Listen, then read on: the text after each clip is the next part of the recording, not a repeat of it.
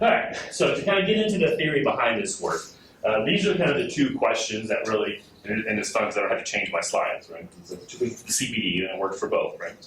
Your CPD and my CPD.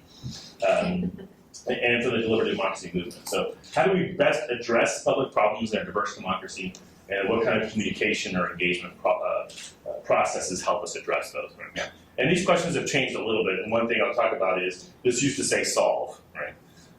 And as I do this work, I'll talk a little bit about wicked problems. Is wicked problems a term people have heard? Yes, oh, I have. All right.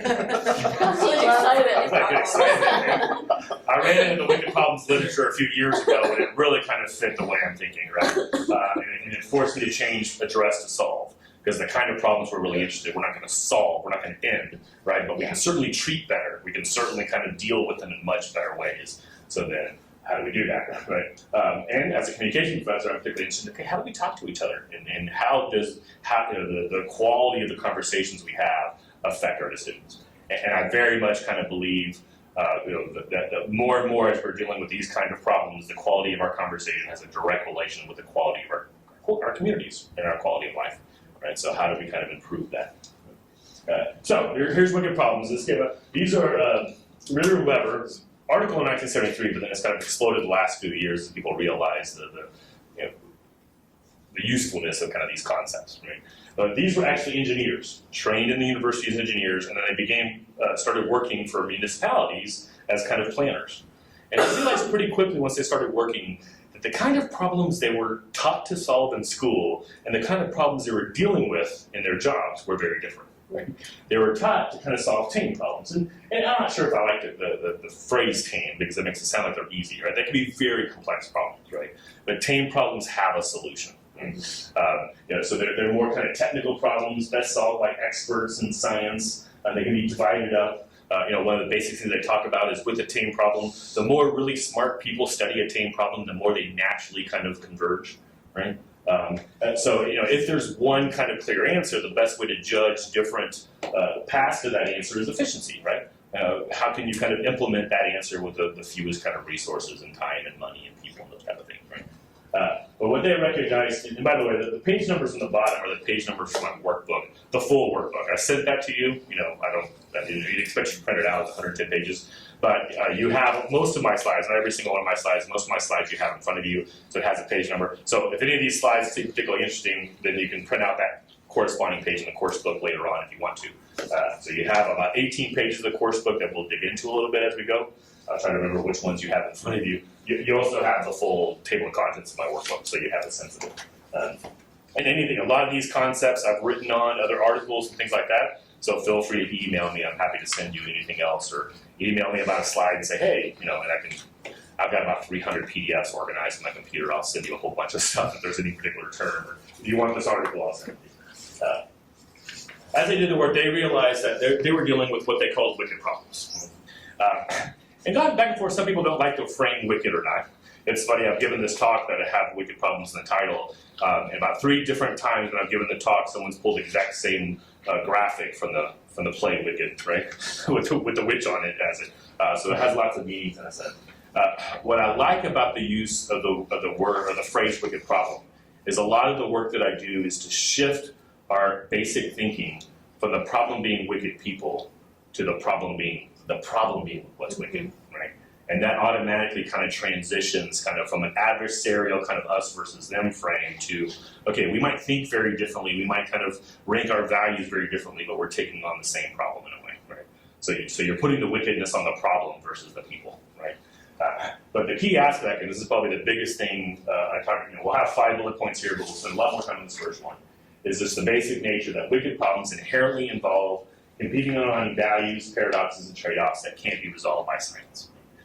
And this is going back to my argumentation days, going back to all the days of me analyzing issues. This just keeps on coming up with all the topics that we've done in the last 10 years. And one quick thing, some people talk about, okay, let's categorize this as a tame problem, this is a wicked problem, or there's other ways, there's typologies.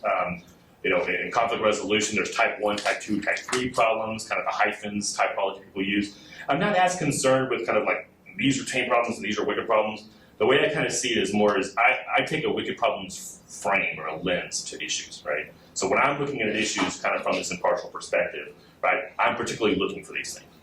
And when we choose which topics to take, I particularly take topics that fit that lens. There's probably some topics that fit it better and worse in a way. Right? So I'm not going to make the argument these are wicked problems, these are not. It's like what happens when you look at problems as a wicked problem, and how does that help you change the conversation? Right?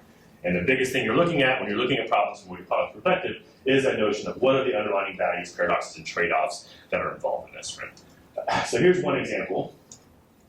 We've been working in northern Colorado with water. Right? Where I live in Fort Collins, Colorado, it's basically a desert. We don't get very much rain at all, right? We're just on the east side of the mountains. So all the water dumps on the west side of the mountains coming from the Pacific, and we don't get much, right? We get a whole bunch of water in May and June because all the snow melts, right? So we have a river that roars in May and June, but you can stand over in December and have the river between your legs, right? The big river.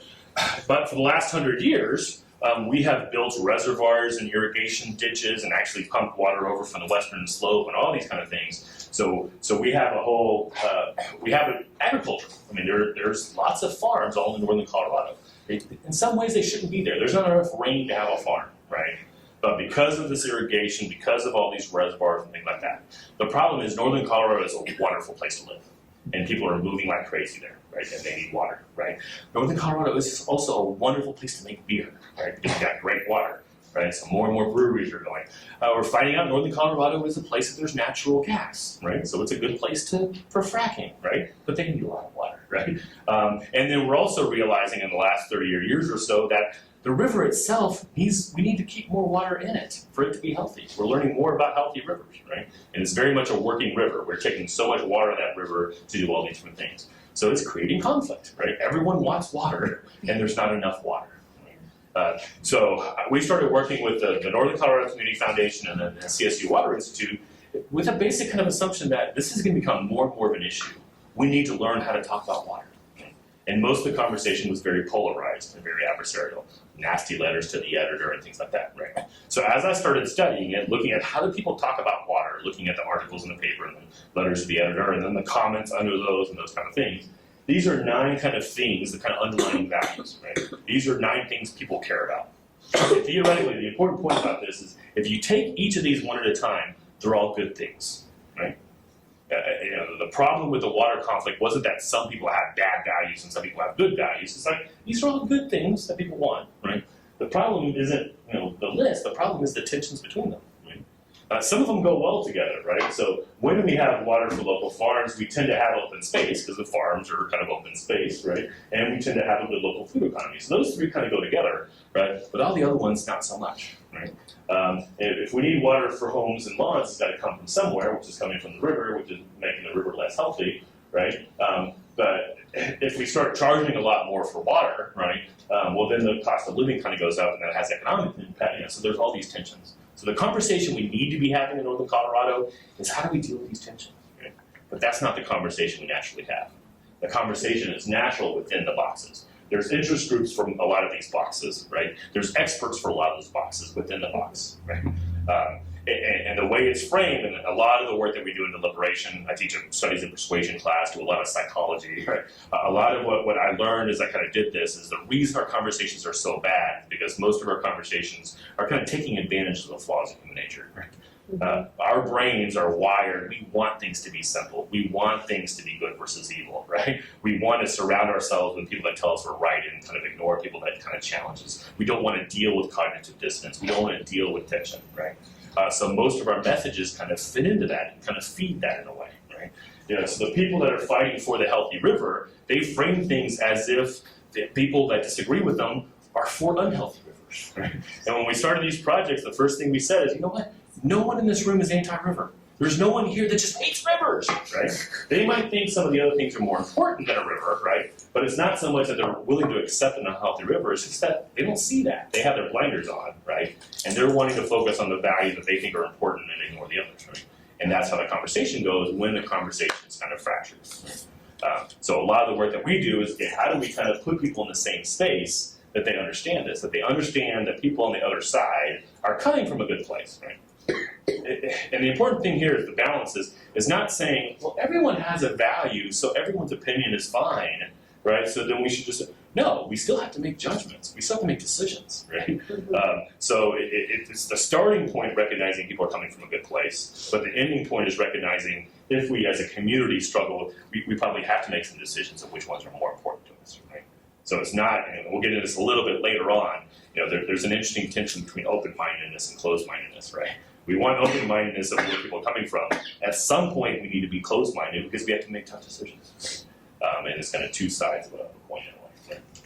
Yeah. So another little exercise, and grab the little clickers. We'll do this. See, what is this? Some of y'all are at an advantage, but I wouldn't be surprised if our Polish friends will get it first. This is the preamble to the U.S. Constitution. Embedded within the preamble are 5 kind of values. Right, justice, domestic tranquility, common defense, general welfare, and liberty. Right. I've gotten in trouble before with historians, but if we just kind of translate those into a little bit more historic, I'm not arguing that this is what the founders meant, right? But if we just translate it, I do a lot of this with K-12 and college students, right? So I'm going to make the argument here that these are 5 basic American values, right, or democratic values: justice, security and safety, equality, freedom for us, and freedom for future generations, right? So I'm going to ask you first. How many here in this room prefer justice to injustice? Raise your hand.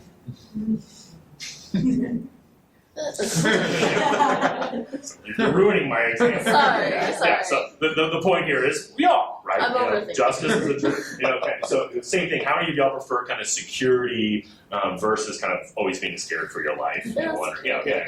So if we went through all 5, they're universal, right? These values, a value by definition is a good thing. Well, what do you mean by freedom for us? Like just us? Well, it's just because they talk about liberty to ourselves, liberty for posterity, right? So freedom is we get to make our own choices, but then freedom for future generations is you think other, right? So you'll see how I set this up as a pitch, right? Okay. How much do you care about your freedom versus the freedom of your children's children? Right? Okay. Should they have the kind of same choices in a way, right?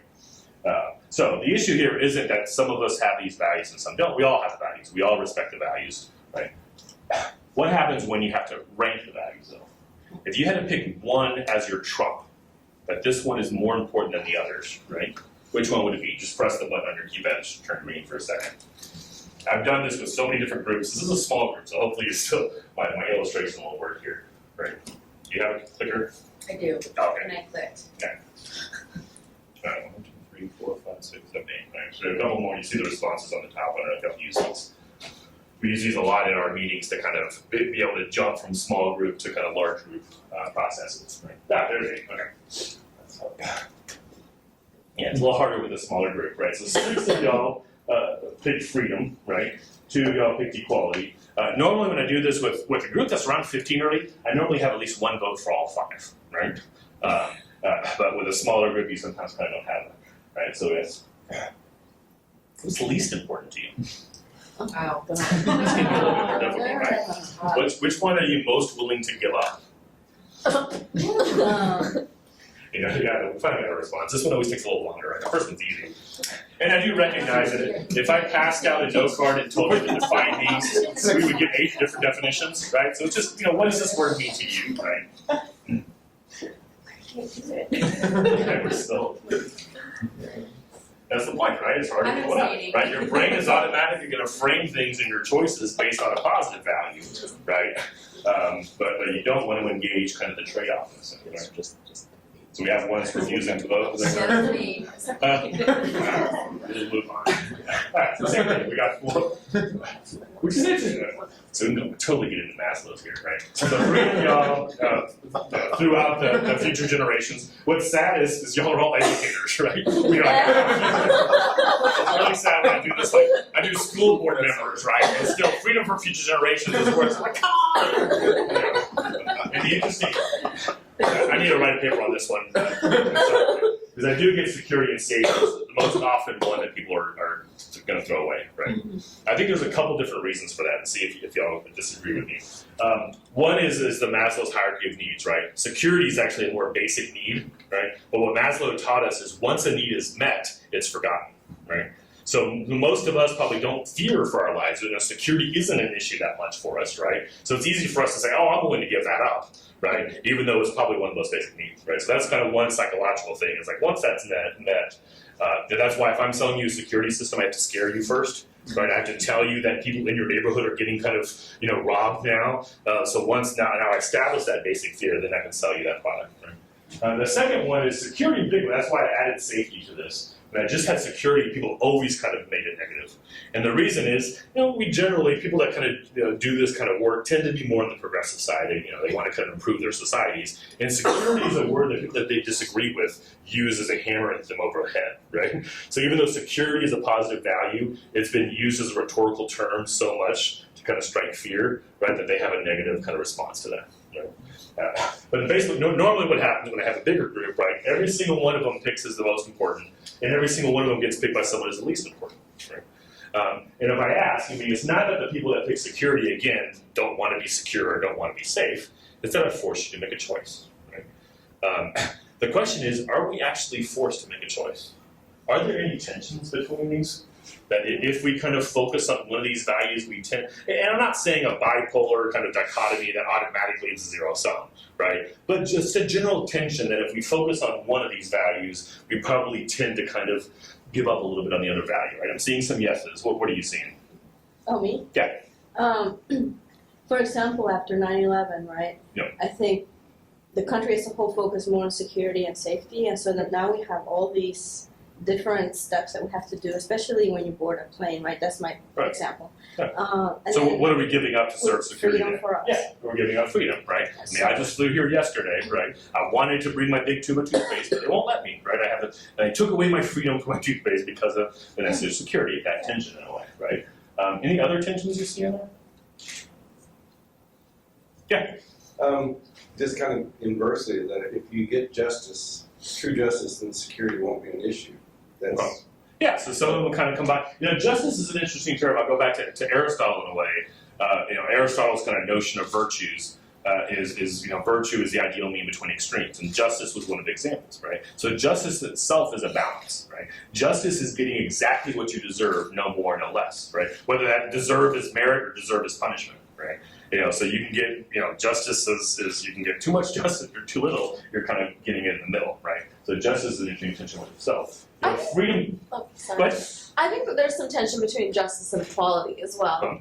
If you've seen, there's like an infographic, I don't know if you could call it that shows what justice looks like and what equality looks like, right? So equality is everyone has the same size box to stand on to look over a fence. Looking over the fence, yeah. Whereas justice is everyone has the box that they need in order to everyone to be able to see over the fence. So I do think that there is some tension between those. No, I mean, if you go purely kind of equality of saying, everyone gets the same salary in a sense, right? That could clearly be unjust if some people have made more sacrifices to be able to go to school or those type of things, right? So that's kind of merit in a sense, right? It's always interesting. A lot of when I deal with college students, equality is normally the number one, right? And there's some irony there. It's like you're a college student, right? I mean, you're in college because you want inequality, right? You want a better paying job. You want to be better than the average person, but equality is still such a broad term in a way, right? But I think normally, again, when I do college students, equality and freedom are like the twin towers when we say which one's the most important one, right? Y'all are a little bit different here. You got freedom. So yeah, freedom and equality are the two you pick. So there's still. There's a tension between freedom and equality, right? Especially in a capitalistic system, an economic system, right? I mean, history shows the more freedom we have, the more inequality we have, right? The rich get richer and the poor tend to get poorer, right? So if we want equality, we tend to have to violate freedom to give inequality, to kind of give from the rich to the poor, right? So it's so fascinating that when I ask these college students, like, what are the kind of primary American values? We hear equality and freedom. When I ask them, how often have you ever talked about the tension between those two? They haven't. They're individual kind of values that are used especially election years, right? They're used as premises of persuasion, of broad values of people are going to kind of apply, right? But the critical conversation is the tension between them, not just the application of them, right? But our brains just want the application, right? We want to say, I'm for freedom, so I support these things, and not recognize that there's going to be inherent trade-offs. So yeah, so we do this kind of analysis with almost every single project. We've been doing a lot of stuff with local food, right? These are all the things we want food to do. Once again, individually, these are all good things, right? The problem is there's tensions between them. Right? And the loudest voices, the activist groups, the experts are inherently going to narrow and focus on one thing, right? Whereas in reality, as a community, to take on these issues, we need to focus on the tension. Right? The triple bottom, how many people have heard triple bottom line, that term? It's kind of growing now. The single bottom line is just profit, right? Companies need it, that's the bottom line. So more and more kind of environmental perspectives are talking about sustainability as a triple bottom line: profit, people, and planet, or economics, equality, and environment in a sense. The city of Fort Collins, all their city government decisions now are based on the triple bottom line. They have to do an analysis and say, how is this going to improve the economics of the city, but how does this deal with social, what kind of social impacts does it have, what kind of environmental impacts does it have, right? But this is a balance, right? Those three things don't go so well together in some ways, right? So how do we kind of choose? And part of it is changing the conversations, because for years the environmental movement has been kind of somewhat anti-economics, right? There's been a clear tension between economics and the environment. And this was a change in the conversation, saying, you know what, we have to recognize that profit matters, right? These companies have to make money, right? So they changed the conversation from saying the environment has to be more important than the economy to saying we need to find the right balance between these, right? Which is an important way to change the conversation, right? Because you're getting away from good versus evil, you're getting away from adversarial stuff, right? And now you're working together to kind of find that balance, right? I do a lot of stuff, again, primarily with K-12, but I think, especially here at UHD, would be the same thing. As I look at people of arguing to improve education, there's tons of tensions in there. Like one of the big ones I deal with a lot, is you just see the blinders on. There's so much focus on innovation now and constant improvement with K-12, right? But there's no recognition that there's a trade-off there. I mean, innovation is such a wonderful word, right? Who would be against innovation? But if it's constant innovation and constant change, teachers aren't doing the same thing 2 years in a row. There's no stability, right? They never catch up to the learning curve, right? They never get to learn how to do something and kind of figure out, so there's this constant, but that word innovation is just slammed on them so much that they don't realize the trade-off, right? So how do we kind of start talking about, yeah, we want innovation, yeah, we want to get better, right? But we can't try to have constant change in a way, right? Or the same thing, there's probably at UHD, I imagine, and a lot of community colleges that I work with a lot as well, kind of nationally, there's so much focus on completion, right? That we focused on access for years. Right now we're doing pretty good with access in some ways, but we're not doing so well with the completion, right? But then if we focus on completion, that the goal is kind of people graduating, right? Clearly there's a tension there with quality and those type of, it'd be easy to graduate people if we didn't care if they actually learned anything, right? So you start kind of, again, your mind frame is what are the tensions underlying that? How do we put those tensions on the table, and how do we kind of work on them?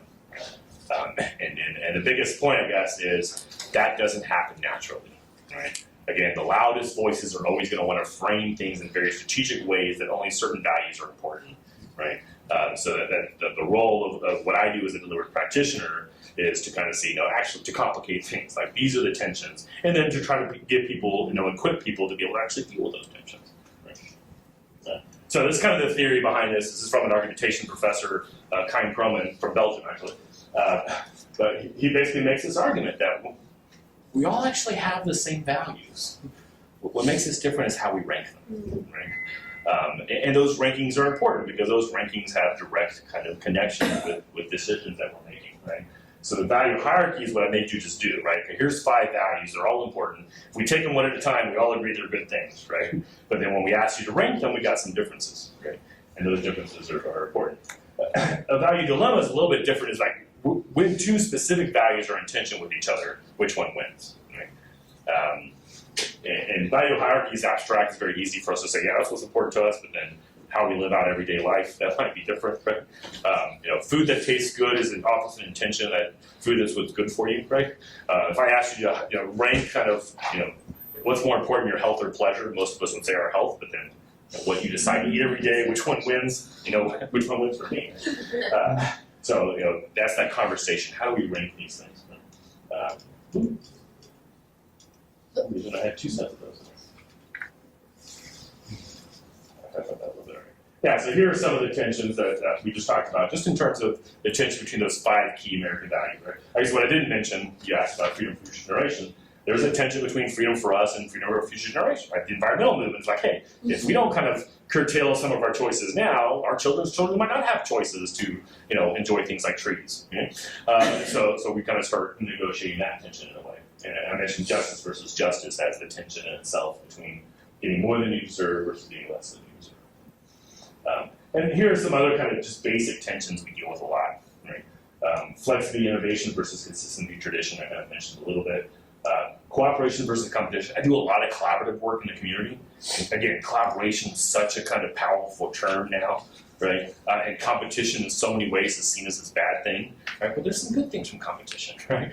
So that tension, we need to talk about that a little bit more. How do we kind of get the best out of competition, but also collaboration and avoid the worst? And well, specifically, since there's so much interest in applications and classrooms, for sure tomorrow, I'll go through polarity management. Is that a term people heard in here, polarity management? It's a management term, really kind of useful stuff I run into like last year of really kind of helping people think through some of these key tensions. And we've actually used it in public engagement about 5 or 6 times, and it's worked really well. So that's the main kind of the heart of a lot of this theory that we'll be talking about, and why I spent so much time on it, is this notion that a wicked problem is inherently dealing with competing underlying values. And that's what the conversation needs to be structured around. And too often that's not what the conversation is structured around, right? So a lot of the work that we do is to do that. A few other things about wicked problems. So any proposed solution to a wicked problem tends to create new problems. This is why you don't solve a wicked problem, you treat it better. Right? If the problem is a tension between values or natural inclinations to focus on one value, equality, right? So then we develop policies to deal with inequality, which maybe they work, right? We get more equality, but then we're probably going to lose some other stuff, right? So by nature, when we problem solve, we want to narrow in and focus, but then that focus kind of, you're creating other problems elsewhere, right? So a lot of what deliberation is it's systems thinking, right? It's backing up and seeing the connections between things, which certainly complexifies things, right? But what you're dealing with deliberate, that tension between being too complex and being too simple is a constant negotiation within deliberate. How do we kind of simplify these things so the public can kind of engage them? But in a lot of ways, we're complexifying them because right now the public's only seeing one value, or some public's seeing one value, some public's seeing another value, some public's seeing, and we're trying to kind of get them to think about the connection between those values. So systemic thinking is another kind of important literature to come into this. Optimal solutions to wicked problems often require adaptive changes rather than technical ones. Adaptive changes means behavior has to change. And this is important, again, an argument why we need to engage broader audiences. We're not going to find good kind of treatments for wicked problems by experts in the back room. Right? Experts in the back room can certainly help us kind of understand things, but the public has to be involved. A lot of the work that I do with K-12, for K-12 education to work well, students are going to have to change how they act, parents are going to have to change how they act, teachers are going to have to change, administrators are going to have to change. And if we know anything, particularly in the United States, people don't change because an expert tells them to. They need to be involved in the conversation in a way. And that's a lot of the work we'll get into this a little bit more with the notion of democratic governance. But dealing with wicked problems requires kind of the whole community. Yes, there might be policy changes that are needed, but there's individual changes that are needed. And there's a role for nonprofits, there's a role for private industry, there's a role for institutions like education and religious institutions. So a lot of our conversations, once people recognize it's a wicked problem, then it opens up to think about who are all the stakeholders and how they involved. And this is one of the key things of switching it from the adversarial kind of, at least in the United States, right, left, Democrat, Republican, progressive, kind of conservative. Right? Because when you get away from the focus being the role of government and the focus being how do we as a community respond to this, with government being one of our tools, right? All of a sudden, a lot of those divisions melt away, right? A lot of people have the same beliefs in a lot of ways. The linchpin of disagreement is whether it's the government's job or not, right? And once you kind of get away from that conversation, it sparks a lot of different ways of talking, right? So adaptive changes, as we're talking about, people need to own and really kind of take ownership of those solutions for them to really work. So we can't rely on experts as much. Addressing wicked problems necessitates effective collaboration and communication across multiple perspectives. We need all those stakeholders to be part of it. We need to understand each other. We need to see people from the different boxes and hear from them. And again, this is what doesn't happen right now, right? The internet's wonderful for connecting with people that you agree with, right? No matter how freaky you believe, you can find people on the internet that believe just like you. The internet's very bad at interaction, right?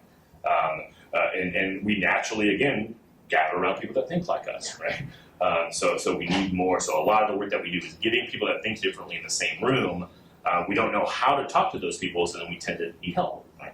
And that's the role of the facilitator in the process that we'll talk about. And then last, wicked problems require creativity, innovation, and imagination, right? And this is the really exciting thing about the work that we've seen kind of in the years, because if we still see the issue as a simplistic kind of good versus evil, right? The solution's obvious. Get rid of the evil people, right? Once we recognize that the solution is tough, right, that the problem is tough, and even the people we disagree with are coming from a good place, right? The first reaction is, oh man, this is tough. But then the second reaction is you spark creativity, right? Now you start really thinking, right? And that's a really exciting part of the work, that once people kind of reframe the problem and they see it, now is when you're going to start thinking about, okay, how do we negotiate these tensions? How do we transcend these tensions, right? How do we kind of really think about how we're dealing with this stuff, which is a much more interesting conversation.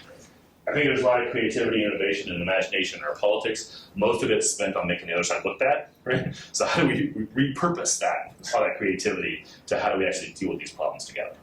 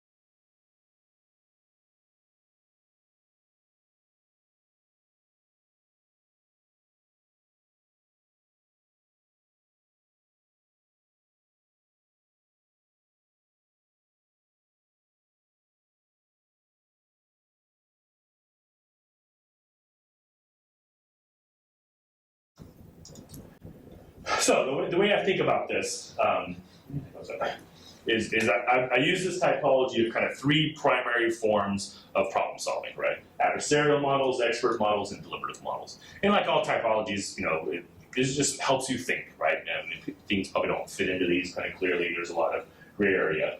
But the two dominant forms of talk are adversarial, right? Whether, again, we're talking about Democrats or Republicans, or we're talking about activist groups, or we're talking about all these kind of things, right?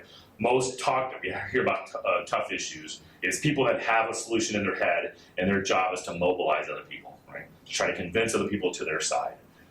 Especially in democratic society, hey, if we can get 51%, we can kind of pass things. You think about passing a tough bill. Well, let's do this example. Say y'all are the political spectrums. You're far left and you're far right, right? If I'm someone on the left trying to pass a bill, who am I talking to? Who's my primary audience? Us. Okay. Well, no, I need to mobilize my base, right? Because they agree with me already, so I don't really need to convince them I'm right, but I need to make sure they show up, right? I need to make sure they put signs on their door and they bug their friends and that kind of stuff, right? So I got to mobilize my base. What kind of message works to mobilize my base? Probably saying bad things about you, right? And framing things in very simple ways, right? That we're good, they're evil, right? Then y'all are right. Then I need to mobilize the middle, right? I need to convince the middle wedge issues, get them on my side. Kind of same thing. What kind of communication does that spark, right? Now, most importantly, if I'm on the left and I'm trying to pass something, what do I say to you? Nothing. Nothing. Right? There's no reason. I know she's not going to vote for it, right? So I've given up on her. I just need to mobilize my base and go for the middle. So we've created a political system, right, that there's no reason for one side to really talk to the other side. They've given up on each other, right? And that's a very bad system in a sense. So that's the adversarial model, which is one of the dominant models. Then the other dominant model is the expert model. We're at a university, right? That problems are solved through data and through research and through rigor. And those are all wonderful things, right? The problem is both adversarial and expert work very badly with wicked problems. If the heart of the issue is underlining tensions and values, right? Adversarial is bad because you're inherently going to frame things away from that. You don't want to talk about tension. You're going to frame things, and it gives you, since there are underlying values that are in tension, it's very easy to frame it as good versus evil by just leaving some stuff out, right? And then and the expert by definition know a whole bunch about a little bit, right? Experts are very good at systemic thinking. Right? If you go back to the water kind of frame, we have experts in all 9 of those boxes, but there's no expert that can tell us how to rank the boxes. Right? And so we need experts. We need experts to help us make, but experts can't make the decisions for us, right? They can help, they can improve the conversation. We need good data, deliberation, and especially a lot of the work that I do, we're really thinking hard now, trying to figure out how experts work and the role of experts in here. But it's the recognition that experts can't get us all the way home, right? So then deliberative, you throw the terms kind of tie with deliberative, which is all that we'll be talking about. Now, I will completely admit that when I kind of started thinking this way about 8 years ago, I fell in my own blinders that this is good and those two are bad, right? But then once I was actually doing the work in the community, I realized more and more how much I relied on adversarial and expert, right? I need experts, I need their data, but I also need the adversaries, right? I need the values, I need the passion, we need the pushback on the status quo, right? So in a way, when you do the deliberative well, you're bringing out the best in the other two and working to kind of avoid the worst in the other two, right? It's how do we kind of do, bring that all together in a sense, right? So a lot of the work that I do kind of combines, we need the experts, we need the data, we need the public, the advocates. One way to think about this is I kind of have a love-hate relationship with message boards, right? So our local newspaper, every article automatically sets up a message, people can respond to it or whatever. You read those message board comments and they're horrible, right? They're just people just blaming each other and kind of framing very simplistically. So in some ways it's a horrible example of public discourse, but it's also very useful for me because I can see all the different sides, right? I can see what people are what values are important to people and how are they framing them. The problem is that's all that noise, and we need someone to make sense of the noise, and that doesn't happen naturally. So we'll get into that a little bit later with the Kaner model. I'll kind of explain is, but so we need all the noise, we need all the voices, but we need someone to make sense of those voices, to map those voices, and then think about how to work through those. And too often we just have the noise. So we need public, and then we need decision makers and politicians and the people with kind of the bigger levers of change in society. So democracy requires these three to work together well. And again, naturally it's not happening, right? So you'll see, I don't think I have it here yet, but you know, I kind of exist here as a delivery practitioner, as being a translator, a mediator, right? Trying to kind of make this work in a sense as you go through. So I've got 2 slides here. I could spend all day on these. A lot of this kind of goes back to my old work of being a critic of public discourse. And so what happens when we have overly adversarial processes? I've already talked about this a little bit. The bottom line of this slide, from, again, my background in argumentation, my background is, you know, what's a good argument and those type of things. The bottom line is kind of somewhere in here in terms of the zero-sum game, that I really believe we have a system now that good arguments are punished and bad arguments are rewarded. If you frame things in simple ways, manipulative argument, you know, to win an election, to pass a policy, to get popular, you know, I teach, teach studies in persuasion class, marketing, those type of things, and basically, you know, we're selling ideas like we sell cereal and cars now, right? Of how do you frame this in the most strategically possible way? Maybe not out and out lines, sometimes out and out lines, but, you know, framing things that you know, you get to pick the values in a way. So that really kind of here, you know, the zero-sum game is what I talk about, especially with a 2-party system. Anything good for one party is inherently bad for the other. And that causes a lot of problems. Right? That creates a really weird incentive structure to talk about tough issues. Right? Often, you know, the reason we have so many negative ads is because blaming works better than expecting accountability, right? So most of our ads are kind of negative ads. And that's one of the things that transform when you have a better conversation, is that the conversation changes from who's to blame to what do we do now, and what's everyone's role. Plays in the flaws of human nature I've talked about a lot. I've got 3 kids. I've got a 13-year-old, an 11-year-old, and a 4-year-old. I watch a lot of Disney movies. Right? You know, I've always wanted to write this paper. We have a lot of film critics in my department too, so I've always wanted to work with them. But they're changing now. There's some really interesting movies now, right? But the traditional Disney movie has always been good versus evil, right? And evil was like knowingly evil, just like a dark character that just had bad values, right?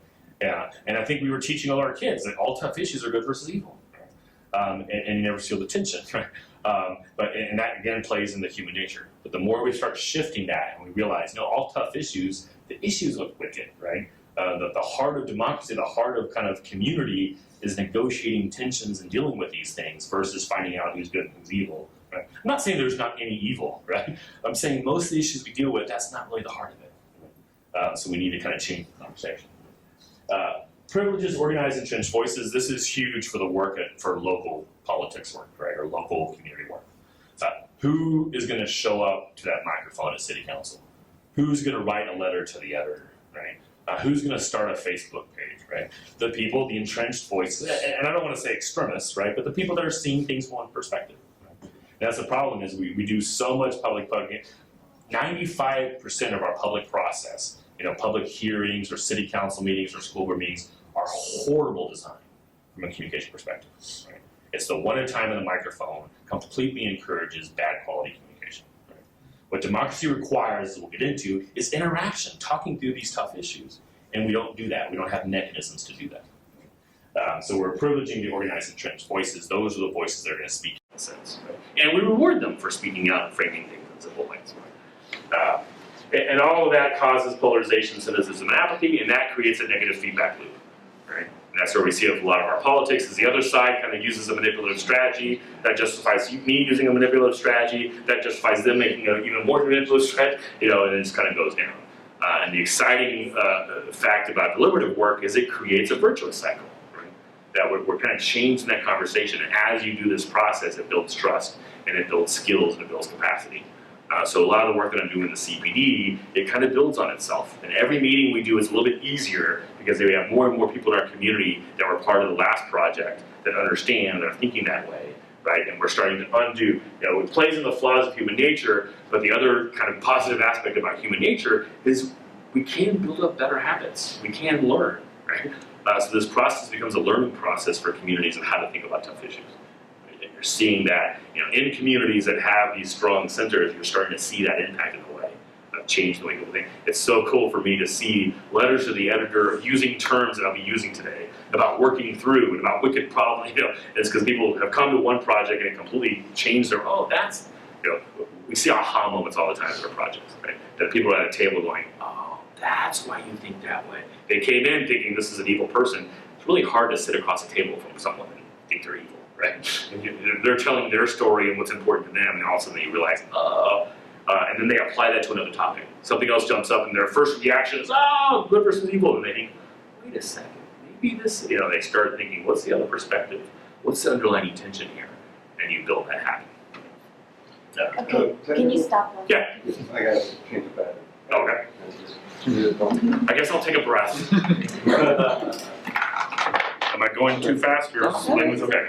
I'm thinking about that one, the two extremes. Mhm. I like this or I dislike this.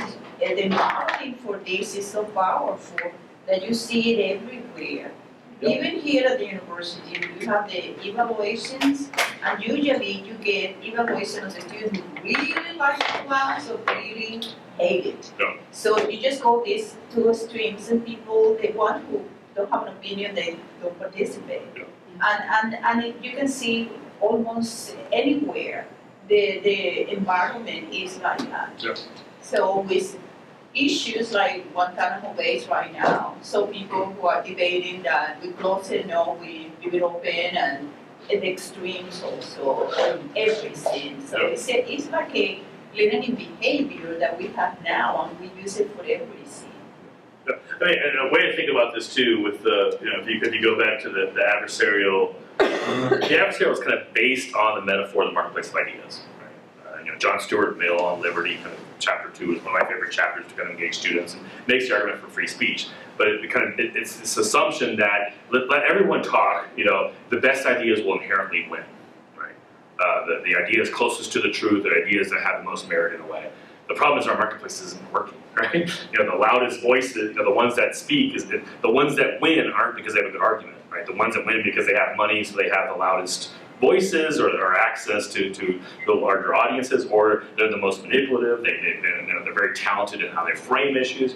So one way to think about the work that we do is how do we improve the marketplace of ideas, right? And so it's not necessarily to get away from adversarial to do deliberative, and that's the connection between that. A lot of the work that I do is just try to get adversarial to work better, right? I try to get bad arguments to be exposed as bad arguments and good arguments to be elevated in a way, to have a little bit of quality. And that's easy to do in a classroom, right? Because I can grade them based on the quality of the argument, right? It's harder to do in the community because the way arguments are graded in the community is if they work or not, right? And there's a tension within argumentation between which arguments are ethical and effective. And it's easy to be effective, it's hard to be effective and ethical, right? But the more we create a community that understands argument, right? And understands kind of issues in this way, then you start changing that, right? And bad arguments start getting exposed. Or the simple fact of we're taking issues and developing background material and sparking conversation. As I develop background material, I can do a check. Bad arguments can get filtered out in a way. And I become a trusted source in my community because my goal isn't to get them to think about which side's right. My goal is for them to have a good conversation, right? Well, to have a good conversation, they need good information, and that information needs to be exposed.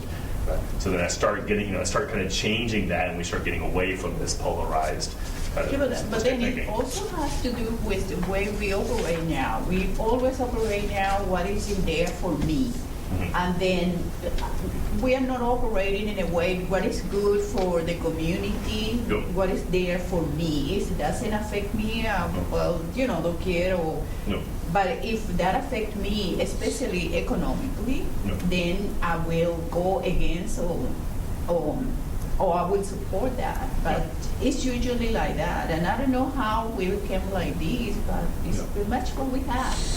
Yeah, well, and we'll get into that. I mean, so we'll talk about these 15 key aspects of deliberative perspective, and one of them is living in community. You're always going to be dealing with the tension between kind of individual, right, what I want, and what other people want in the common good, and that's the conversation that has to go on in a community. But that doesn't tend to. If it seems like it's everyone for themselves, then everyone's going to be certainly everyone for themselves. But once the conversation changes and it's a broader conversation, then it's a lot easier. And that's another one, I guess, the good news from my experience of 10 years, because a lot of economists in particular, political economists, will tell you like everyone is, interests don't change and everyone's kind of out for themselves. You spark a good conversation, you see that's not true. I see examples all the time of people supporting policies that don't help them, but based on conversation with their neighbors and things like that, they realize the value of it in a way, right? You just need to create a culture and a community that makes sense in a way, right? As we kind of go through, right? Good? Yeah. So now we kind of switch to the drawbacks of expert-focused processes. Kind of the same thing. I deal a lot with experts, right? Most experts, when you say, yeah, we're going to engage the public more, cringe, right? Because the public tends to have lots of bad information, right? And experts get very frustrated. The one at a time on the microphone for a policy, it's clear that there's a lot of misinformation that gets kind of cycled through.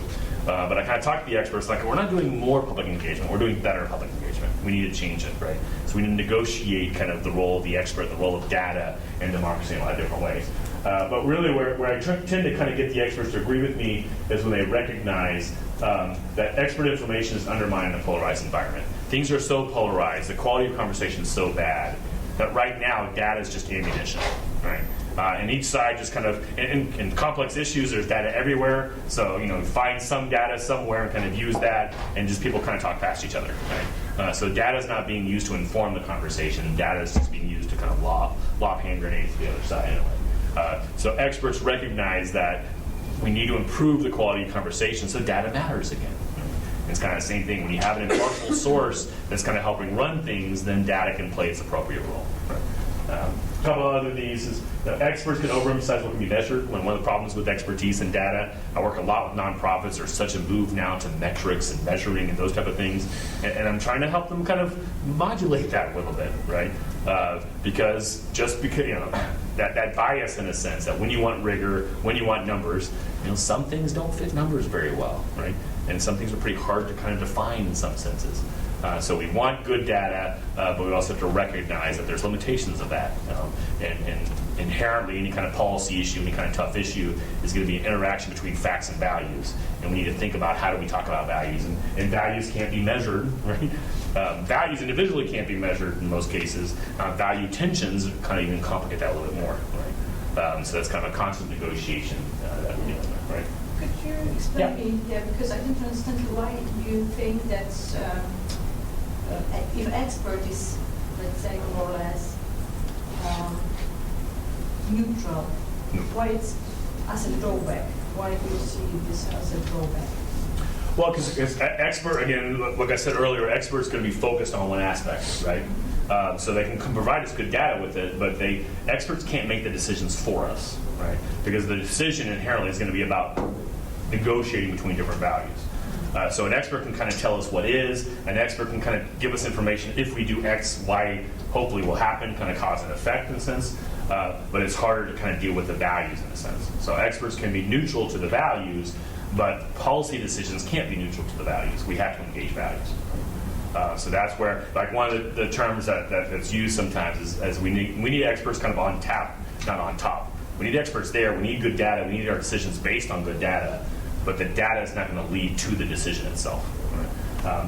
And the other aspect under, I mentioned earlier, but it's kind of on here, is data doesn't have a strong record in changing behavior. It's kind of that same notion that even if there's kind of a clear solution from the experts, the public's not just going to go along with that inherently, right? There's a lot of, especially in the United States, there's a lot of distrust of experts, right? Look at the vaccine kind of stuff, right?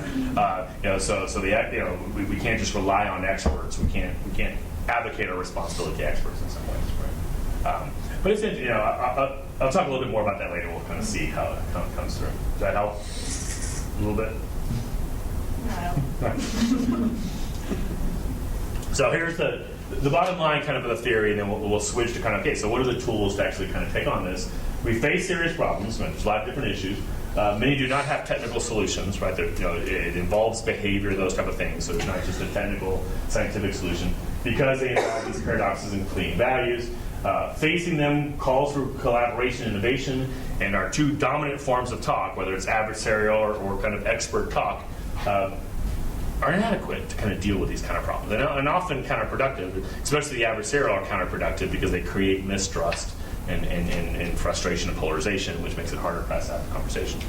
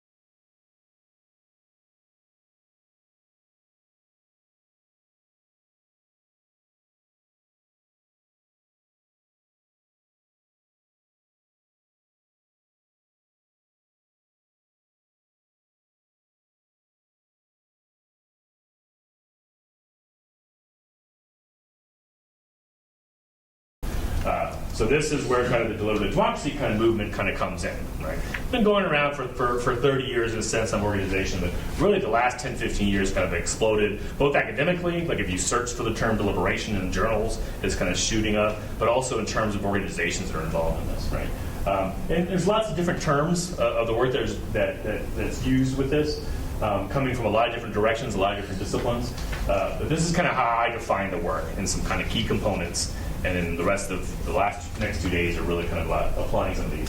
But it's an approach to politics being broadly kind of problem solving, right? Don't get too caught up on that word. In which citizens, not just experts and politicians, so like the Venn diagram, it's about bringing citizens, experts, and politicians together to kind of make decisions and address problems. Often working with facilitators or process experts, and we'll talk a lot about facilitation this afternoon. This kind of goes to that notion that right now we don't seem to have this, we don't think like this, right? Again, human nature wants things to be simple. Most of the way, we're really good at talking with people we agree with, really bad at talking to people we disagree with. So most of our processes, we assume you need a facilitator now to help you have a conversation. But like I talked about, you can develop better habits. In some ways, the purpose of my organization is to make it self-irrelevant. Right? That we build up such a culture of deliberation and collaboration in Fort Collins that they won't need my students anymore. Right? I imagine I have some job security, so it'll take a while to kind of transform that in a way, right? But generally, as working facilitators, one of the things we sent to y'all to print out is this NCDD resource guide. This is where we utilize a variety of deliberative techniques. This is just a really good resource of like a lot of different ways of doing this, right? Some of these are small group conversations, some of them are large group, some of them are online, most of them are face-to-face, some of them are 1 hour, one meeting for 2 hours, one it's a meeting for 2 hours every week for 6 weeks, some of them are an all-day summit. Some of the deliberative polling or kind of the heavy technology things is a 2-week process that people are paid for 2 weeks, like a citizen's jury in which someone kind of really commits. So there's all these kind of processes in some way, but they're all kind of the basic kind of theory behind them is very similar. Citizens come together, consider relevant facts and values. So it is about data and good information, but also about engaging values from multiple points of view. This is democratic. Right? So that's a heavy burden on me, is to make sure we get beyond just the usual suspects and beyond kind of the common assumptions in a way, and really think about different issues from different sides. And we'll talk more about those tensions as we go. Listen to one another. This seems typical, but most public process is not designed for anyone to listen. Right? Most public process is for people to speak, one at a time at the microphone. I don't know how often you go to a city council meeting or a public hearing. Right? But the people waiting in line aren't really listening to each other, right? Most city council and school board, the school board or the city council are not allowed to respond, right? They don't want back and forth because they don't want people to start yelling. There's some reasons for that, right? But if you have a controversial issue, you might have 100 people in line to talk about that issue. 100 people will speak, each for 3 minutes. The microphone turns yellow and then red and stops them from speaking, right? So it doesn't take all night. And then the city council can respond, right? So there's literally there's no interaction whatsoever, right? It's one at a time at the microphone. It's a collection of individual opinions. They call it a public hearing. No one's actually hearing, right? It's a public talking, right? That just kind of goes through, right?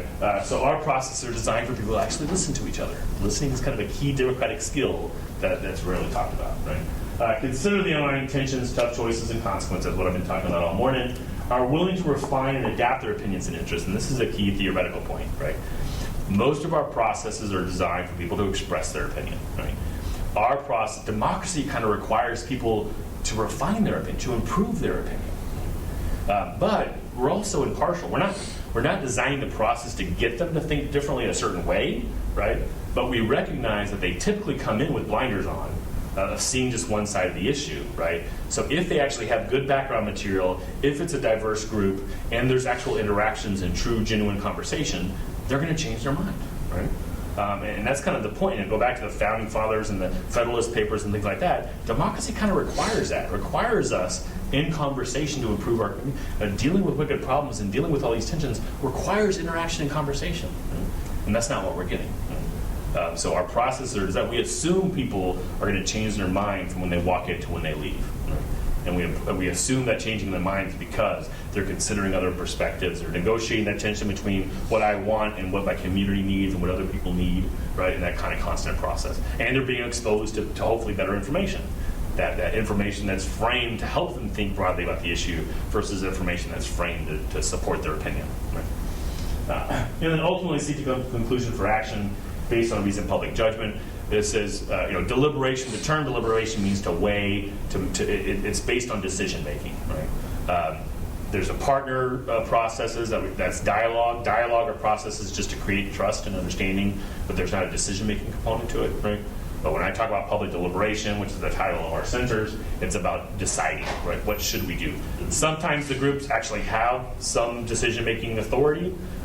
Sometimes we're capturing that information to give to someone who has decision-making. We do a lot of work for the city, for the school board. And then sometimes it's more educational. We're just framing things in terms of a decision, even though we don't actually have the power for decision, right? That's kind of a long definition of deliberation that we're changing. This will get into a little bit more of what we're talking about with expert.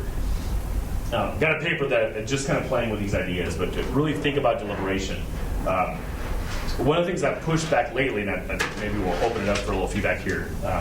I don't talk nearly as much the rest of it. It's these first 2 hours. Install all the theory and see what y'all think. A lot of people might feel open-mindedness is seen as a virtue, right? And open-mindedness is generally a good word. People think open-mindedness is good, closed-mindedness is bad, right? Deliberation, we want to make better decisions, right? So there is an aspect of closed-mindedness to a better decision, right? Our process is, we need to start with open-mindedness, but at some point we need to close it. So I've been pushing back on my field of this glorification of open-mindedness, right? Because extreme open-mindedness is just as bad as extreme closed-mindedness, right? If everyone's ideas are perfectly equal, right, then we never make a decision, right?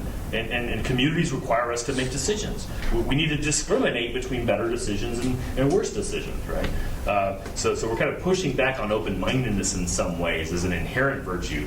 And the issue, we want to find the right balance. We want our mind open the exact right amount, right? I mean, higher ed in some ways, yes, we want open-mindedness, we want to expose diversity, we want to see lots of different ideas, but higher ed is also about developing knowledge and pursuing truth and those type of things, which has some closed-minded aspect to it, right? So there's a negotiation there in deliberation. And we'll see a little later on process-wise how we kind of shift from open-mindedness to closed-mindedness. And then the same thing is kind of with experts, right? We're trying to find that where experts aren't dominating too much and everything is kind of driven by data in a sense, but also we want to get away from a lot of people that do my work are almost anti-expert, right? There's this assumption that we need to give the power back to the public, and the experts have too much power and those type of things, right? So I'm coming from an argumentation perspective where good data is critical, right?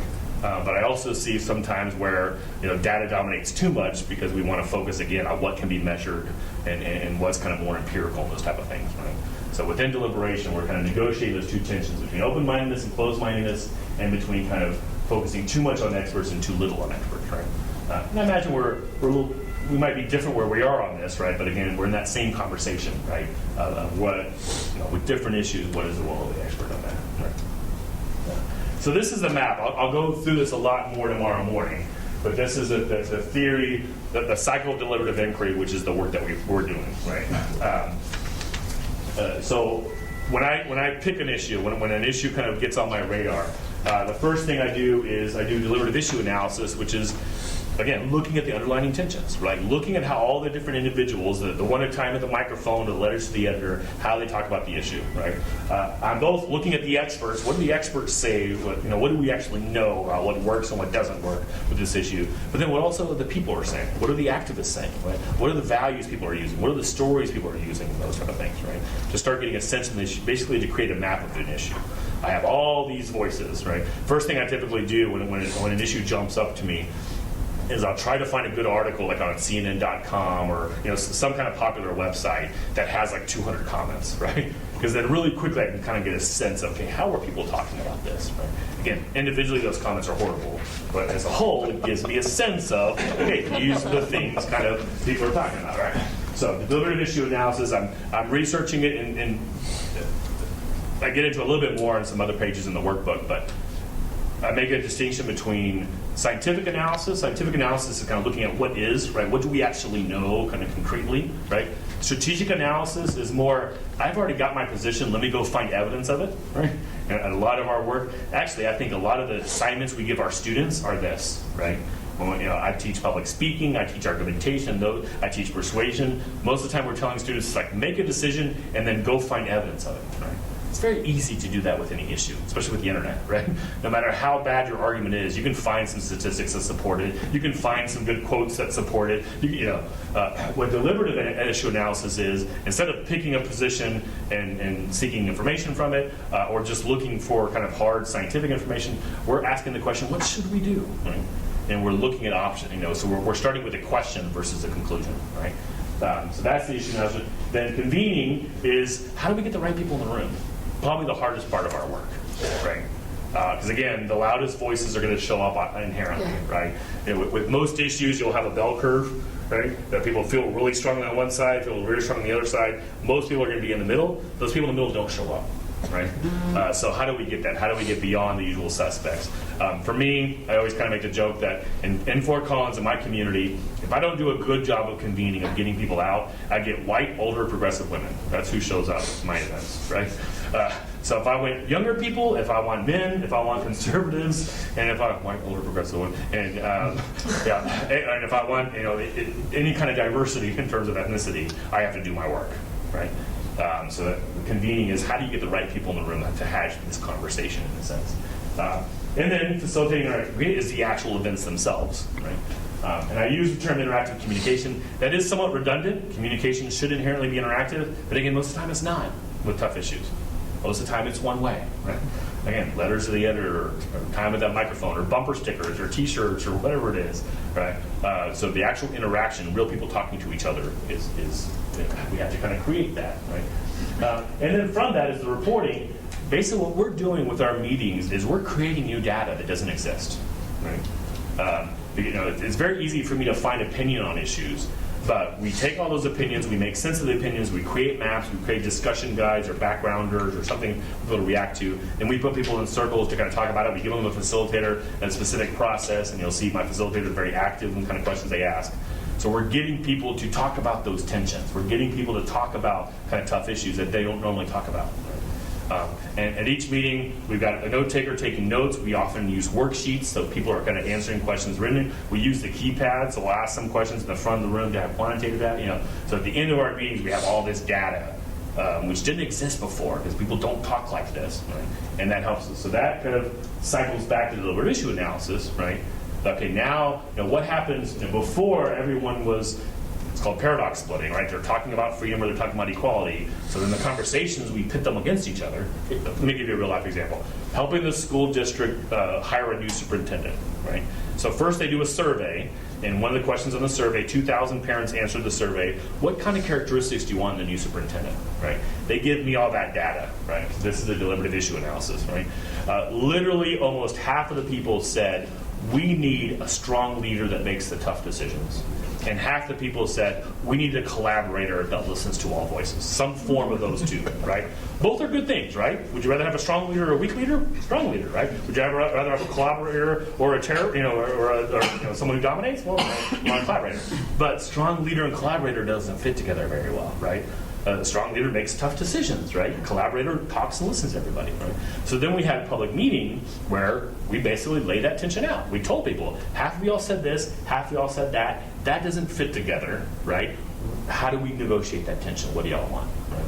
So again, people were having a conversation they didn't have, right? Because the people that are saying strong leader weren't thinking, we want a strong leader, but I'm willing to give up this, right? And people that are saying, we want a strong collaborator wasn't saying, but I'm willing to give up this. They were just seeing the advantages of their perspective, right? So then by putting them together in conversation with each other, all of a sudden they're struggling with the tension, right? And what are we going to give up? Not just what values you want, but what are you willing to give up when there's an inherent tension, right? So the reporting is we get reaction of people to that tension that we didn't get in a survey, because in a survey I'm just giving an individual opinion. I don't have to kind of deal. Now there are some ways to ask survey questions that get at tensions. Right? I love even if questions. Are you willing to support this even if it means this? Right? All of a sudden people are struggling a little bit more on how to come up with that. Right? So the way the cycle is, we're trying to, hopefully each kind of path around the cycle, we've improved the conversation, right? We've created more understanding across perspective. We've brought out some of those tensions and kind of negotiated them some. We've improved the quality of information, right? We've kind of undone bad information and negative assumptions, right? And we've improved kind of understanding of things. One real life example of that, again, working with the school district, dealing with small schools that were closing. Our funding model in Colorado is schools get funded per student, right? So some neighborhood schools that were kind of growing older, didn't have as much kids, had fewer kids, right? So they're kind of, should we close the school and kind of combine two schools? But for parents, the assumption was a small school means small class size. And everyone assumes small class size is a good thing. There's fewer students in the class, my student will get more attention, right? The problem is for a school, if they don't have enough students, they don't have enough funding, right? So one school might have, say 70 kindergartners and they can divide it up into 4 classrooms because they can pay 4 teachers, right? A small school might only have 40 kindergartners, but they only have enough money for 1 teacher, right? So the large school has smaller class size than the small school, but parents didn't get that, right? So we ran 3 nights of forums about how do we deal with this tension. No one wants to close the school, right? But we need kind of economies of scale and those type of things. But the first night, my students told me afterwards, they remember me talking about that, saying, people at the tables kept on saying they liked the small class size. So at the next meeting, we started off and we explained that. We realized there's a public assumption out there that's wrong, that's making it hard for us to actually talk about this issue, right? So then we were able the next meeting to kind of clearly, talk through that and explain that before the forums. Right? Because with the process, we recognized misinformation that was dominating, and we could take it on. Right? And the fact that we were a trusted kind of community source, we could undo that misconception without being seen as, the problem is each side kind of tries to undo their misconceptions of the other side, and no one trusts anybody. Right? So what happens when you have a trusted community member that, again, doesn't seem to have a dog in the fight, right? And we can kind of undo those misconceptions in ways that others can't. Right? Then we have action in the middle, right? And this has been an interesting kind of thing in a way because we get criticized sometimes of just talking forever, right? So at some point you move to action. Now that action can be very complicated. In deliberative process, action is very broad, right? Action is individuals acting differently. Action might be nonprofits working differently. A lot of our processes have created new nonprofits. Right, so we have new 501c3 organizations that come out of our meetings in a sense because we realize we need a linchpin, right? We need someone that kind of focuses on that, right? So we have a new homelessness kind of organization got created by some of the stuff that we did, and a senior transportation coalition and a partnership for age-friendly community. So that's kind of a form of action. And action sometimes might be policy change, right? So school district or the city government changes certain things or new funding mechanisms. Or we work a lot with our United Way. United Way has completely changed the way they do funding of grants, right? Partly tied to some of the work that we did with them in terms of poverty and needing to spark collaboration. Our United Way now, instead of individual grants and nonprofits working in the same area have to all come together and do one collaborative grant. So like every nonprofit doing early childhood education has to come together and as a group ask for money versus individually ask for money, right? Because they recognize the importance of collaboration and the importance of groups. And as part of that is they all have to agree on metrics, right? They all have to be measuring the kind of same thing so we get better data as a community of what works and doesn't work.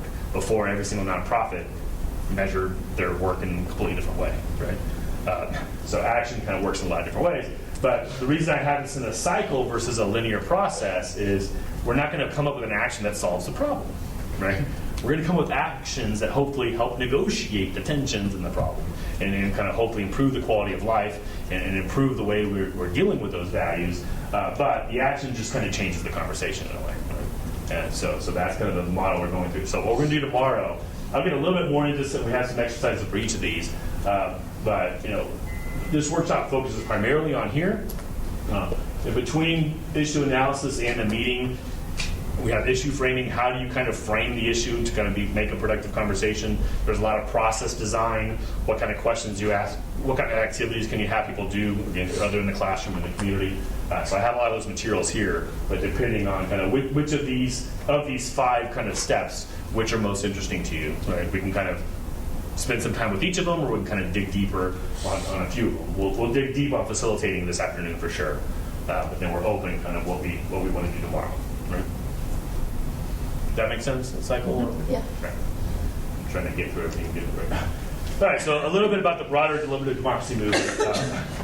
I started creating this graphic at a conference. There's a University Network for Collaborative Governance, probably about 8 years ago or so. And I was just fascinated with, I'm a communication professor, Wendy is as well. But at these deliberation conferences, there's people from all over the university, right?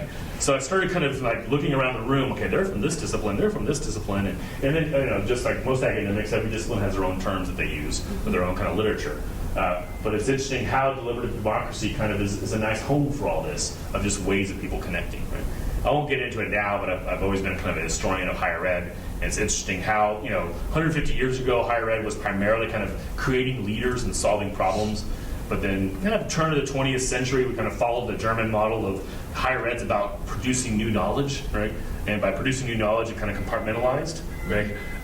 So everyone kind of got into their own subfield in a way. And then this deliberative democracy movement is kind of going back to that. We need all these pieces to solve problems, right? So I think a lot of academics that get frustrated by the kind of the walls of their discipline in a way are really attracted to deliberative democracy. And I think one of the reasons communication is such a good, we've always been like that. Right? Communication is always stole from everywhere, or borrowed from everywhere. So that's kind of the interdisciplinary. The first few times I showed this, I would get in trouble. Someone would walk up to me afterwards and say, I'm not on there, right?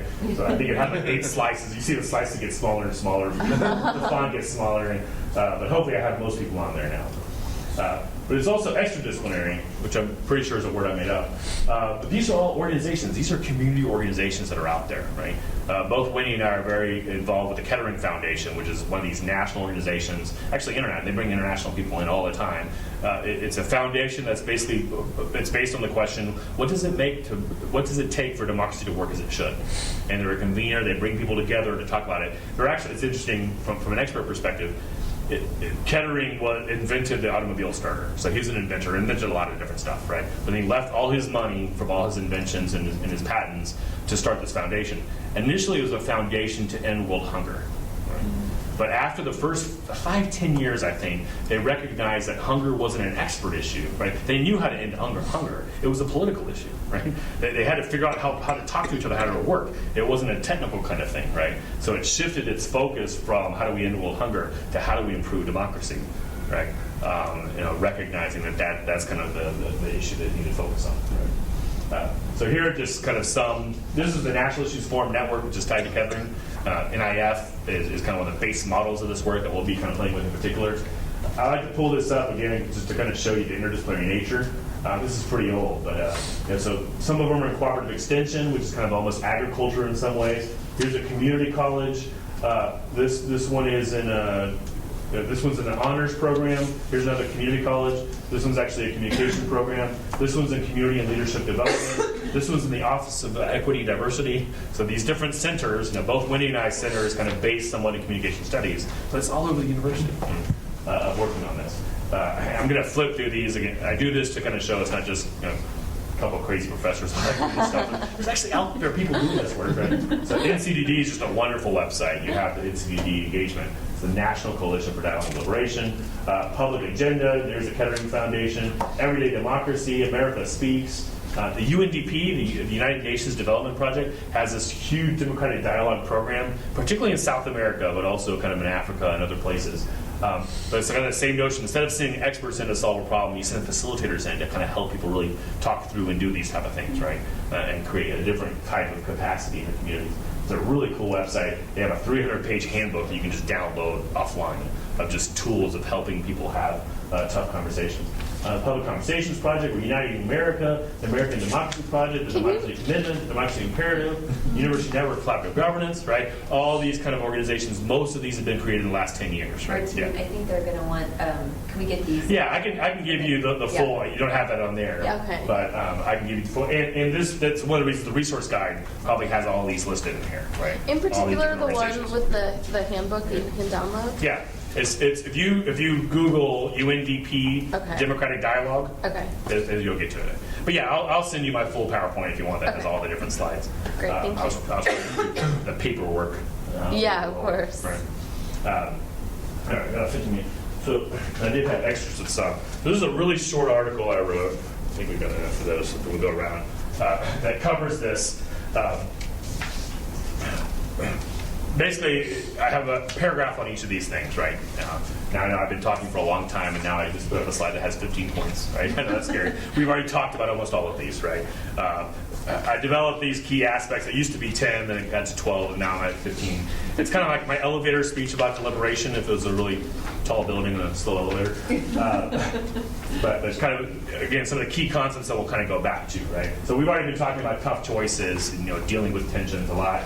And in particular, balancing individual interests and the public good, like we talked about, is just a constant tension that we need quality conversation to deal with, right? Skip this stuff now. Public judgment is, the heart. This goes back to my rhetorical background in a sense, but in some ways, universities used to be more about developing good judgment and wisdom, and then they shifted to focus more on developing knowledge, right? But knowledge is a means to an end, right? We need knowledge to make better decisions. And most of the tough issues we're dealing with, we're not going to knowledge our way there, right? At some point, we need to make tough decisions between things. We're always going to have uncertainty. We're always going to have incomplete information, right? So that's the public judgment thing. So this is kind of a graphic we'll keep on playing with that I found a few years ago. This is Sam Kaner's Facilitator Guide, really useful book if you're interested in facilitation. But he talks about with any kind of tough decision, we need to kind of go through at least 3 stages, right? So the first stage is we need divergent thinking. Here, we need open-mindedness, right?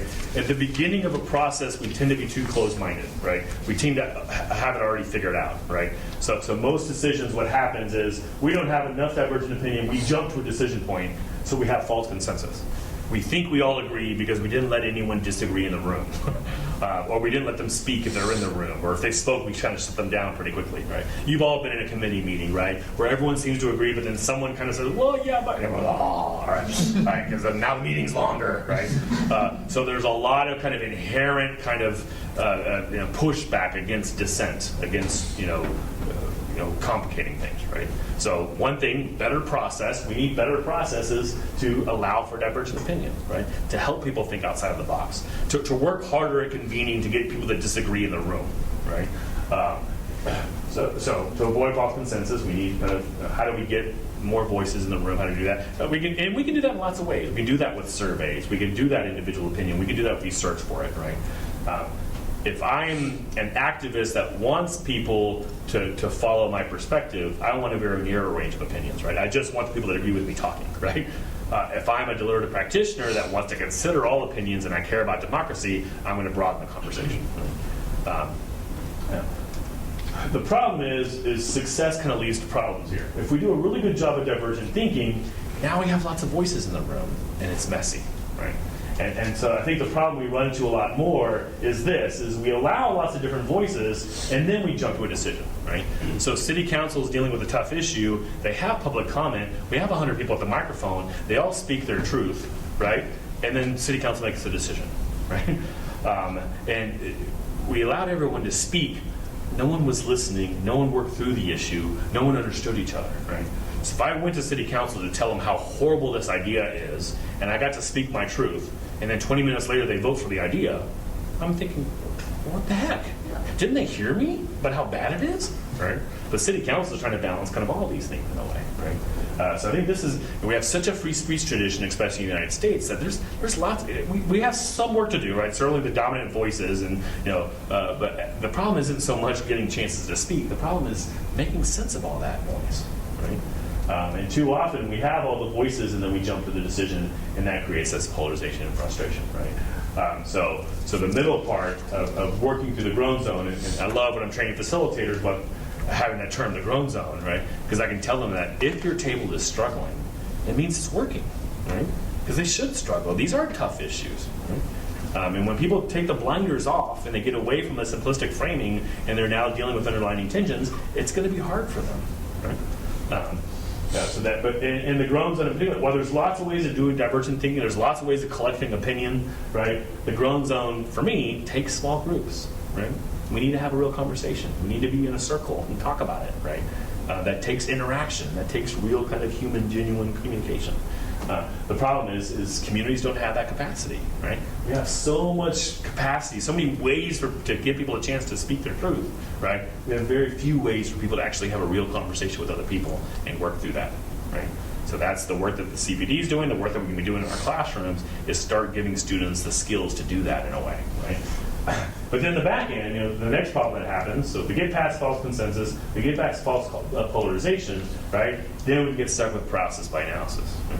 Goes back to a simplistic good versus evil framing. It's easy to move to action. Let's just get rid of the evil, right? Once it's more complicated, once you realize people that you disagree with are coming from good, probably not as good as your place, but coming from a good place, right?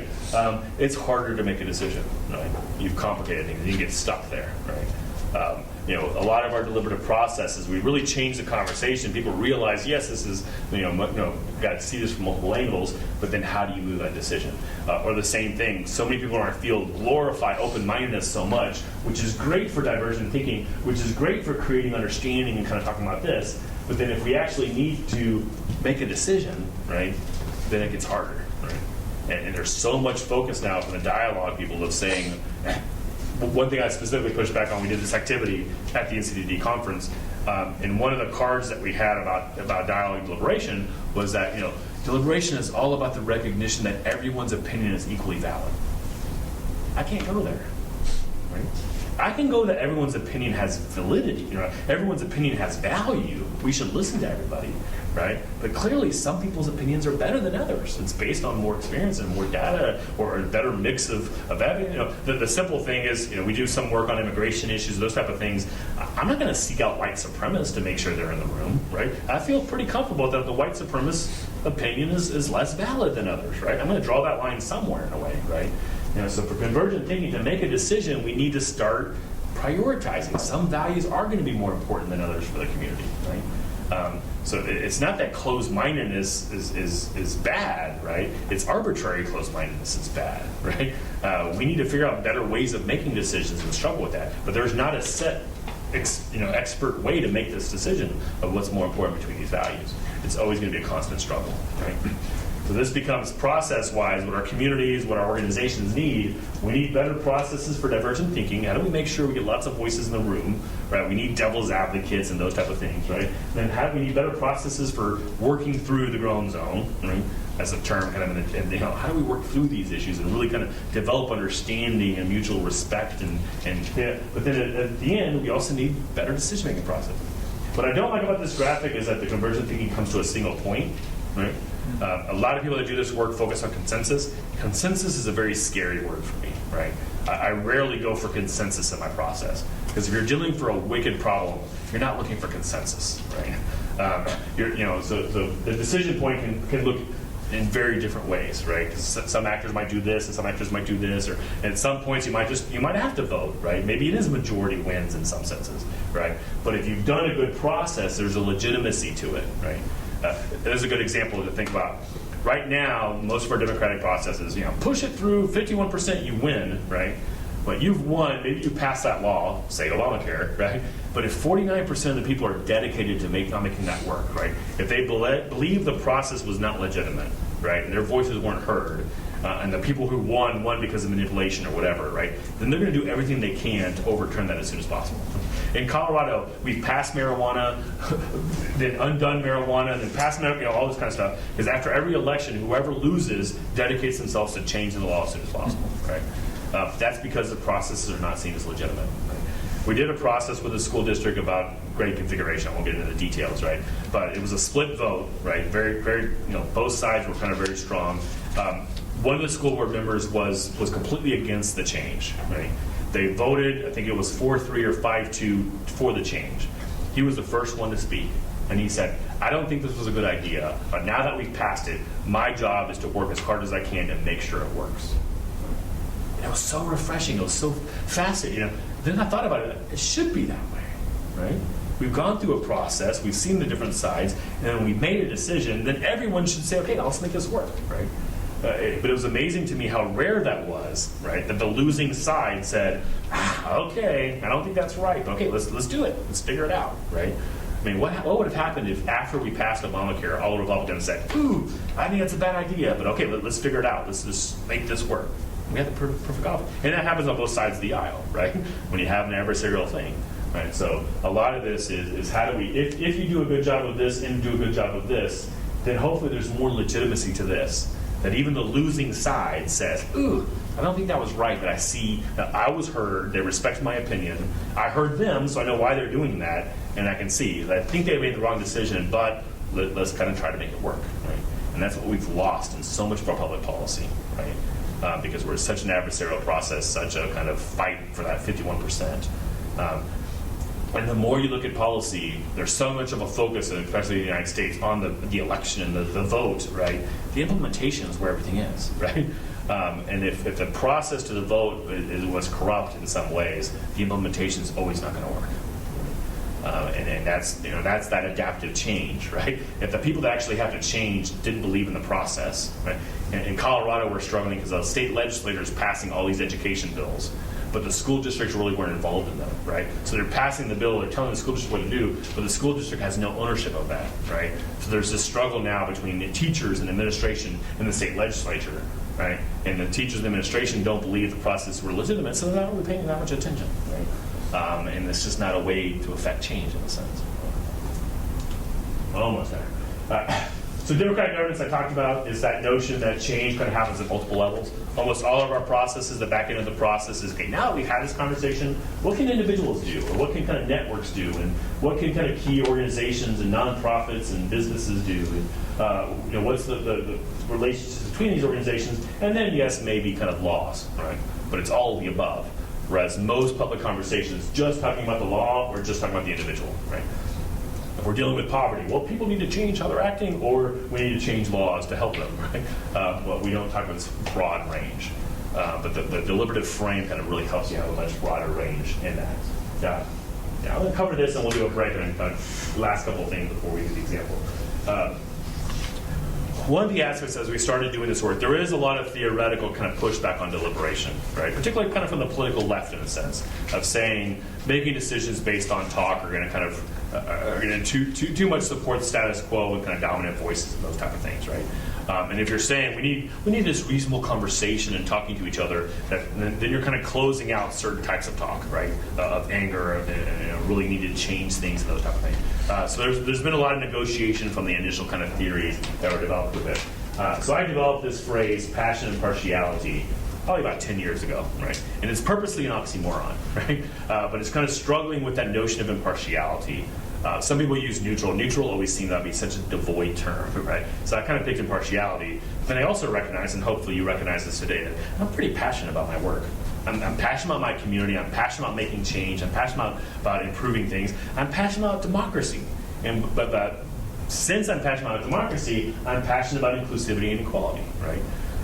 So while I'm impartial on the subject, I'm not pushing people to any specific solution to the subject. I am passionate about certain things. I am partisan towards inclusivity and equality. I'm passionate toward democracy, which means people have a say in the rules that govern them, right? Which means I'm passionate about getting voices heard that aren't normally heard.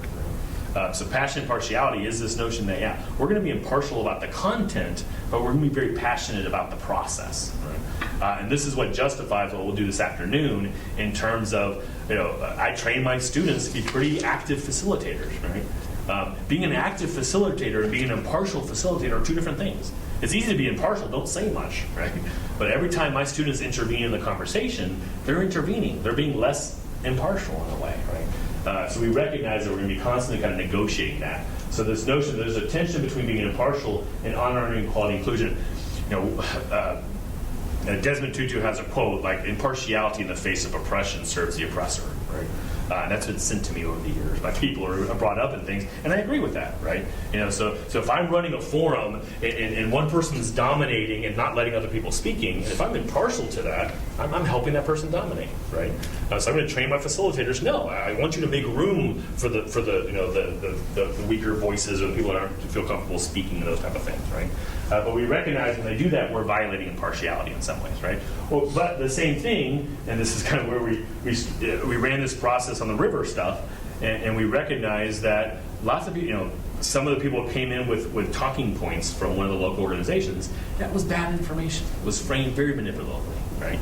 And we were kind of, they were talking those arguments, and we were writing them down and passing them on. And we recognized, you know what, if we're going to be passionate about process and passionate about good decision making, we have to be passionate about good data. While also recognizing the line between good data and bad data is a tough line sometimes, right? That we can't be experts on all these topics, right?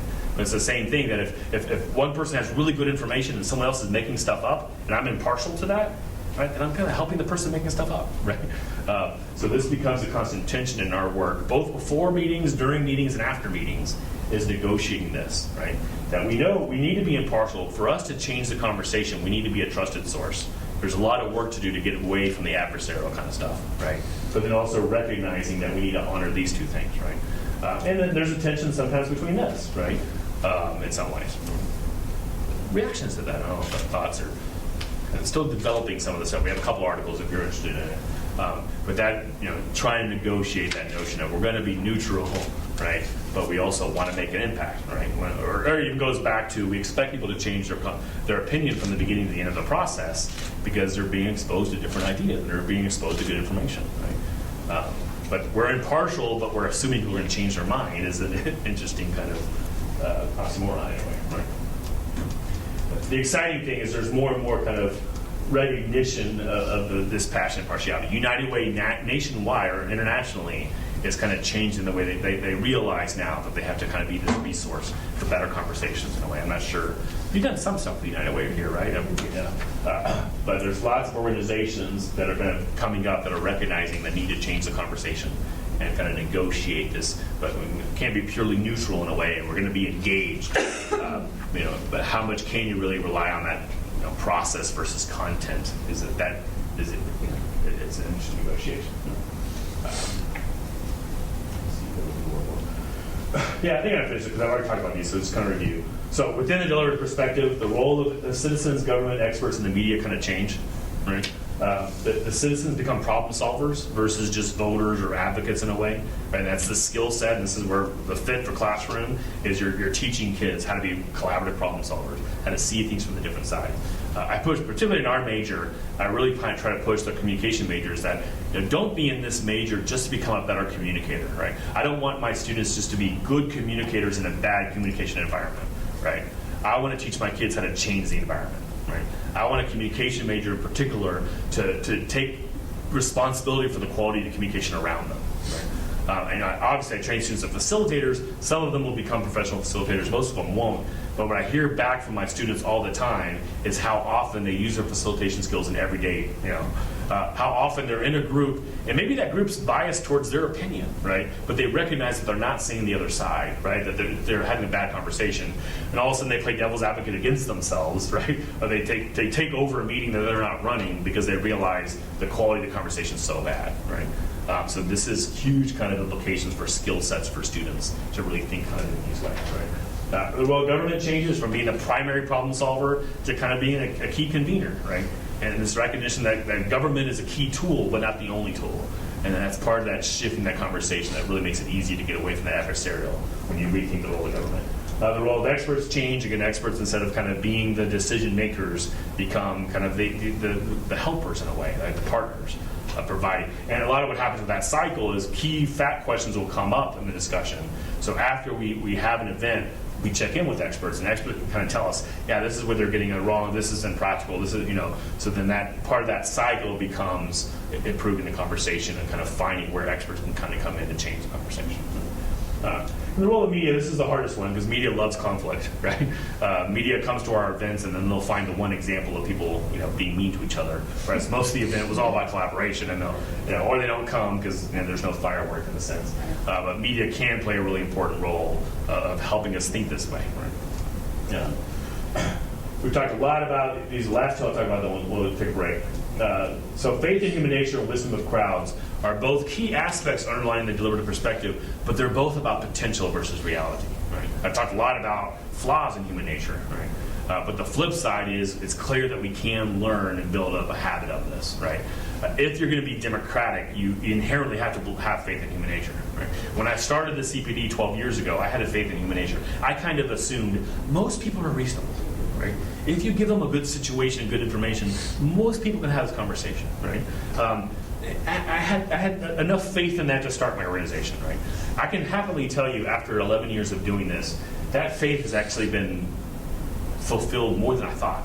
I thought I was going to deal with a lot of crazies, right? I thought I was going to deal with a lot of people that are going to push back. Very rare. Most of our events are 100 people in the room. My students are out on the tables. I'm never facilitating at a table because I have to float, right? I have to make sure, I'm doing the timing, I'm doing stuff in the front of the room and things like that. But also, if someone starts yelling at one of my students, I want to run up, right?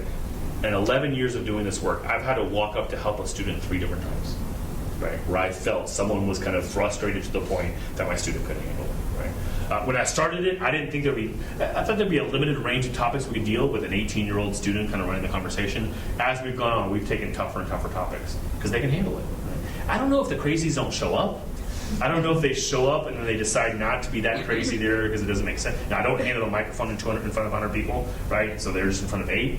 I don't know if they show up and we transform them, right? That their eyes are open. I don't know what it is, right? But it's amazing how we've had real conversations about tough issues and we've run into very few problems over the years, right? And I think it's because people are starving for better conversation, right? And yeah. Are you talking about the student at the university or just the general? And most of all our things are off campus. So I work a lot more with the community. We do some things on campus. We don't expect the community to come to campus because they're kind of scared of campus, right? So we do things at the Hilton and we do things at schools and we do things at city government offices and that kind of stuff. And how do who are the people who go, even though they are in community members? Are they chosen? It's just Yeah, we'll talk about that with convening a little bit more tomorrow, but it runs the gamut. So most of our events are open to the public, and we'll have some sort of process to kind of get people there. Normally with our partners. So almost every single event, we have several partner community nonprofits and that kind of stuff. So a lot of times they're responsible for kind of getting people there. Sometimes we're responsible. Some processes are a little bit more stakeholder, like invited, like we need this a representative from different organizations there. So there's a lot of different ways of thinking about audience development in the field. Sometimes we've done some processes which are much more scientific, that there's a random sample, so we have 2,000 people that complete a survey and then we get 100 of them to show up and we're paying them a stipend, but that costs a lot of money, right? So we don't tend to do that unless we're getting some kind of grant to kind of do that. So there's a lot of ways of thinking about who the audience is. Most of ours is just a public invited audience, though we'll do RSVPs, and then if there's a key, like for the river stuff, we knew we needed environmentalists. We needed some people from the outlining cities that wanted this new reservoir, and then we needed some agriculture, right? So with the RSVPs, we kind of asked them which group they were in, and we weren't getting enough agriculture, so then we kind of pushed harder. We made some phone calls to make sure, so we wanted every table to have at least some representative from each. So there's a lot of different ways of kind of thinking about that. And then last, really quickly, the wisdom of crowds. Again, I teach group communication, look a lot about how typically groups make really bad decisions, right? There's a lot of reasons why. But with good process, groups can be huge, right? So a lot of what deliberative process is how do we get the best of human nature instead of feeding the worst of human nature that we get typically? And then how do we get the best out of crowds versus the worst out of crowds that we get naturally without a facilitator? So with that, we'll take a 15-minute break. So we'll be back here at 11:20. I have maybe 1 or 2 more comments. I think I've already done that. And then we'll do this sample forum. So you're kind of going to see what a deliberative forum kind of looks like.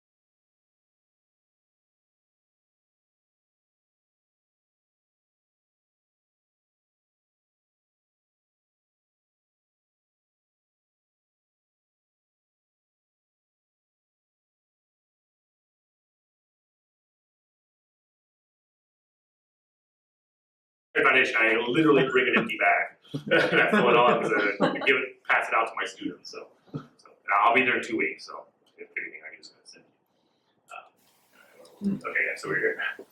So finished faith in human nature. So then all of this is based on, again, that notion of interactive communication. To be able to tap into the good parts of human nature and to draw the wisdom of crowds, we need better ways of talking to each other. And like we said before, it's not easy to talk to each other like this, so then having the capacity of having small groups, having a trained facilitator, and this is really what Wendy and I's program, by using students, kind of allows that, right? That we can have, because before we think about it, is passion and partiality is a pretty rare resource, right? There's not that many people that are really fired up about not having an opinion, right? And so for communities to do this, for them to kind of find 15 volunteers to be passionate and partial facilitators, well, the most passionate people about community typically have a position, right? And they're known for having that position. But I can show up with these students, and students are just this great resource that they want the skills and they're passionate maybe about their community, but for a city issue, they might not have really a direct opinion. There's sometimes that I have a student that's really passionate about something that, I'll tell them, like, if you can't facilitate this, right, then don't, right? You can be a participant, take your name tag off, you can be a participant in a way.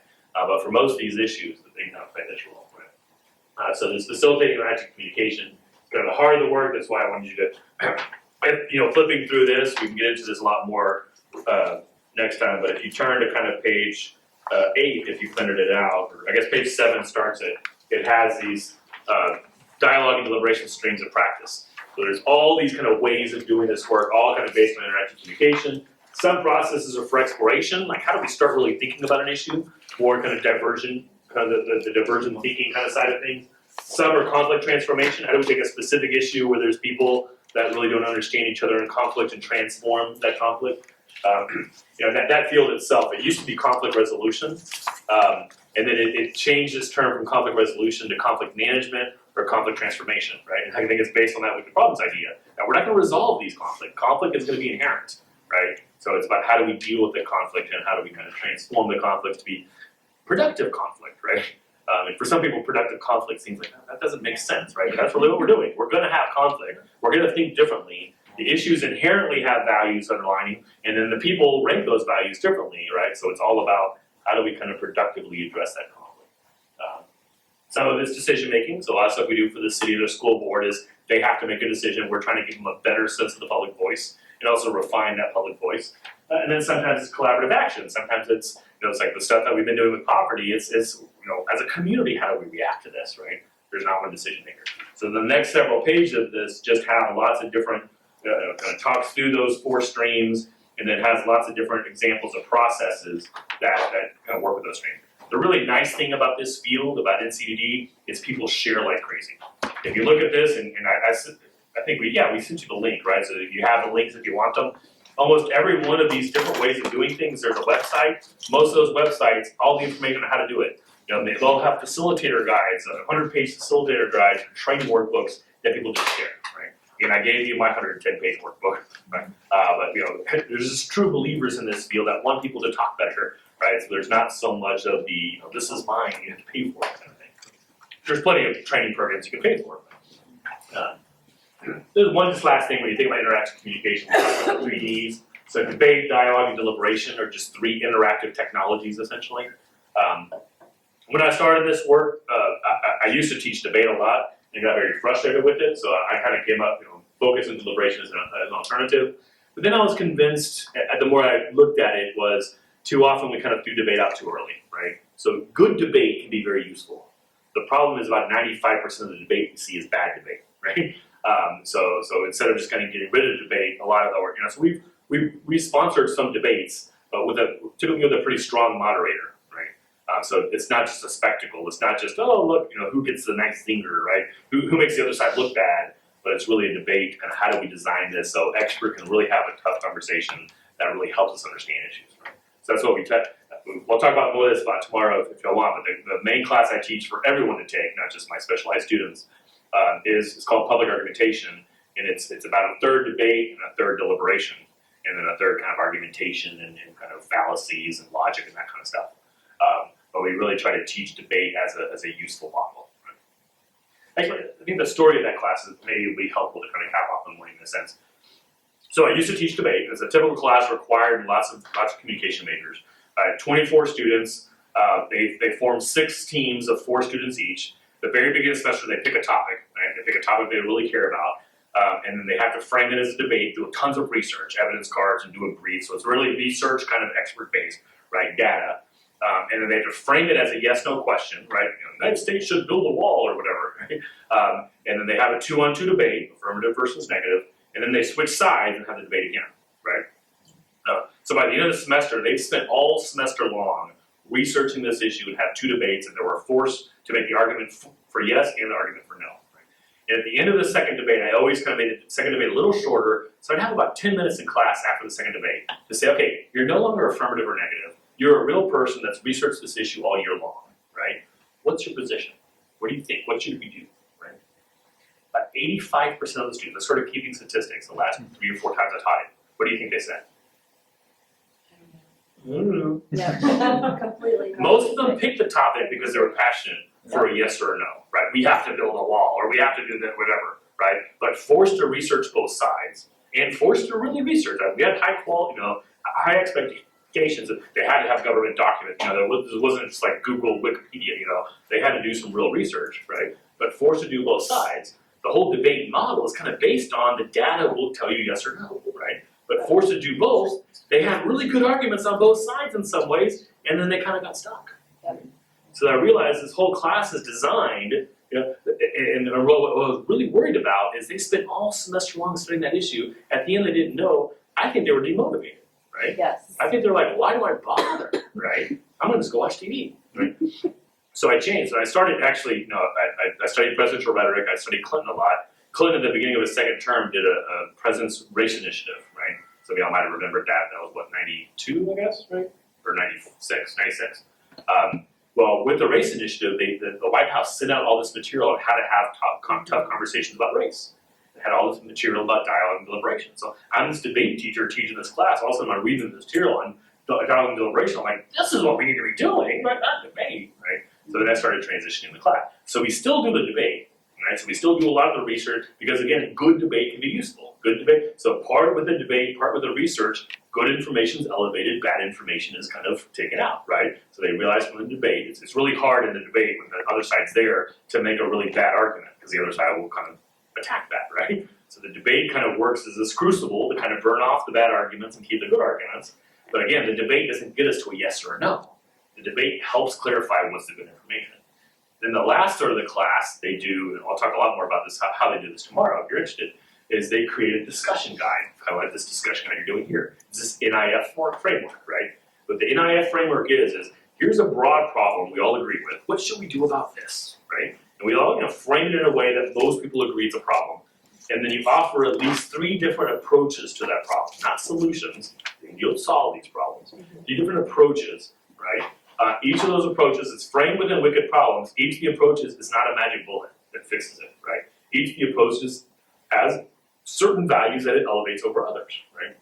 And has certain actions and ideas that really kind of help with that aspect, but then also each approach has some trade-offs, right? We're gonna focus on this, but we're gonna have to give up this, right? So then the NIF model, actually let me get it to you here. So the NIF model is kind of set up to, what do I do? Yeah, let me do this one. So this is kind of one of the basic tools. It's this 2-hour meeting in a sense. Again, framed very, here's a common problem we all agree with. Here's at least 3 different approaches. The actual process itself is you'll spend time after you introduce the model. You kind of let people talk about why they're there, kind of their values.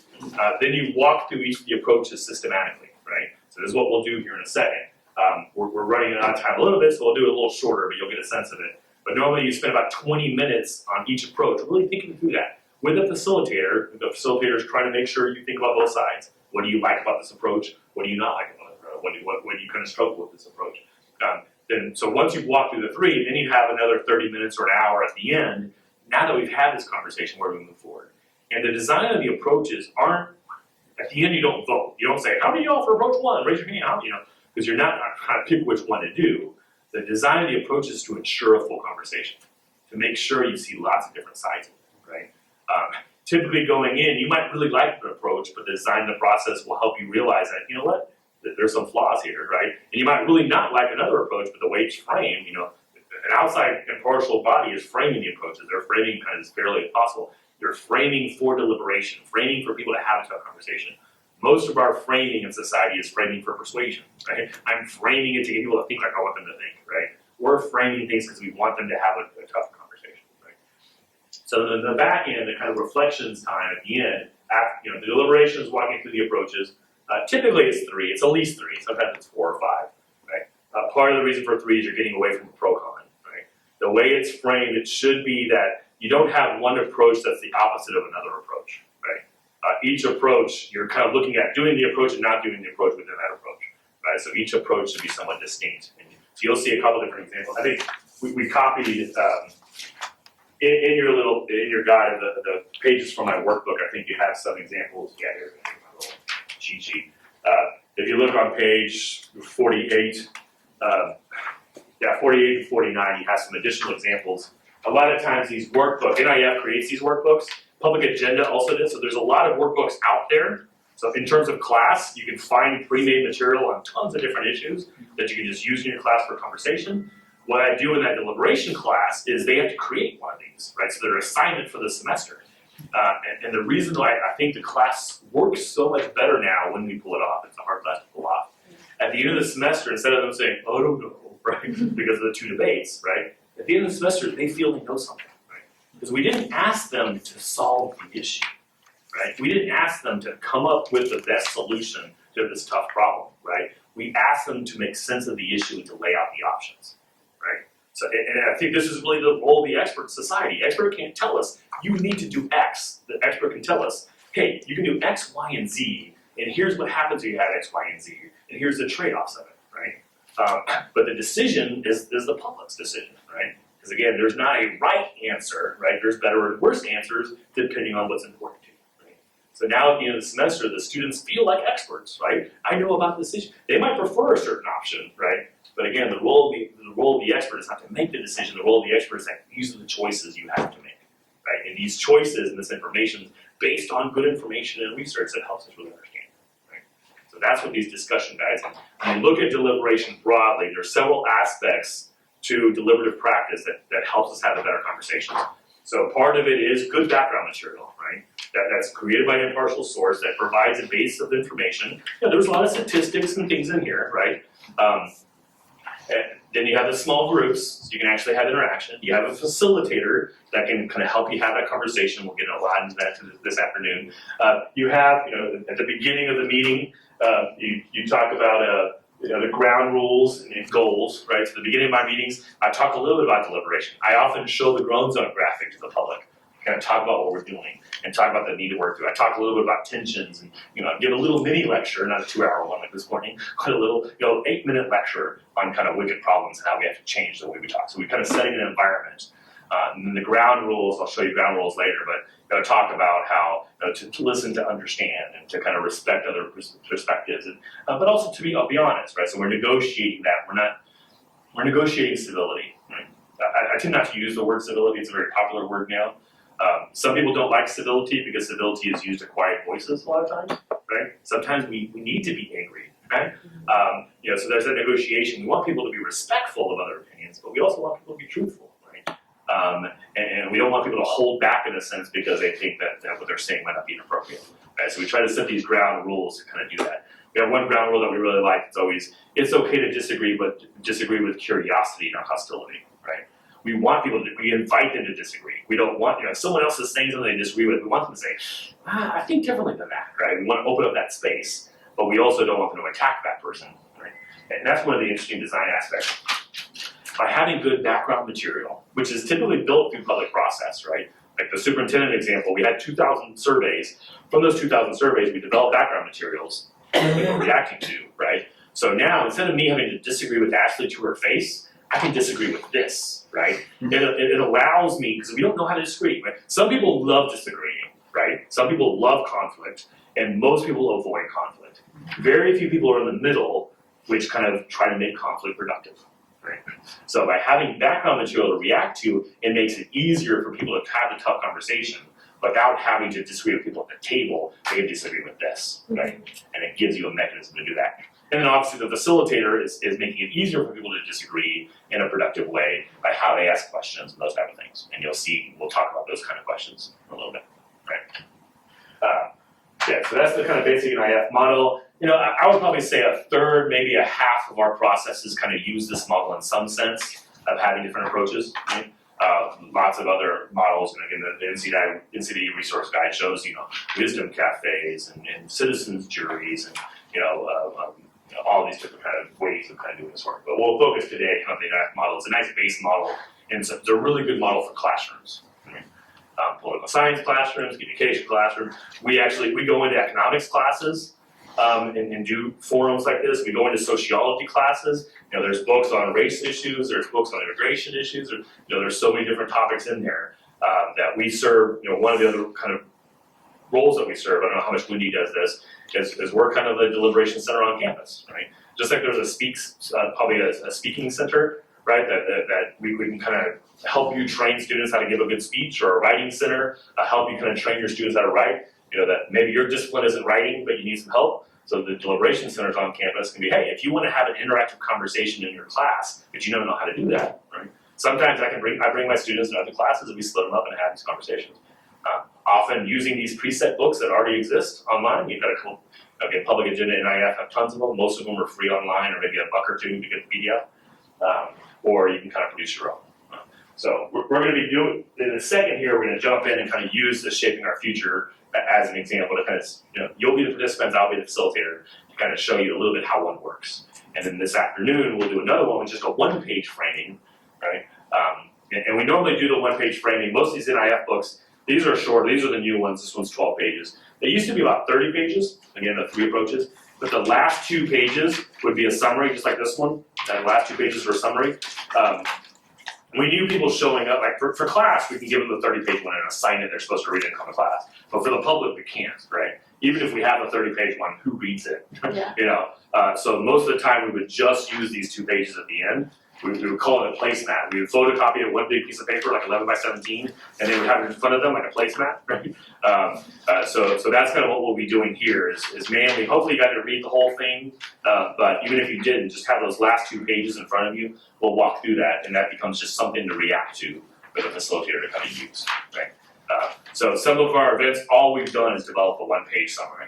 Here's one thing just to react, to help kind of structure the conversation, to help us have a little deeper conversation. Martin, do you think we have time to watch the video, or should we get straight to the? So lunch is getting here at 12:15, right? Yeah, well, we have it scheduled to eat at 12:30. They said they're gonna be here at 12. Okay. Yeah, I mean, we can split it. We can do part of it and then have lunch and then do the other part. So Okay.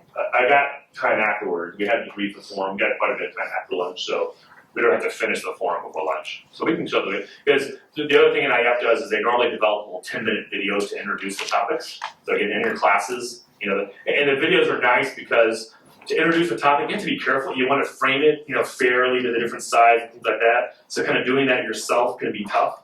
So that allows you a video to kind of frame it in a way that hopefully kind of lays it out. So we'll kind of do that example here in a second. To make sure I talk about these. So yeah, the NIF model, typically 2 or 3 hour meetings, it's a medium-sized group. What we normally do is, we'll do this, but we'll have 15 tables doing it at the same time, right? And I'll talk a little about note taking before we do it too. Works best when multiple similar meetings are held so you really see how different kinds of people react to it. Issues are focused on a common problem and these 3 approaches, I talked about that. Discussion of the approaches is focused on having participants explore appreciations and concerns with dedicated. So all deliberative practices, you're making choices to structure the conversation in a certain way. We recognize though, going back to passion and partiality, by us structuring the conversation in a certain way, that's a lot of power, right? There's always been a constant negotiation between letting the people talk about what they want to talk about and us kind of, no, we're going to structure, you're going to react to this data in a sense, right? So one of the boxes that at least the NIF model in particular uses is we're going to focus on what you like and don't like about these 3 approaches, right? Especially during the heart of the deliberation. Now, when you get to reflections time, you're cutting across the approaches, you're adding new approaches, you're opening it up, right? But again, it's the notion of you don't have enough time to just talk about everything, right? So it is a structured conversation, but we recognize that we're using a lot of power when we structure the conversation that much, right? But you'll see when we do this, especially for if we're doing this for real, we're taking notes. And I think Wendy's going to take notes to kind of show you an example of the type of notes you take with an NIF form in a way. But I'm going to force the conversation into why do you like this approach and why don't you like the approach, right? And partly the reason is because that's the data that's most useful. If I have 15 conversations going at the same time, having a list of notes that's primarily organized into these are the reasons they like it and these are the reasons they don't like it, right? And then you'll have some other stuff with questions that might come up or other concern, So the shorthand that I use and when you are kind of showing is a comment that someone makes in support of it will be a plus, comment against it is a minus, and then just a bullet point for just a general comment. Right. But you imagine I have 15 conversations for 2 hours. At the end of that, all those students type up their notes and send them to me, and then I have this whole long list. And it's like, what's important to people? We did this for this great configuration issue with the school district. I had them all written down. We were using easels, right? So we're taking all the notes on easels so people can kind of see the public notes. Right? At the end, we gave everyone 5 dots, and we said, put the dots next to the arguments that are kind of most resonating with you. So they got up and read through everything and put the dots. So then now we had kind of some quantitative data of the reasons people liked or didn't like each approach, and the weight of those reasons, how strong they were. So when we give our report to the school district, telling the school district, the people that showed up for our meetings who weren't representative, right, who showed up were people who were passionate about the issue, which approach they liked of keeping it the same or changing it in a couple different ways with this issue wasn't as relevant as why they were for or against the change, right? So what the NIF model did was instead of looking at the policy or what they wanted, it was why did they want it? Right? And that was huge for helping them make the decision, because the school district could see what do people care about and why, right? But also they could, sometimes people cared about things that were wrong, right? They could look at it, okay, they were against this, but the reason they were against it is a reason that's not true, right? Or the evidence doesn't support it, so they can kind of not take that as seriously, right? But even more importantly, it was huge for the implementation of the decision. Once the district decided to change, to do option B essentially, right? They could look at everything that people liked about option A and say, how can we try to do some of that, right? And they could look at all the concerns about option B, right? And say, how do we mitigate that, right? But that's because the public process that we did forced people into the arguments they were for and against stuff versus just asking them what they were for and against. That make sense? So that helps us really kind of dig deep. So that's why I'll force y'all into that box sometimes. My follow-up question is like, so, from that comment, does that mean you support this, or is that a concern that you have, right? And you'll see it bounce back and forth. And as a facilitator, say if we have 20 minutes per approach, in my head, I want to spend, not 10 minutes on each in a sense, but some nice time on what you like and what you don't like about that approach. So if everyone at the table seems to love it, then I'm going to push people to say, what's wrong about this, right? People that don't like this approach, what's important to them, right? If everyone's dumping on it, then I'm going to push, okay, well, we all don't seem to like it, but does anyone say anything good to say? I'll try to push. And you can't really say, we're going to spend 10 minutes on the good stuff and 10 minutes on the bad stuff, because someone's argument about good might spark someone's argument against that, right? So it's going to be kind of flexible, because it's interaction. And you'll see me facilitate, and then this afternoon I'll talk about all the facilitation tactics I used, right? And then you'll get some time to practice, right? We have food here. Do we want to go a little bit and then it's not warm or anything, I I right? could That, eat or, food. Yeah, why don't we eat and then we'll feel we can like, take a break and then have we some can more do it. energy. And most of the time, deliberation, there is food involved, right? Breaking bread, almost all our events I have food. So that would be kind of a good example. So yeah, let's go ahead and grab the food. Who was the person who requested vegetarian? Okay, because I have one vegetarian, the rest are turkey.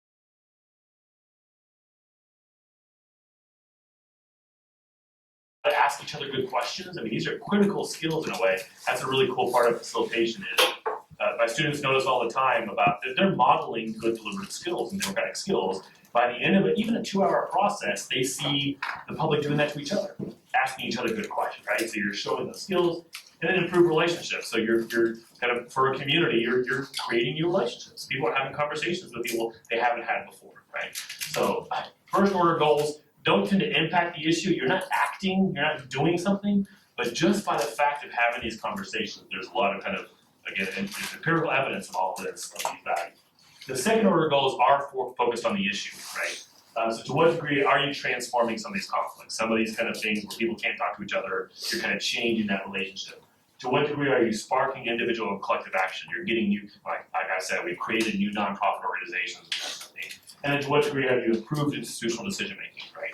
That the decisions of city council, the decisions of a school board are better decisions, are seen as more legitimate decisions. They're more sustainable and those type of things, right? Because they have better input into them, but there's also better process throughout.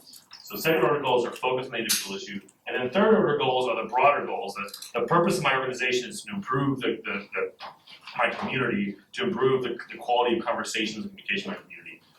So these are the kind of broader long-term goals, right? So when I pick a project, in a lot of ways, I'm focused on the second order goals to make a difference with that issue, but I'm also kind of, these projects are means to a broader end in a way. So I pick some projects and I'm like, I don't know how much we do about that issue, but I know the quality of the conversation will impact people, right? And there's connections between those, right? So that's broadly, so a lot of y'all might be focused here in a sense, because it's more kind of in your classrooms, those type of things. Still some really good stuff there, right? And then obviously Wendy and I kind of do the second order goals of taking on specific issues, and then that inherently kind of serves the third order goals. And the purpose of my organization is this third order goal. So with that, these are the ground rules. I don't know why the first one is a different bullet point. These are my base ground rules that I use. And each different process, I kind of do something a little bit different. If you print out my full course book, there's like 10 pages at the end of ground rules from different organizations. Just kind of change the conversation. What the ground rules allow me to do when I go through the ground rules, and I'll actually kind of go into forum mode here in a second, pretend this isn't a training, it's a forum, and I'll show you how I might go through these ground rules. But in a way, it gives me a chance to kind of talk about deliberative theory, right? And kind of set that purpose in a way. So yeah, I'll do that in a second. If assume y'all showed up. We've already done some things at the beginning of the forum. I've introduced myself, I talked about deliberation a little bit, talking about how we change the conversation. I've told you the goals of our forum, the reason why we're doing this. I've told you what we're doing with the information. I've told you our partners that we're working with and those type of things. So then now we're about to kind of send it to the small groups. I'm about to send it to my students, right? So but before we do that, right, so the conversations we'll have today are going to be governed by some ground rules. And normally have these posted on the walls or on the tables or whatever. First, speak honestly and respectfully, and we do mean both ends of that, which there's a tension between those, right? So we want you to speak respectfully, but we also want you to be honest. If you're passionate about something, we need you to express that, right? One way to think about this is we want you to be tough on the issue, but easy on the people, right? So speak your truth and don't hold back in some ways, but still you can frame things in a way that are going to be more respectful to people at your table. Listen to understand. This is not a typical human emotion, right? We're wired to listen for flaws and people that we disagree with. Or one of the quotes I often share here is from an old New York governor that the art of listening in the United States is a competitive exercise in which the first person to take a breath is deemed the listener. So obviously, when we're arguing with people, they stop talking, it's our turn, right? So we're going to ask you today, listening is just as important as talking at these things, right? Really listen to each other, ask each other questions. If someone disagrees with you, try to find out why they think that way, instead of kind of assuming the worst in a sense, right? Third, it's okay to disagree, but do so with curiosity, not hostility. This is a tough issue. There's going to naturally be disagreements, right? As a community, we need to explore those disagreements and try to make those disagreements productive and to help us kind of understand them. So if someone's saying something you disagree with, we need you to speak up. But you can speak up in a way, again, that's respectful and try to understand why they think that way and try to negotiate between the two of y'all versus attacking them for thinking that way. Right? And then last, be brief. Luckily, we have small groups, but we do ask you to kind of share the airtime. Certainly part of the role of facilitator will help to kind of get everyone involved in this. We won't make everyone speak, but try to kind of have some balance in there kind of as we go through. And then normally we say, so does everyone in the room agree, at least for the next hour or so, to kind of play by these rules? For some reason, the psychologists tell us an actual non-verbal, like raise your hand is powerful for people to do that, right? I will say, we added the, it's okay to disagree after our first couple of years, because we could tell people were being too nice, right? That it was just too much of a polite conversation. So we decided we need to add something in there to balance it. We don't want the ground rules to silence people, right? We don't want them to kind of hold back, So with both the speak honestly and it's okay to disagree, we're inviting people to disagree, and we're making that easier, right? Research I'm hoping finishing in the next few days about a lot of stuff I'll do this afternoon with Deliver Facilitator. That we're learning that we expect these facilitators to do all these things, it's hard to do them. So the more we set things up from the front of the room and set the environment, it enables the facilitator to do more, right? So part of those ground rules are kind of putting things in people's head, so then the facilitator can follow up with some specific things later on, right? And make it easy. So that's the kind of ground rules. So we're gonna go ahead and show the video here, which is just a little 10-minute video to kind of just start off this conversation, which again, the NIF one kind of has these videos.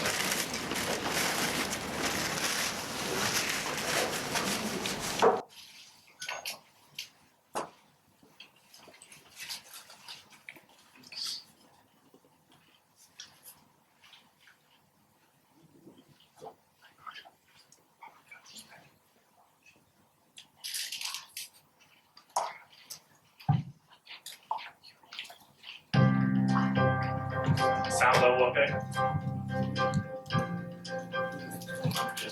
The benefits of higher education for the individual are well.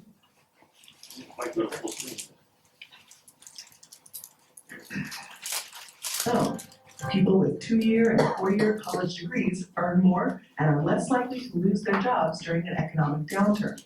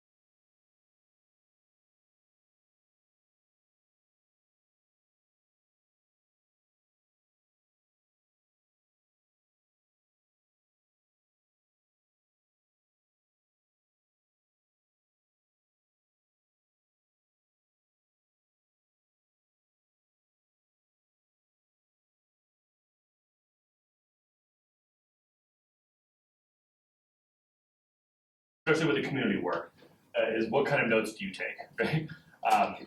Taking public notes, which means people can see the notes, in some ways is very important, right? Because people feel heard when they see what they're writing and that kind of stuff. Like when we did the grade configuration stuff, we took notes on easels, and as we finished each page, we posted in the room. So at the end of the hour and a half conversation, the room was full with all these ideas, organized in terms of appreciations, concerns, with these 3 approaches, and that's where we could do the dots and those kind of things, right?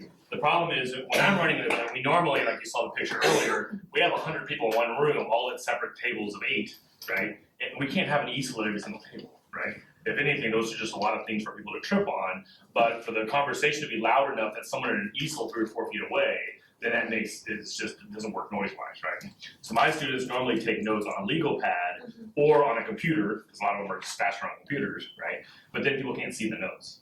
So we tell those students, like, check in every once in a while, right? Especially if you're not sure what to write, you can always ask, like, I want to make sure I capture that. What can I write to capture that? Or even if they do write something, every once in a while they'll say, so this is what I wrote, does that get it, right? And that's just to kind of show people, we're taking you seriously, we're capturing the notes, right? After our community events, we normally try to, as soon as possible, hopefully within a week, we post all the raw data. Here are all the notes at the table. Here's the data from the worksheets that we had, So we give them all the raw data. Then a few weeks after that, we might post a report of making sense of it. Here are the themes, here's what we kind of learned, here's some interesting questions that came up or whatever. All right. But we try as much as possible to kind of, and that's we tell people at the beginning of events, this is how we're collecting data, this is what we're doing with the data, here's how, and you try to fulfill that, that's hard, right? Because that analysis takes a long time afterwards, right? So we'll show you an example here of the public notes, because we just have one group, so it's pretty easy for us to do on the computer. Now, the disadvantage of doing it on the computer is not everything's gonna fit on the screen, right? So you'll see it as she's kind of typing it, but they don't kind of disappear in a way, right? We've done some processes, there's now this technology that's basically a projector on stilts, right? So maybe if you want to give me a big grant, I'll buy a lot of those for me, or actually you should probably give it to Wendy. So it's basically a projector on stilts that turns your table into a projector, right? So the student can be taking the notes and everyone kind of sees it, those type of things. So lots of ways. So the note-taking strategy is a process in itself, right? But the main thing is you want to kind of capture it. And to be honest, I do more and more writing now, having people do writing, for two reasons. One is most of this conversation, it's first one who talk wins, right? It's like popcorn style, which means all the extroverts talk, right? And the introverts don't. So writing kind of allows everyone to kind of get a voice in. Writing is just great data for me. You have a good question. So you have the conversation that helps you really think through the issue. And then at the end you say, what's the most important thing when even with the approaches, sometimes we'll have a worksheet that at the end of each approach we say, what do you like most about this approach? And what's one concern or question you have about this approach?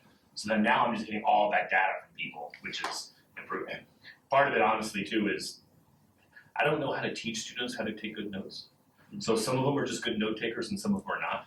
So we'll have 15 tables, and 5 tables we'll have 15 pages of notes, 5 tables we'll have 8, and then 5 tables we'll have 1.5, right? And I'm like, I know it wasn't that the conversation was so much better else, So by doing some writing, by doing some surveys, those type of things, it balances out and it just gives you more information. It kind of goes back to that cycle of reporting. I want exposed to these ideas and exposed to interaction, like what are people thinking, right? What's important to them? So you'll see that. The degree to which the facilitator interacts with it, we'll talk a lot this afternoon. The notes are often your friend as a facilitator. It gives you a lot of reasons to intervene. It gives you reasons to jump in when someone's dominating, right? Because you can say, okay, I want to make sure we capture what you're saying, instead of just shut up. You kind of, what you're saying is so important, we want to write it down, So there's good interaction between the facilitator and the note taker. I always tell my students to sit next to each other. Even if it's not public notes, I want the facilitator to see the notes. So they can kind of maintain a pace, they can make sure, the note taker's job is not to decide what's important to write down or not. So every person that speaks that says something substantive, the note taker should write something down, right? So if the note taker is struggling, then the facilitator can kind of help paraphrase or that type of thing, right? So I'll try to kind of exhibit some of those things. Be a little bit difficult because it's kind of behind me in a sense, right? But I'll try to kind of show you the pace of that as we go. Right? So if we're doing this for real, we do the introduction stuff, I introduce myself, we talked about the topic, why it's an important topic. With this case, we got it to you beforehand, and plus you saw the video, but so I won't do too much of the framing of the issue, I'll let that kind of frame. The other step, I guess we won't switch back, if you saw the steps in that form, one of the steps is personal stake. What personal stake is normally do it before the video, because if you do it after the video, people react to the video. But we just ask people, why did you come? It's always difficult to do personal stake during a training because you didn't come here for the issue, right? You came here for or if we're doing it in a classroom. But most of our real events, people decided to leave their homes and give a night to this topic, right? And this is part of that negotiation between too much structure and too little structure. So we first just want to say, why do you care about this issue, right? Let them kind of talk about it in their grounds before we provide our framework, right? And it does a couple different things if it works well. It helps people at the table see lots of people are coming this from different places, right? And it helps the facilitator kind of see what are some of the underlying values that are going to be at play today, right? So I'm going to try to model that. Again, it's a little bit weird to model it. I guess y'all are all tied to higher ed, so I'm assuming you have an opinion about this, right? But assume for a minute that you just saw a flyer about, hey, we're going to have a conversation about the role of higher ed in society, and you decided to show up, and then you're here. Sometimes with personal stake, you have everybody, and my students are at a table, there's 6 people, 8 people, 2 students, and then 6 participants. We have everyone introduce themselves. The sooner you can make people talk, the better, because once they talk once, they're much more likely to talk again, right? NIF forums, sometimes there are 20 people, and it would be hard to have all 20 talk at the beginning, right? It's called, a round is when everyone talks, and then popcorn is just, you ask a question, everyone wants to talk. So we try to do rounds every once in a while, and the fact that I have so many students, I can break up the groups into smaller groups, it's a lot easier to do rounds, right? This is a little bit more. We got 8 people, right? So a little on the bigger side than normal, but pretty still small size, right? So I might not do a round, but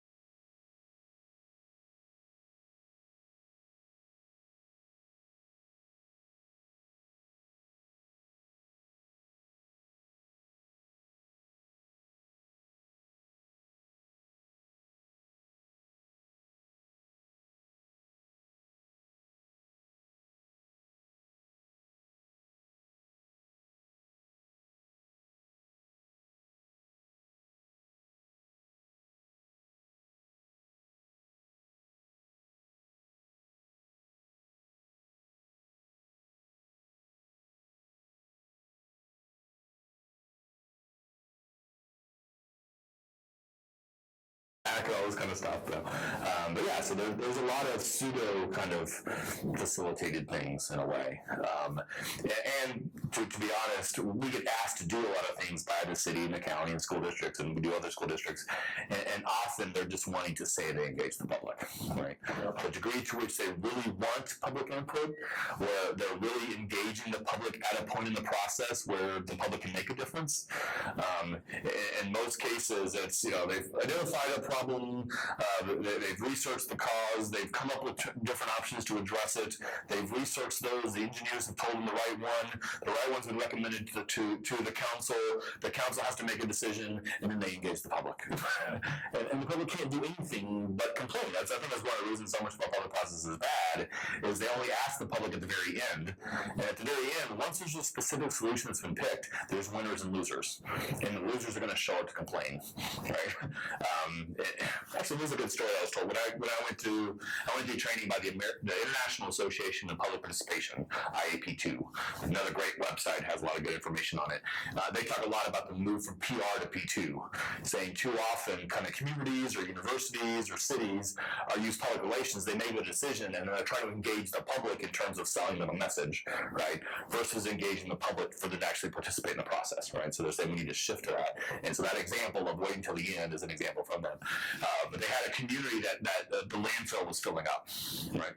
So they engaged the community. They found out the landfill, so then they go to city staff and say, you know what, we need a new landfill. So city staff kind of researched the landfill, researched kind of the rate of trash being developed, researching the size, figured out how big of a landfill that they needed to kind of cover the next 30 years, then looked at parcels of land in the town, and found like 6 or 7 parcels that they could buy, and then evaluated the kind of that parcel and the wind and all this kind of stuff, and then identified one parcel as the best place to do it, and then announced it to the community that we're building a landfill right here.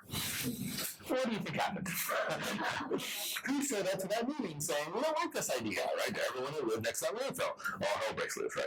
So they hire this guy, Doug Sordo, who was my trainer for IAB2, to kind of come in, and they started completely over, right? They said, you know what? Let's engage the community with, our landfill is almost filled. We need to do something, right? So they started with the problem in the community rather than a specific solution, right? So then the community engaged the problem. Part of engaging the problem is the community came up with some ideas that the experts didn't, right? They came up, for example, with the idea of what happens if we cut our trash significantly, right? What happens if we really invest, this is 15, 20 years ago, and we really invest in a recycling program, right? So a lot less trash kind of goes there. They also researched, and they didn't think about before, what happens if we just kind of bust the trash to the next town, which is a really big landfill, right? They didn't end up going with that solution, but that was an idea that came up in the public that the experts didn't even think about, because again, they were kind of like, landfill, we need a new landfill, right? So they went through the whole process, and they ended up having to have a landfill. It was a much smaller landfill, right? The community, and this is kind of goes back to the adaptive change kind of thing, the community, since they're the ones that came up with the lower trash and the recycling, right, supported a big expense to kind of develop a recycling kind of thing, right, and also to kind of develop a really strong public campaign to reduce the amount of trash, right, so the rate of trash, now if the experts had come up with that and just told the community you need to throw less stuff away, it probably wouldn't have happened, right, but the community reacting to the problem, they came up with that idea, they took ownership of it. I don't remember the specific numbers of how much, but they had a significant reduction in the amount of trash, and they built up a new recycling program. And then when they actually placed the actual new landfill, again, the people around that landfill were angry, right? But they were part of the process. They understood the need, right? The process was seen as legitimate, right? So I don't like that it's here, but they didn't, Part of the IAP2 example, in a sense, is this notion that we think we're a democracy, right? We think that a majority, especially a supermajority, 75% of people are support something, then what will happen, right? But in reality, for big projects, for cities and for counties and universities, one angry person that, especially if they're a lawyer, and they know what they're doing, can stop any big project, right? One of the main people I've studied with, basically his dissertation was what major projects projects for cities to do, like a new road or a new, whatever, new landfill, whatever, that the data was clear. The data showed it was necessary and important, but the public stopped it, right? And he said that the comment, and I studied 20 different ones, it was all about the quality of communication, right? And it was always like one person or one group can stop something, right? And that's because we wait too long, right? So that notion of what happens when you engage people from the beginning of the problem and recognize it as a wicked problem. We're not going to solve this. We're not going to come up with the perfect solution, right? There's going to be trade-offs no matter what.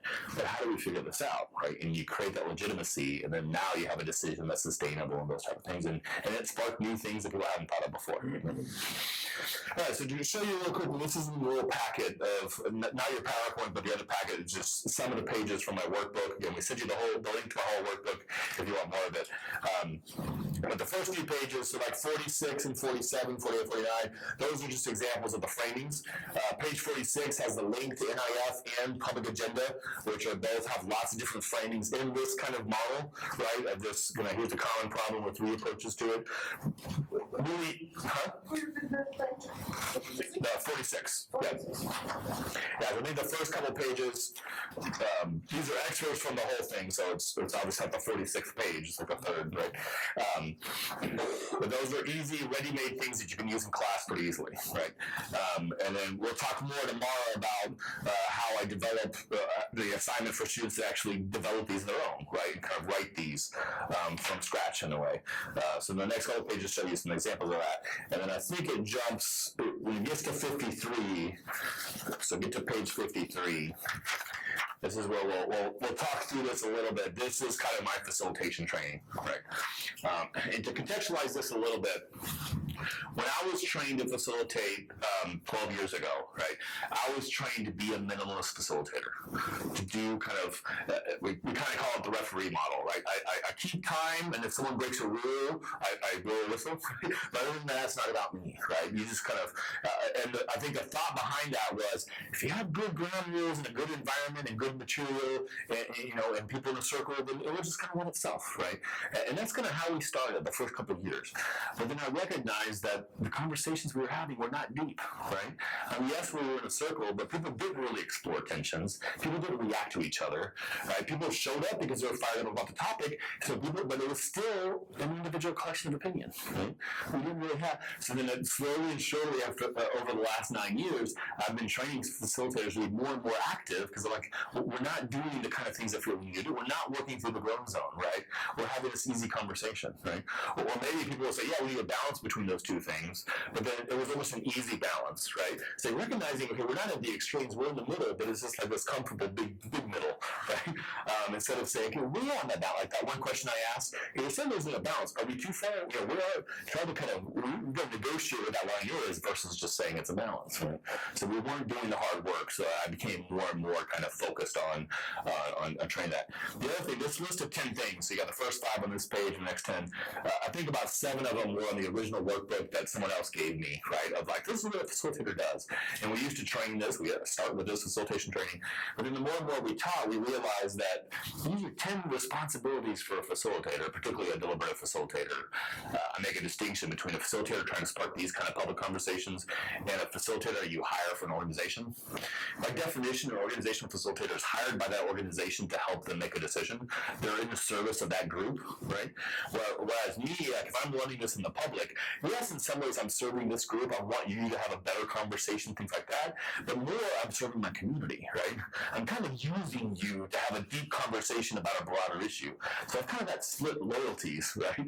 That I'm not just wanting you to have an interesting conversation or have fun, I'm wanting to kind of push you to really think deeper about this issue, right? So that's where the theory that I've been developing lately is this. A little bit of facilitator is a little bit different than a typical facilitator. The facilitate means to make easy, right? So normally I get hired by a company, that company says, we want to make you do this, and I design a process to get you to that, right? Well, the deliberative facilitator is different. My job is to make democracy work better. So that's where these come up with. So then we realized as I started teaching these 10 kind of responsibilities that it's easy to teach the responsibilities one at a time. You need to do all these 10 things, but then we recognize there's tension between these responsibilities, right? And particularly if the responsibility 1 remains impartial, remaining impartial is pretty easy if that's what you're focused on, right? if I don't say anything, I'm impartial, right? But anytime I do anything to fulfill the other 9 responsibilities, I'm probably violating impartiality, right? Or the same thing, the second responsibility allows the participants to own the process and topic as much as possible, right? Anytime I'm doing anything else, I'm probably violating that, right? Because that approach, what I need to be doing is I want you to talk about what's important to you, right? I want you to kind of drive the conversation in a sense, right? But we found when we let people drive the conversation, they have this really easy surface conversation, right? So a lot of the other later responsibilities violate that, right? So then the theory of teaching facilitation, deliberative facilitation is really the art is balancing all these things, right? That you have all these things that you need to be doing, but there's not a right answer and the right one to do them, right? So it's become very much, there's a whole literature on the kind of the self-reflective practitioner, right? And it's this notion that facilitation is very much an art, not a science. I can't teach it on this is how you should facilitate. It's like these are the principles of facilitation, and you're constantly kind of balancing. And it depends, on the purpose of the event, right? So if the event's much more exploration, right? Let's learn how people talk about this issue, then y'all are driving primarily. I don't need to do something, right? If the purpose is we've been studying this for a couple of years, and there's this clear, 2 or 3 tensions we really need to work through, I'm going to be very focused. I'm going to tell you what to talk about, because I really want information on this, right? So the purpose of the event dictates it, the group dictates it, right? If you have a really good group that's facilitating or deliberating on their own, I don't need to do much, right? But if you have a group that's all thinking the same way, I've got to do a lot. I've got to play devil's advocate, right? If I have a group that's really young on each other, so by the purpose and the group kind of really dictates how you balance these things, right? As we go through. So this is new. I mean, literally, hopefully in the next 2 or 3 days, I'll finish this article and send it in. So if you're interested, I can send it to you when I'm done. I'll be working on it tonight in my hotel room. So I'll walk through these a little bit, and then I'll try to give examples of kind of what I did during the event to try to do these, right? So remains impartial about the subject of the forum. The biggest thing here is you never heard my opinion, right? I let one more thing slip when I kind of made the cry. I forgot one of the two of y'all were talking when I said, yeah, Americans aren't very good at that, right? That was one probably not appropriate, right? But generally, this, and I've done this topic a lot. I had lots of ideas, right? But I never told a story. I never said what I thought was important, those type of things. That's the main thing about impartiality. I have to train my students, which is hard. I get really good students to apply for my program, right? And then I tell them, your opinion doesn't matter during the forum, right? Now, I've been smart. It took me 8 years, but I finally figured out, because what I do with the notes, they used to just kind of turn all the notes to me, and I have to make sense of them, right? Then I started getting them to type up the notes and send them to me, so it's a lot easier for me to kind of negotiate. Now what I do is I set up a Google Docs form, like a survey monkey, essentially, that has questions in there, right? What advantages do people like about approach 1? What disadvantage? So then they have to self-organize their notes into those boxes for me. So when I get all the notes, I have, they're already kind of pre-organized. But then now when I do that, I also ask, so what's your opinion about approach 1? Right?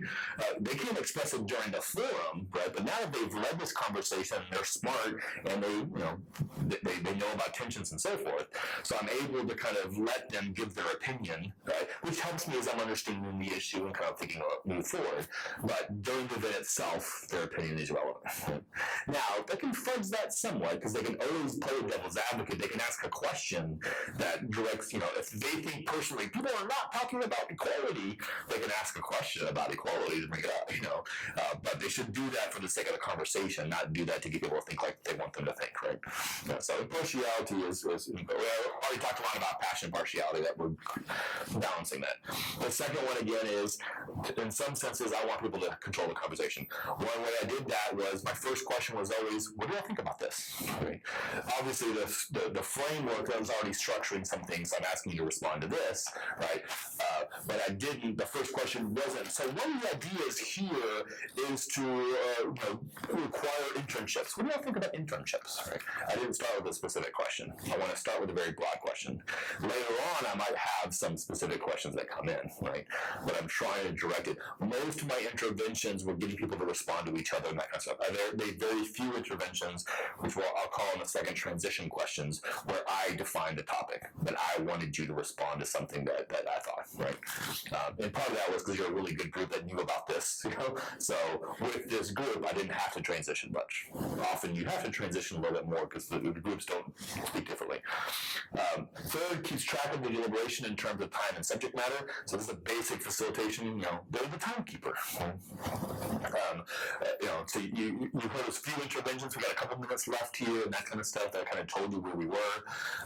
When I'm doing my projects, we go from small group to large group a lot. So we have the students at the table, but then they'll go up to me at the front to do a keypad thing or have a presentation and go back. So my students have to kind of keep time and chart. Just like the notes are your friend, time is your friend, or time limits are your friend in terms of cutting people off. I don't know if just cut anybody off here. None of y'all were long-winded, right? Which is actually amazing because often when I'm training professors, we tend to be long-winded, right? So you can often say, we need to move on in about 3 minutes. So can you get to, what do you want me to write down, that kind of stuff. So you kind of I tell my students, blame me. If you need to cut someone off because of time, say, well, Dr. Carcassonne's going to move on in a minute, so I need to make sure we get to this or whatever, right? But part of your job, keeping on track of time and subject matter, right? This is one of the harder skills of if someone is telling a story that seems to be a tangent, to what degree do you cut them off? Right? One of the biggest tensions for our work are stories are powerful. Stories are so rich, but stories take a lot of time. So to what degree do you let someone, if you got 15 minutes for an approach, someone tells a 5-minute story, that's a third of your time, right? So in the middle of the story, can you tell as a facilitator whether that story is going to land somewhere important or this person just likes telling stories, right? So that transition, and normally we wouldn't cut off a story. We'd never say a story is irrelevant. We might check, okay, we will make sure, is that, how does this pertain to this approach, right? And you normally you go, I'm getting there, right? Or the person realizes that they're just telling a random story that has nothing to do with this and they give up on it, But keeping it on track, keeping something on track in terms of subject matter, again, is attention to what degree am I dictating what the appropriate subject matter is or not, right? So those tangents are always interesting cases, and that goes back to the self-reflective practitioner. What I'm able to do with my program is we'll prep for them in class, and we'll have a specific kind of process design and facilitator guide. I'll kind of show you examples tomorrow if you want. And then we run the events on Thursday night, and the next Tuesday in class we can debrief it. How did it go, right? And in particular, what are situations, right? So then those are always situations. Man, I had this person that started telling this, and then we all talk about it. How can we react to that? What intervention did you do? What could have worked, And that conversation between lots of facilitators is huge, and that's one of the reasons I think programs like Wendy and I are so valuable, because we're doing more of these public processes that require facilitation, but often the facilitators are just trained beforehand, right? Come show up an hour early, we'll train you to facilitate, but we get to have these students in class and can debrief them, and I can require them to keep journals, and I can videotape them and watch it, So by the time students leave our programs, they're pretty accomplished facilitators, right? They've got a lot of experience, but they also have a lot of time with self-reflection, right? And I think we're creating a skill set out there that's so valuable in our community. Right? So fourth, manages the group well and encourages everyone to join the conversation and ensure no one dominates. So again, a basic facilitation skill, make sure everyone talks, right? We actually had everyone talking here. I think you only talked once, right? But you did talk, right? You notice we have a couple of interventions that I made in the sense of maybe we could hear from someone who hasn't spoken before, right? There's a few times that 2 or 3 people raise their hand at the same time. I normally would pick the person who spoke the least, right? To kind of talk first, kind of in a way, so you're making kind of some choices as we go. But you want to kind of make room. We tend to never call on people. Like I wouldn't say, you haven't talked yet, what do you think about this, right? I might open up space, so that, maybe you haven't heard from someone to talk for. I certainly kind of scan the room, so if I saw someone who hasn't spoken much, trying to make eye contact or whatever, I would pay particular attention to them. Someone who's talking a lot, I might not pay so much attention to them, right? Or I might just make eye contact almost to say, you haven't spoken yet, I've noticed that, and that might kind of, so there's like lots of little subtle things that you can do. We tend not to call on people directly. Or if we call on them directly, we make it easy for them to say no, right? You want to jump in here or not? Are you okay? Okay, we don't want to pressure anyone. Right? The other thing is if someone's dominating or something like that and other people can't get in, the basic challenge, and this is probably one of the biggest challenges facilitators say when I ask them is, how do you deal with a dominator? The basic idea here is, instead of trying to get that person to stop talking, get other people to talk, right? It's a lot easier to get more people to talk versus to get someone to shut up, in a way, right? And getting someone to stop talking and use the notes, right? I want to make sure we need to move move on, but I want to make sure we get this. So what are you saying, kind of thing, right? Or asking people to react. What do people think about that idea, right? Because hopefully they won't respond to their own idea. Sometimes they do. One facilitator that I really like, Betty Knighton, who's been doing this work for 30 years, tells a story where she had a dominator, just every single question would talk. So she like using all the tricks in the book, and so then finally she said, because it was a man, she said, you know, what do you think of mother's perspective here? What would a mother say? Guess what he did? If my mother was here, she would say, and he kept on talking, right? So all your little strategies sometimes don't necessarily work. But you do it, and that's why we have the ground rule, you know, that to be brief and those type of things. And you know, just the process design of having small groups helps that, right? To have a group of 20, NIF model kind of typically says, 15 to 20 is like, that's such a big group. It's so hard, right? So we do some groups, we can do as little as 4. If we have 4 participants, we're happy, right? But normally we have somewhere between 4 to 8, which seems to be the right number, right? Once you have 10 or 12, it's just so easy to hide in a sense. And it's not, probably the biggest challenge when you have more than 10 or 12, it's, I want interaction. I want people to react to each other's idea, but when there's 12, there's so many people that want to talk, right? That you mainly just have an individual collection of opinion because you want everyone to talk, right? Once you have a smaller group, then you can actually have a lot more interaction and go back and forth and do those type of things. So fifth, models and encourages democratic attitudes and skills. Primarily, this is about listening, right? Modeling a good listener, modeling a good question. This is a really interesting thing. I do this with groups a lot with high school kids and things like that. Like, how many classes have you had in your education career that focused on expression, whether written expression or verbal expression, right? Tons, right? Probably 1 or 2 a semester your whole life, right? How many classes have you taken that have focused on listening?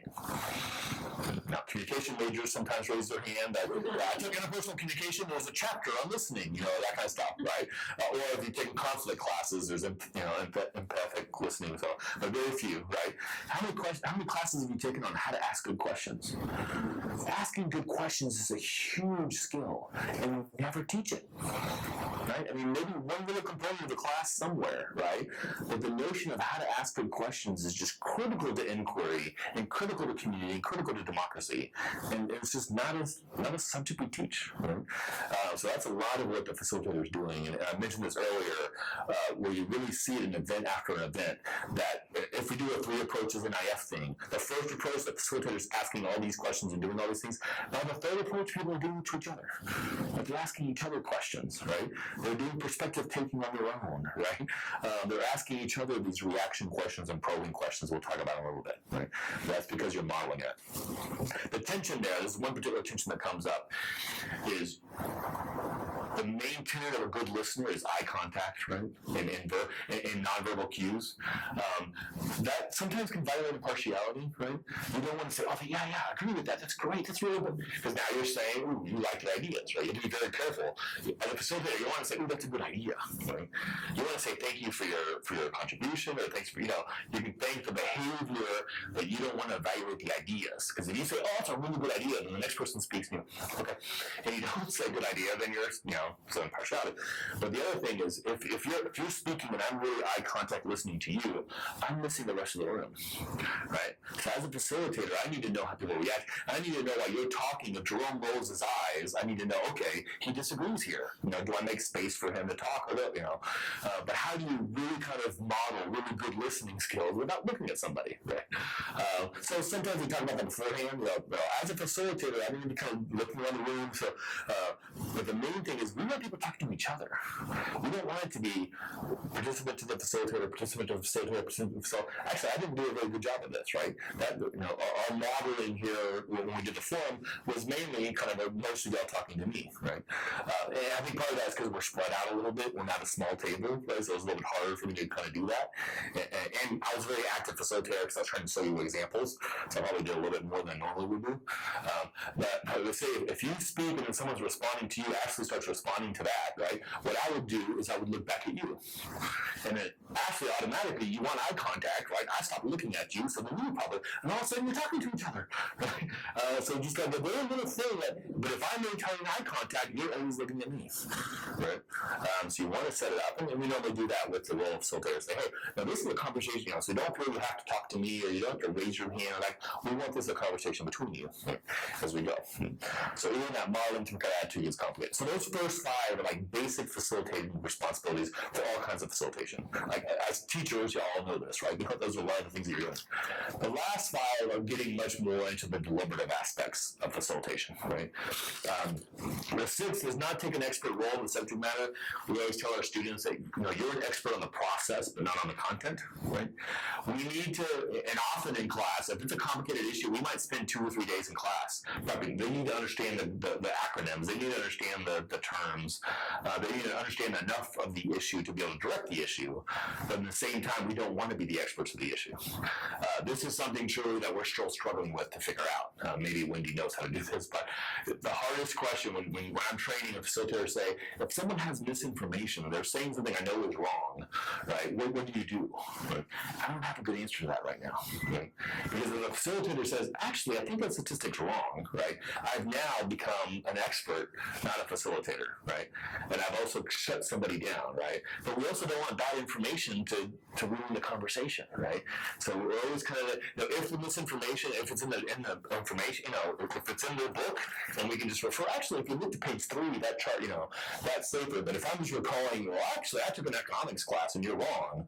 Now I'm a participant. Right? Yeah, Joe. Out of curiosity, and kind of along the same lines, if there's a piece of information everyone involved is looking for, it's not a matter of misinformation, it's information they're trying to find, that as a facilitator, are you in a position to contribute that? Because generally, unless something is black and white factually accurate, any information you give is going to have your biases built into it. So what do you do in that situation? Yeah, no, I think it's about balancing these different things, right? So normally I would say you don't want to do that, right?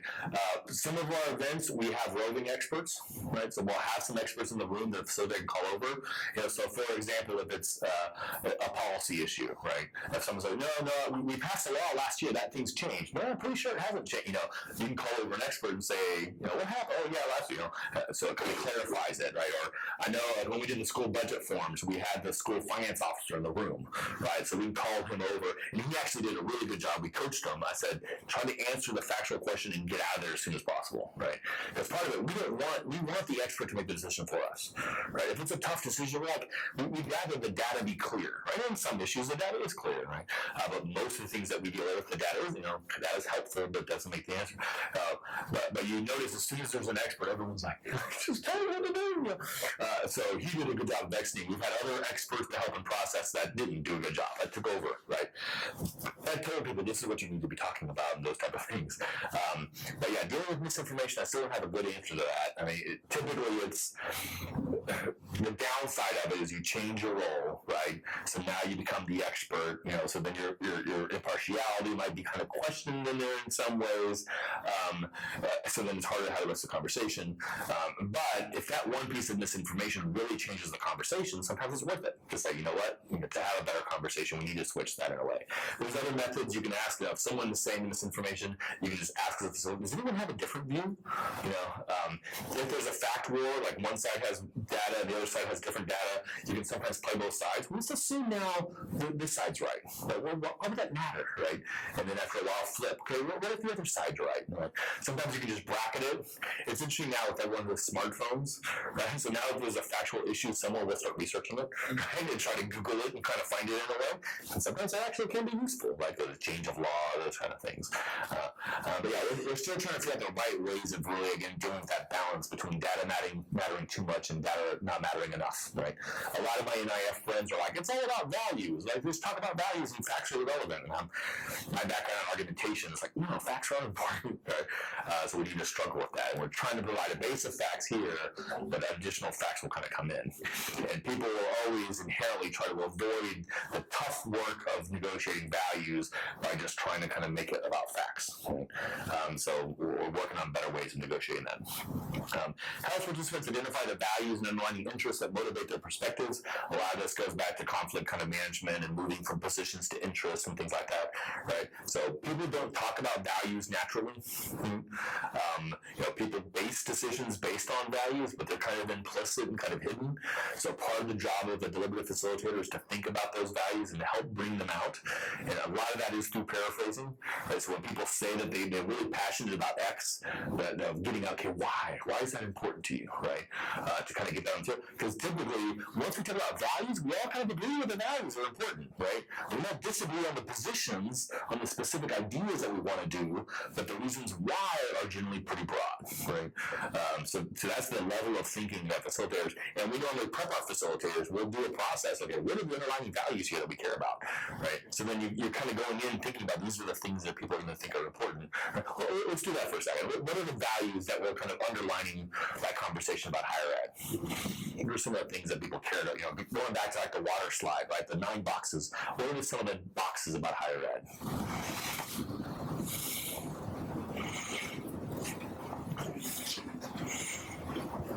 And they quit. Huh? I think the common value is that we value higher education as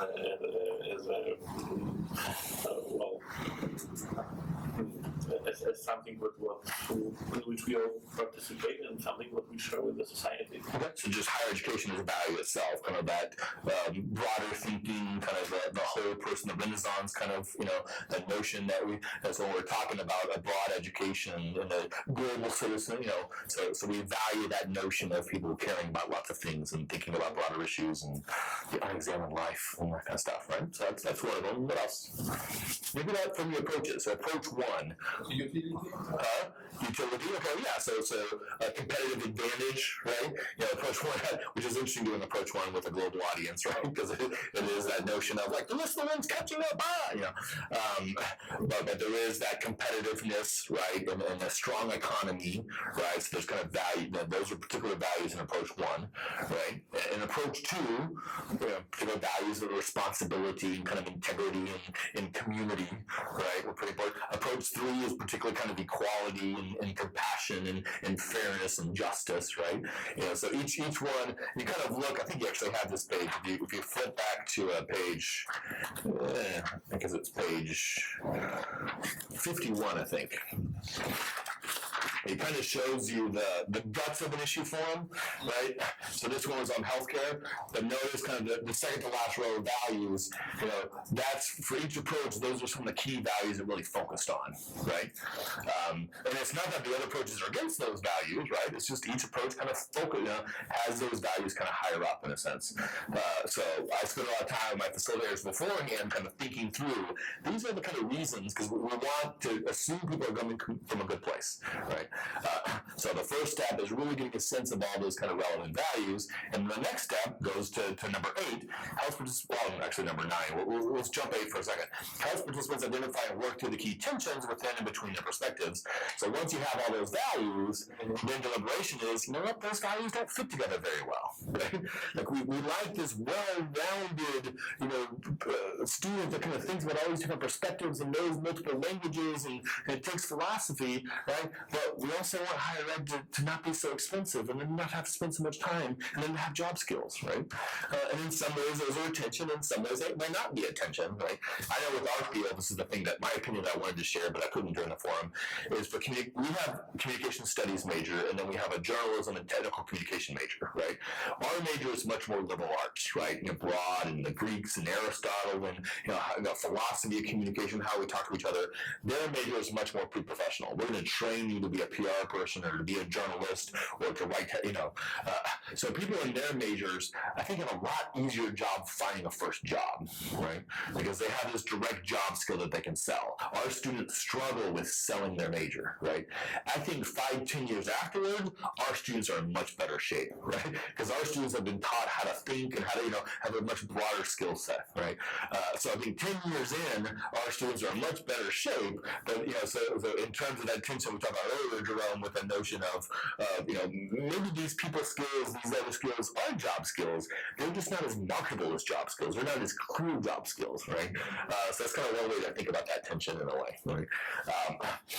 So that approach number 9, and that's where I'm really kind of pushing a lot of our theory now is how do we do that better, right?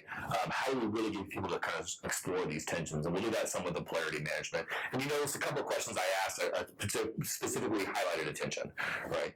To kind of react to that. I put that on the table. Sometimes those tensions come out naturally, but someone's saying one side and the other side pushing. Sometimes the facilitator kind of, one side gets expressed and the facilitator kind of pushes on the other side, and then sometimes the facilitator puts them out themselves, right? But all those moves, again, are violating the pure impartiality and violate both 1 and 2, because I'm not telling you, I'm not letting you talk about what you want to talk about. I'm saying you need to talk about the tension. Jumping back to 8, helps participants develop mutual understanding and consider a broad range of views, particularly the drawbacks of their perspective and the benefits of opposing views. A lot of this work is to get people to think more critically. Right? Our natural human impulse is to think of the advantages of our approach and the disadvantages of opposing approaches. That makes us feel very good about ourselves, right? So the purpose of the framing, the purpose of the conversation, the purpose of having a diverse audience, and the purpose of the facilitator is to get people to see the different sides, to play devil's advocate, right? So Thomas, right? Yes. So, play devil's advocate himself, right? Which is great. So I didn't have to do that, right? But if I had a group that everyone was thinking the same, I tried to kind of show that with the second approach. The first 2 people really liked the second approach, right? So then my next question was, so far we've really liked this, but what concerns do you have this approach? So I'm trying to kind of push on that to have some kind of balance, right? I'm trying to get one specific thing we talk about this is whenever we play devil's advocate, again, we're violating impartiality, right? But you can play devil's advocate on different levels, right? So one level is for me to just kind of say, not put words in people's mouth, but just say, people that support this approach, what might they say, right? So I'm making y'all think about the other side, but I'm not, forcing people to, right? A little deeper level is I might pick someone who has that approach. If there's a business person here, right? What do you think they might say? So now I'm kind of invoking a voice. Sometimes if we do this process, we might actually put an empty chair in the middle of the room, right? We can't do this normally because we just do it at tables, right? But if we had an event like this, and we would say at the beginning, it's like, at any point, you can put someone in the empty chair. Who's not here that should be here, right? It serves 2 purposes. One is people can actually do that, right? Say, I can imagine this person be here. It makes it easier to develop the advocate. But it also allows people to put their own opinion in the chair, but hide it, right? Say everyone in the group is very progressive, you're more conservative, you don't feel comfortable expressing your conservative viewpoint because everyone else is going to judge you, so you can say, well, I can imagine my friend, but it's just a safe way to express your opinion, right? So that's another just process thing to help people kind of see different sides, right? Even further, I can say, instead of saying, if a business person was here, what they say, I might say, I imagine if a business person was here, they would say, yeah, these are all great ideas, but these taxes are going to make it hard for me to hire people. How would you respond to that, right? So now I'm not only invoking a voice, but I'm giving that voice and making an argument. I'm not making the argument. I'm saying, if someone made that argument, how would you react to that, right? But again, now I'm putting a voice in. So each of those violates impartiality a little bit more, but each of them is a move to help people really think about the tensions and think about other sides and those type of things that might not be expressed, right? So they do that. Then the last one's kind of all catch-all. Manage to settle a little bit of tensions. So, find that balance between idealism and realism. One thing that came up a lot is this tension between kind of principles and implementation, right? It's a kind of a debate terms that we use, right? There's a lot of ideas that people say, we should do this, it makes so much sense, but then in reality, the implementation of it's hard. The example that really comes up, will probably come out this afternoon, is when we do a childhood obesity issues like that, is health class, right? People always say, we need to teach kids about nutrition and that kind of stuff, because we have such bad nutrition, right? But then I ask college students, how many of y'all took a health class, every single one raised their hands, how many of those health classes were actually effective and useful? And it's probably like a 2%, right, where they thought it was a good class. So the idea of a health class is a great idea. The implementation of it, not so much. I might even push on foreign languages. The idea of having people being bilingual, I completely support. The idea that you can learn a language in a college course, it's a little tougher, right? And you need to immerse yourself in those type of things. The degree of just kind of having one of your classes being, it takes several years, right? It's much more useful to kind of immerse yourself and go there, So those tensions in a sense between the implementation, and that comes out. You push the a little bit in terms of the political realities, right? So you support the idea, but you're saying political realities are not going to let us do that, right? There's an interesting debate in my field of how much do we let political realities dictate the conversation, right? Some people will say this should be irrelevant. Let's just have a conversation, figure out the right thing to do, and then don't worry about if it's hard to do, right? And for some people, well, that's a useless conversation, right? If there's not going to be the money for it, or there's not going to be the political, will to do it, then why talk about it? As you imagine, I'm somewhere in the middle, right? Sometimes it's useful just kind of having the vision conversation regardless of constraints, and sometimes we have to take on the constraints, right? So that's a negotiation that the group is always going to kind of do in a sense, right? That we don't, you tend to have someone in your group that's just the negative Nancy, right? That just kind of poo-poos every, that's not going to work, that's not going to work, that's not going to work. And that's a very unproductive conversation, right? So sometimes you have to say, let's not worry about political realities. Let's just talk about, and then maybe we come back around about it, right? Complexity versus simplicity. I already talked about that. We're trying to get things not so complex, but also not so simple. So we're negotiating that middle. Depth versus breadth. We had several topics in each approach that I would have wanted to talk about, but if I talked about all of them, we would have spent a minute on each, right? So with your group, you're kind of deciding when do you, and that's a really specific decision for a facilitator. Do I ask another reaction question to dig deeper into that issue, or do I shift the conversation, right? And we'll talk about the practical things, right? So those are at least 10 things that, so a facilitator is very much wearing multiple hats, and all of us are teachers, I think, almost all. So we're negotiating that already in lots of different senses. As you think about this, I usually do this to actually train my students and train community people that are doing these events. As professors, obviously, hopefully you can kind of strengthen your facilitation skills as you move through this. But then part of the question is, to what degree do we need to teach students these skills? Just in our regular classes of having students facilitate, that playing that facilitation role is such a kind of different kind of role for students that help them really think about issues. Students have lots of opportunities in their life, in their academic career, to be an advocate, right? To make an argument for something.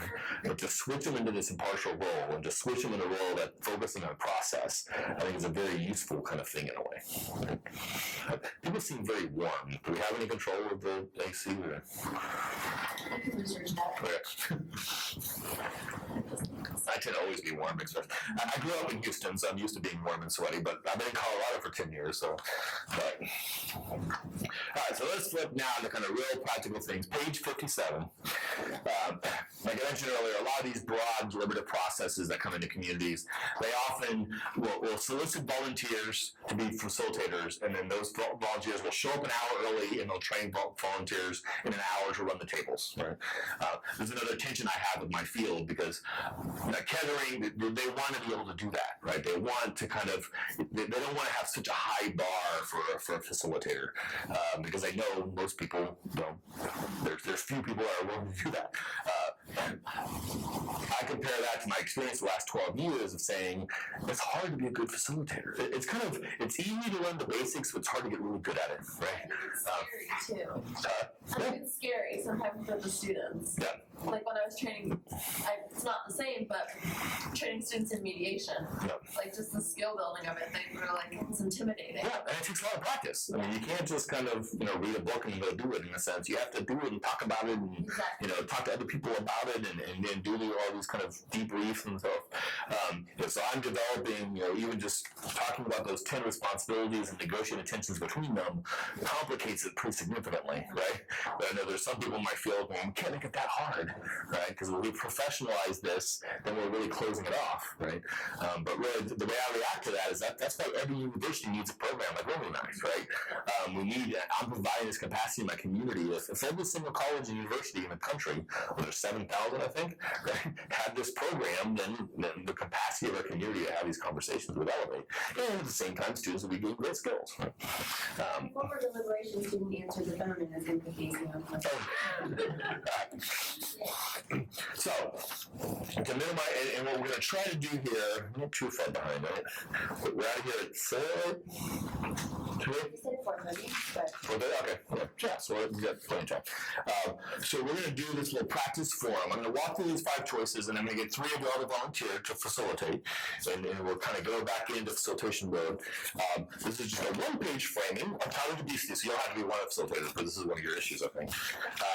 But we'll see who else wants to do it. So another kind of NIF symbol framing, so you can start kind of looking at that a little bit. I purposely, when I do my training, we try to fill people in before they feel they're ready, right? Particularly because I work with really smart students, you know, they're honor students that apply for my program, I get to hand pick them, and they normally think this is going to be pretty easy, right? So the sooner I throw them in to try to facilitate, the more they realize, like, man, I'm doing 10 things at a time, so then they take the lectures and the discussion a little bit more seriously as they go through, right?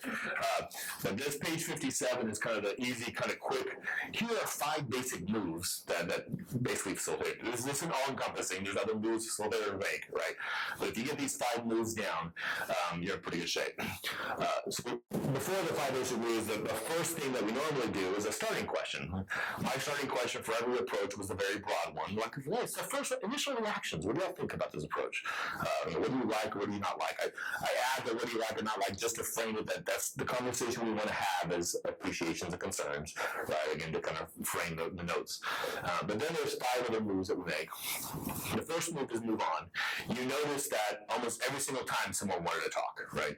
Most times there was 2 or 3 hands up when I asked a question, and I kind of had to organize things. So I think I gave you the next page too, right? Yeah, 58. So 58 talks about stacking. What stacking is, y'all might already know this as professors, it's just the order of people talking, right? So people raise their hands, I might have said, okay, we'll start here, and we'll go here, and we'll go to Ashley or whatever, right?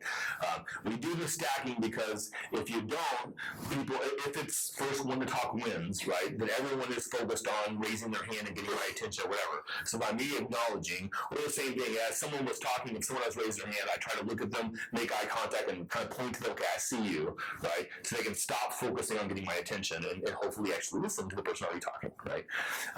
But this is another thing that we learned, that again, people showed up because they care about the issue. They decided to spend their time, right? So when I asked the question, normally everyone wanted to talk, right? So say I asked the initial question, 5 people want to talk, I let you talk first. You start, you say something for 2 minutes, but you both raise your hand. So I call, oh, go here, go here. And she says something really interesting, or provocative, or controversial, or whatever, right? But if I go to you next, right, you're not responding to her, because you raised your hand before she talked, right? So we realized if we followed the stack, we would have an individual collection of opinion. We would not have interaction. We didn't have discussion, right? So then we recognized that the stack is not the next person to speak, right? The next person in line is almost like the next person to change the topic, right? So as a facilitator, if 3 people were in line, okay, here, and then Ashley, and when you finished speaking, I have a decision to make, right? Do I go on to the next person, or do we talk about what you talked about first, right? And we said that from the very beginning, right? I think Thomas was the first, I don't know, maybe the question becomes, because you have this impulse, I want everyone to talk first, right? But then the first person says something that you know you want to dig deep into, right? So what I would do is, if you said something that was interesting enough that I wanted to spend some time on, I wanted to do depth versus breadth, right? I might say, okay, I know you're next, right? But let's stick with this for a bit, right? Or I might ask different questions with that, and you'll see the different questions that we can ask, right? So that's one of the basic rules of facilitator. Just because you have 5 people in line, right? You want to honor the stack. So I normally would say, I know you're next, but, right? And then after we kind of go through, okay, so yeah, you want it. But again, it's that concept of the stack is the next person to kind of start a new thread of conversation versus the next person to speak. Right? And one way to visualize this is the notes, and again, we probably didn't get it, I didn't pay too much attention to the notes because again, there were too much behind me, right? But what I want notes from this is like, here's a topic, here's 4 or 5 comments about the topic, here's another topic, and here's 4 or 5, instead of here's 20 comments, right? Because the topic of 4 or 5 comments means people are interacting. Right? So move on is just pick the next person, that's most of your intervention, but that is complicated. Paraphrasing is huge. I gave you a whole page on paraphrasing. I think I left that one right, page 60. Paraphrasing is a critical skill for facilitators for lots of different reasons. If you look at page 60 for a second, there's a lot of good things that you can do with paraphrasing, and there's some bad things you can do with paraphrasing. Whenever you're paraphrasing, you're really saying that I'm better at words than you are, right? So you want to be careful with that, right? One of my favorite professors that has helped us train is a great paraphraser, but she paraphrases everything, right? So after the 12th speaker, you're like going, okay, enough, right? But essentially note-taking is paraphrasing. Wendy was just constantly paraphrasing. She wasn't writing word for word what you said, right? She was capturing what you said and trying to use your words as much as possible, individual specific words, but summarizing it slower, right? But paraphrasing can be important. I don't tend to paraphrase that much. I'll probably do a few examples, right? But we train to paraphrase always as a question. So what I'm hearing is this, is that right? Always make it easier for someone to kind of correct your paraphrase or say, no, you got it wrong. That moving from positions to interest or kind of talking about values, paraphrasing is the way to do that. So what I'm hearing is safety is a critical issue for you, right? What I'm hearing is the fact that things are unequal, so you're bringing out values and that there's a power in paraphrasing that, especially when people disagree with each other, right? It's very hard for people that really disagree with each other to listen to that other person. But your paraphrase might all of a sudden like, oh, that's what they're saying, and shift that conversation. So there's a lot of power in paraphrase. We have our students do paraphrase practice. We make them watch city council meetings, so the one at a time on the microphone, and pause it between each person and say paraphrase it. Right? And at home, they can do paraphrase practice, right? Or watch a debate, right? And after someone makes an argument, pause it and say, how would you paraphrase it? How would you pull the actual argument there? Sometimes the paraphrase is huge for the note taker. If the note taker is frozen, doesn't know what to write, right? For the facilitator to paraphrase. You can ask other participants, you can ask people to paraphrase themselves, right? So that intervention when people are talking too much, you say, can you summarize? Well, I want to make sure we get this in note right. Can you summarize what you're saying in one sentence, right? You're asking them to paraphrase, right? A great move for conflict, when if you teach says, if two people are going back and forth, what I like to say is, can someone else help us here? What are they arguing about? What's the difference here, right? Let someone else kind of paraphrase that. It gets them to stop talking, right? It gets someone else talking, right? But then it also changes the conflict. It gets everyone else to talk about that conflict, right? Instead of them dominating the conflict. So paraphrase is very powerful, but again, it's also difficult. Well, paraphrase also deals with, this is controversial in some ways, you can see, but part of the problem with deliberation is you're relying on people having a quality of being able to communicate well. And some people communicate better than others, right? Some people are better communicators, some people are more educated, some people English is their second language, sometimes it's not, right? So sometimes the facilitator can play a critical role in equalizing things, that people that aren't as good at expressing themselves, the facilitator can hopefully, as a good listener, pull out their idea and paraphrase it, right? But at the same time, that's a power move, right? That's also kind of saying, gee, I'm better at this, So we've got to be careful in that sense of using paraphrase too much to say that I speak better than you, right? I'm a much gooder speaker. But that's part of kind of that process, right? So paraphrasing is a critical art. Jump back again to the last three basic moves are types of questions, right? And I try to model these as we went through. So first is a probing question or a follow-up question. So a probing question is a question to the person that just spoke, right? So I'm digging deeper. I'm getting them to explain a little bit more, right? Very first thing Thomas talked about is I really like math classes, right? I pushed you a little bit on that. And you notice I also it's called tracking, right? Because you said two things. I like the math classes, but I don't know if I like the businesses being involved, right? So I kind of split that to take them one at a time. Okay, let's talk more first about math, right? And I asked the probing question first, right? Tell me why. Why is math important to you, right? To kind of get that out a little bit. And then I asked a reaction question. What do people think about that, right? So probing and reaction on the next one. So probing is asking that person to dig a little deeper. People tend to make lots of surface arguments. I really like approach two. Tell me why you like approach two, right? Tell me why that's important to you. Why do you care about that, right? So you're following up in a sense to get them to talk about it. And then the reaction question is you're sticking with the topic, but you're getting other people to react. What do people think about that, right? before we move on, you notice one time Maria raised her hand in the middle of someone talking, I forgot what it was. I didn't know if she was reacting to that idea or just something else popped in her head, right? So I kind of asked, is this about this or something else, right? And again, that's not controlling, because the person just said something that was useful. I want to spend some time on it, right? But the new hand going up, you don't know if, I want to react to that or something new. So you control that somewhat, right? And then hopefully go back to Maria when you're ready to move on, right?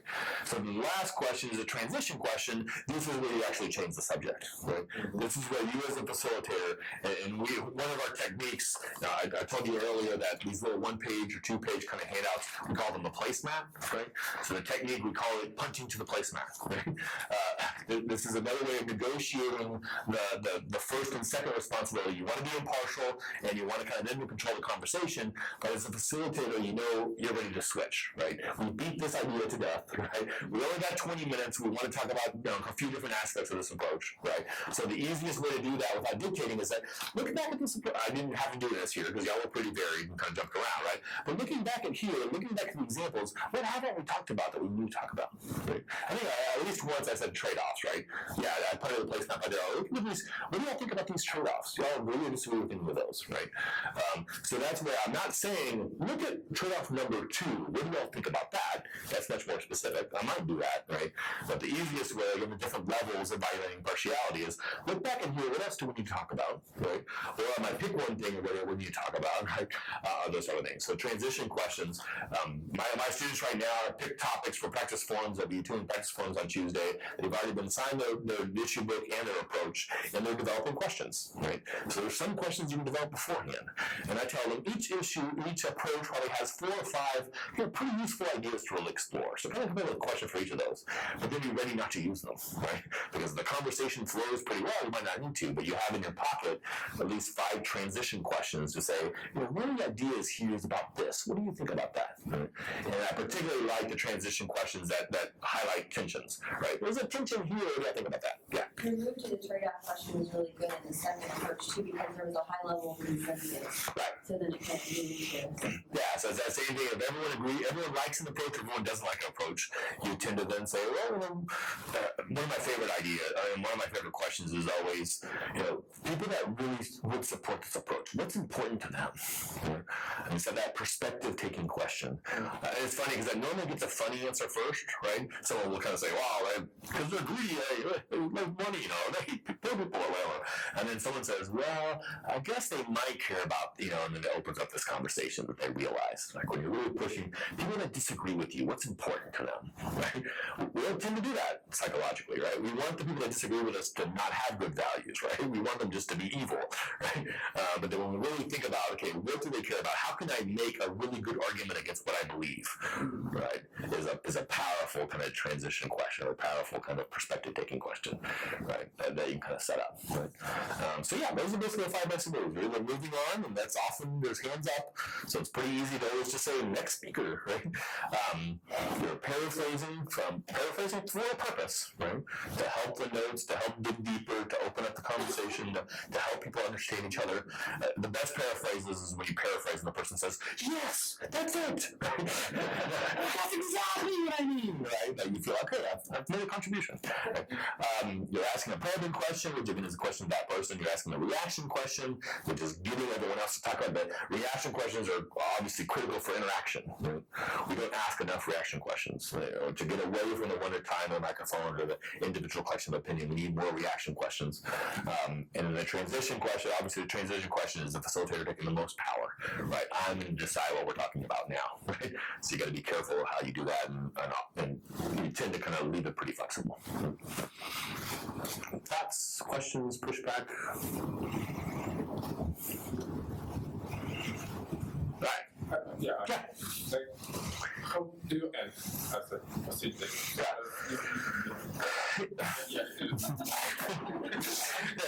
We have to be. Yeah, no, and it's, normally when we do these in the public, right, the same facilitator does the whole thing, right? So you're transitioning from approach 1 to approach 2, and basically you, like I said before, your impulse is to summarize, and it's so hard to summarize well, right? Part of, you can rely on the notes here, right? So you can, if you feel the need to summarize, you can say, obviously we kind of capture all these notes as we go. That's kind of summary. If I've done a good job from the front of the room, people know what information we're capturing, what we're doing with that information, what the next step is. They know that within a week on our website will be the raw, so a lot of that closure kind of stuff is there. Because it is difficult, like I said with the painter, the growth zone graphic, it says come to closure, but we tend not to do that. We're not making a decision, right? We're not voting at the end. We're using this group to really think through the issue, but sometimes the groups are making decisions in some ways, and sometimes they use the key. I guess there's closure at the individual table, and there's a closure in the large group. When we talk about process design tomorrow, one of the things that we talk about is closure. Like, what do we do? Because I love the advantage of small groups, but whenever you have small groups, then you have everyone wanting to know what's happening with all the other groups. Right? I tend to hate report outs. Right? I know, sure, if you have the big group, and at each table someone stands up and says, "Yeah, we talked about this and this and that." I think those are painful and horrible, right? A, because you can't do them well, right? And B, especially if it's a controversial issue, who at the table does that, right? So we still do report out sometimes, but I tend to use the keypads. So we can kind of do at the end of the, prioritize some ideas, get some sense of people have something. I tend to do, if we have public notes in some sense, I like to do worksheets that we can then post around the room. So we create a gallery walk. If people want to, they can walk around and see what other tables did. So there are all these little mechanisms you can do to kind of give people a little bit of sense of closure. Almost always when we're doing an event, it's a long-term event, we like to already have the next date set. Even if the next date is just a report, in 3 weeks we'll have a report out if you're in, so that people feel like, because we know the impulse is to think this conversation it was a great conversation, but now it's gone in the wind, right? So what do we do to make people feel like this conversation has been captured, right? And there's people that are focused on understanding this. And another way we do this is most of our events are based on prior conversations, right? Whether it's a survey or those type of things. So we normally start our event saying, this is what we heard last time, right? This is what we're doing this time, because, so people, when we went to the last event, feel heard, like, oh wow, they're actually reacting to what we talked about. And then also, hopefully, they take a little bit more, solace in the sense of, well, they listened to the people last time, so hopefully they'll be listening to us this time, right? And that becomes a chilling effect. That's one of my concerns, that people that do this work that aren't situated there, that don't have a long-term view, is you can have a great conversation, but if you have a great conversation and nothing ever happens from it, it creates a chilling effect, and they're less likely to show up the next time and those type of things, right? So, yeah, so I took it a little broader than you're at. The closure is, the table has closure. Maybe because you have all of those ideas, and then something. Yeah, and I guess one other thing that we do for closure is we tend to have surveys, right? And we like one of my favorite questions at the very end, and we normally do this as a round, is we just have this 2-hour conversation. Say we're doing something for the city council, and we have a question of what's the most important thing that you think the city council should know from this conversation, right? And we ask them to write it down. We'll say we'll type it out word for word, right? So then we always have this so they've had this full conversation, they've seen the different sides of the issue, and that's kind of another way to provide closure. People feel like, okay, I'm going to write this down, and these very words are going to go in front of city council in some senses, because we'll collect all those. So yeah, there's a lot of little kind of processing that we think about. It's also how you communicate what the point of the deliberation is. So like if you're doing it in your classroom, we have tons of research, even on the events that we've done at UHD, that these events increase learning, increase understanding of other people, increase understanding of our own position, increase knowledge. So it can even be couched like if we're doing it in a classroom, that's just for the educational benefit. It doesn't always have to move to action, depending on what you're trying to do. And I know some people have taken a much more social scientific bent to this work, So we do have empirical work of like to what degree has there been knowledge gains, and to what degree has there been significant move in opinion and that kind of stuff that shows this work, right? Yeah, that closure is kind of a tough thing. Yeah, I tend to, like say if we do an NIF stuff, I really don't want to do a vote at the end in terms of which approach do you like the most, right? Because then that becomes the story, and we want to keep it at the arguments in a sense. So that's why we try to kind of do these worksheets. Like when we're doing the river stuff, right? We had people complete worksheets that were based on the NIF model because the river was, we had these 4 approaches of how do we deal with water. Like we slow down growth, that we increase water conservation efforts, that we do more water storage, like build more reservoirs, or we kind of take water from agriculture. 85% of the water goes to agriculture now, right? So like the recognition that we can't have that much agriculture. We need to kind of spread the water around more, right? So we have these 4 approaches, but none of them magic bullets, all of them have trade-offs. And then we had these worksheets that at the end of each approach, we gave people like 3 minutes to write. Confront that approach. What did you like the most? And it was interesting because it was a very polarized issue, right? So we knew some people really didn't want new storage, and some people really didn't want agriculture to be affected at all, and this kind of stuff. Some people really wanted, in our community in particular, there's a lot of no growthers, right? Let's not let anyone else in, right? Which isn't realistic, right? The only way to really stop people coming to your community is to make your community suck, right? And that kind of defeats the purpose, right? But through the conversation, people fill in all the boxes. We thought people would feel like these are the reasons why I like my approach, and these are the reasons I don't like another approach. But the fact that people admitted to flaws in their perspective and recognized advantages of their opposing perspective, I think was huge, right? But so they filled out those worksheets, and after the 4th approach, we picked up the worksheets and we had a few more questions on the table. But then, as there was still conversation, I along the wall kind of put these all up. We had all these, easels, and we just taped up every single one of those worksheets, so then people can kind of get up at the end and look at everyone else's work, right? And plus, we told them, as soon as we leave here, I'm going back to my office, I'm scanning all of these, they'll be online by 10 o'clock tonight, right? The raw data from everybody, in a sense, right? And that's kind of some of the transparency, so people really feel leaving, like, this matters, people are listening to this. When people know that, the notes sitting at the table are going to be typed up in part of the report, they know their specific word is going to live on, in a sense, right? Yeah. Other questions or thoughts? Been a long day, but so do we have 3 volunteers to kind of model more facility? And what we'll do here is it's a typical exercise. You kind of have the sheet. You can do this exercise again if you want, or you can kind of do it in your class. The full exercise takes about 15 minutes or so. But you take one of it, and you can use other issues. But you do 3 approaches, and we do 10 minutes on, so 10 minutes of facilitation, and then 8 minutes of debrief. So we do this with a new. This is I've figured out the last couple of years. One of the reasons why my program works so well. I got 15 new students and at least 15 returning students. So I just did, after the first 2 weeks of class, we have an all-day workshop. So we have a 9 to 5 workshop that we did last Saturday, right?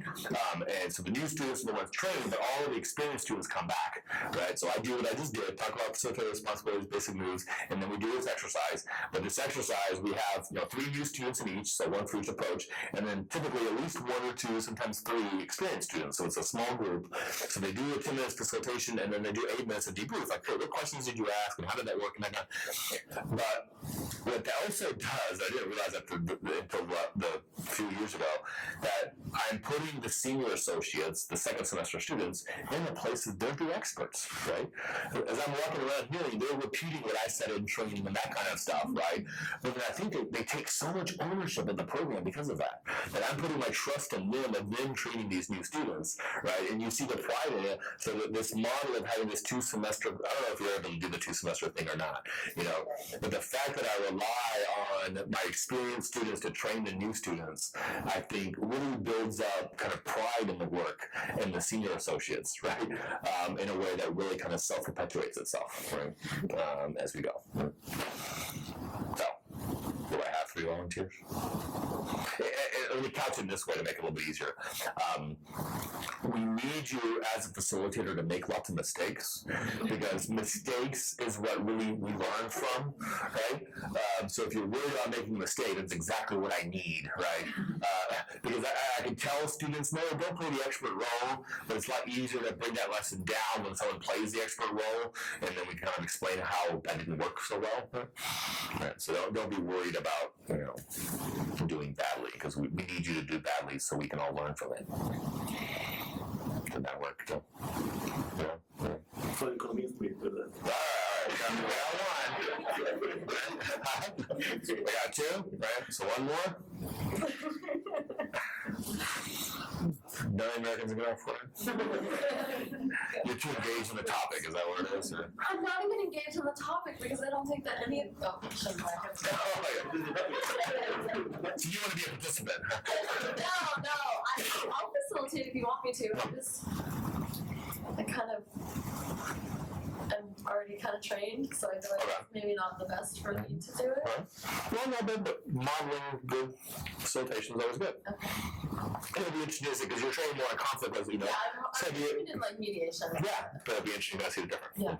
Okay, do y'all have a preference in terms of the approach? So the first approach, so let me set up the topic, right? So at least in the United States, this is probably generally an international issue as well, right? But obesity rates, if you look at kind of the last 30 years, increase in obesity rates, I know in Colorado, we're actually in really good shape in Colorado. And I think we're 50, number one in terms of fitness, but even Colorado, the obesity rates compared to 30 years ago have skyrocketed, right? So generally it's kind of seen by a lot of people as an epidemic, like things have to change in a way. There's lots of information in terms of the impact on society, in terms of kind of public health costs and those type of things. And if you're obese as a child, you tend to be obese as an adult and all those type of things.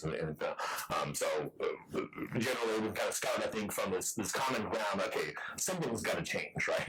We can't kind of stay like this, right?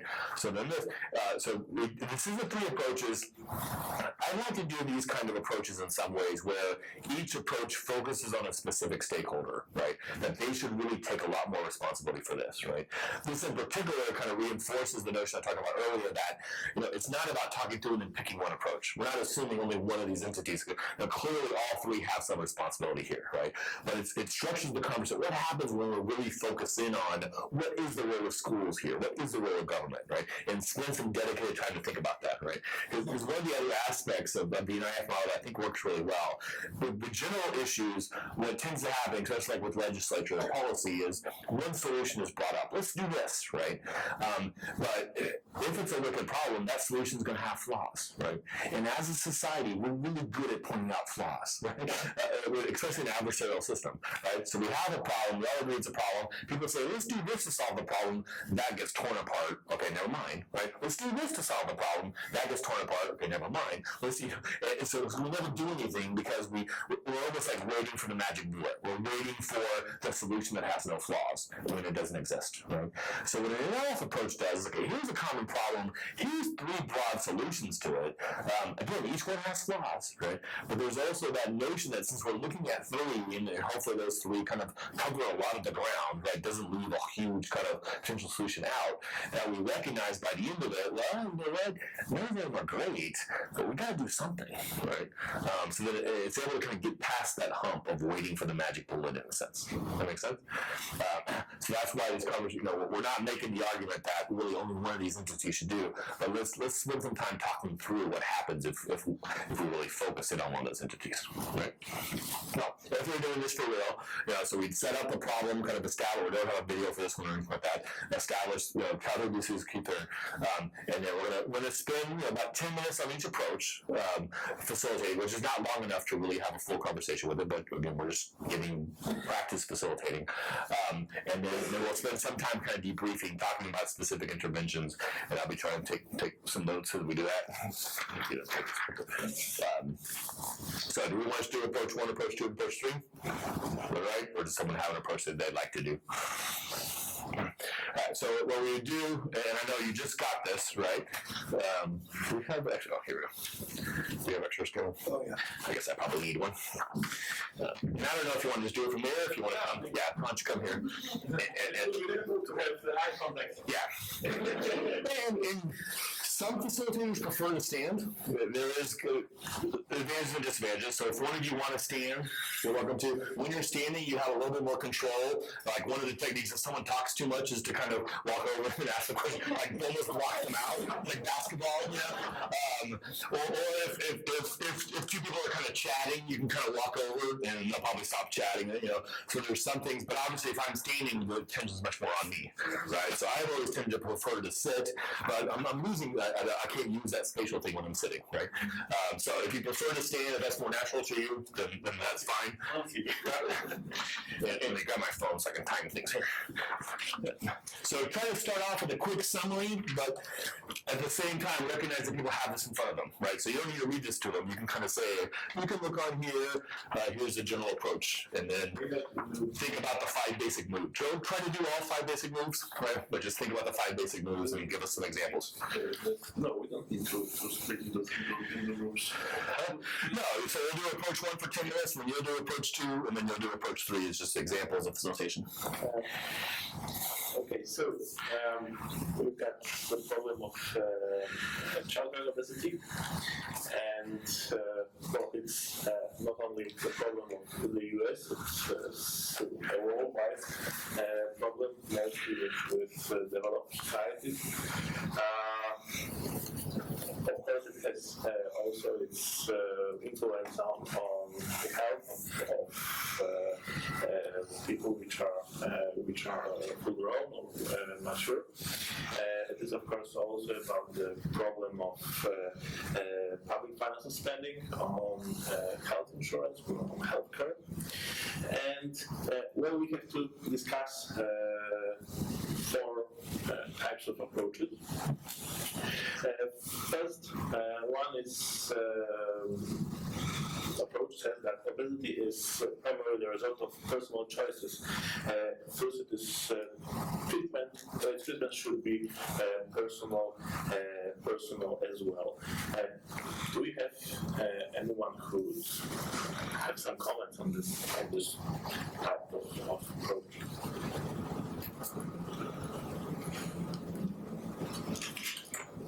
Eva, maybe you got some.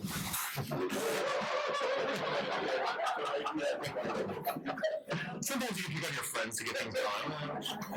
I don't have children, so I have the opinion. I think that children learn from their parents their nutrition habits. So I agree with this statement that this is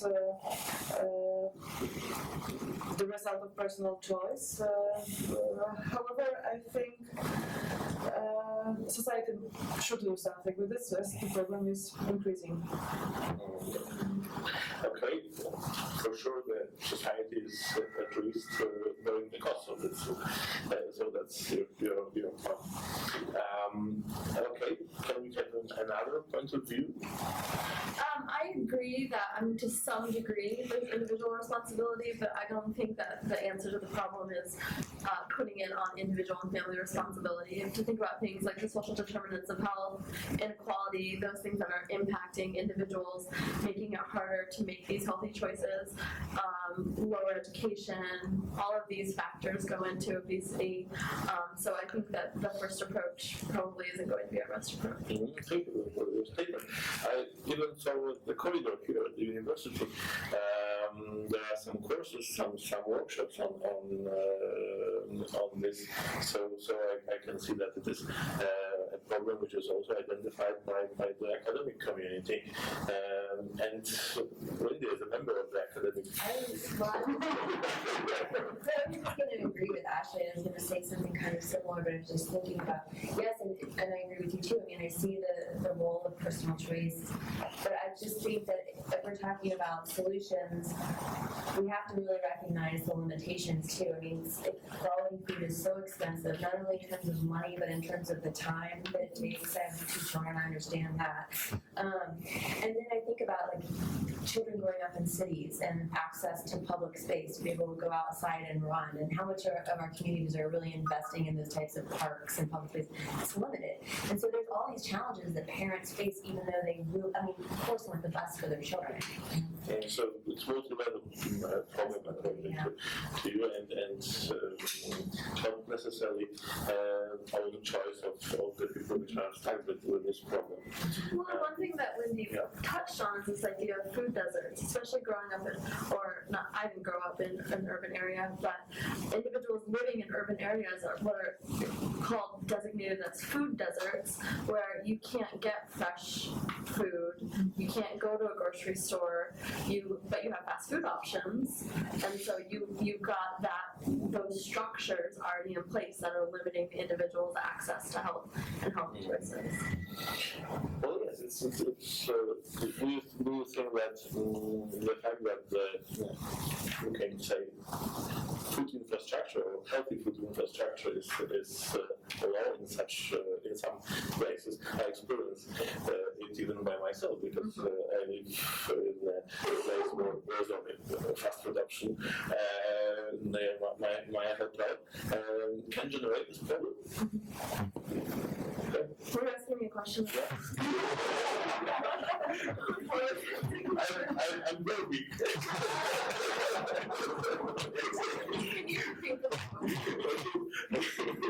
Do you consider that the fact that there are such healthy food deserts, rather places where there's no other option than fast food? Do you have any ideas how it could be solved? Because I think it's. I think it's a greater issue. So if we're looking at other problems, so in terms of kind of what we have laid out here, option 1, as we're discussing, deals with it being more individual family responsibility. So I think it more lies in schools and policy, government, community infrastructure. Because there's a limit to individual.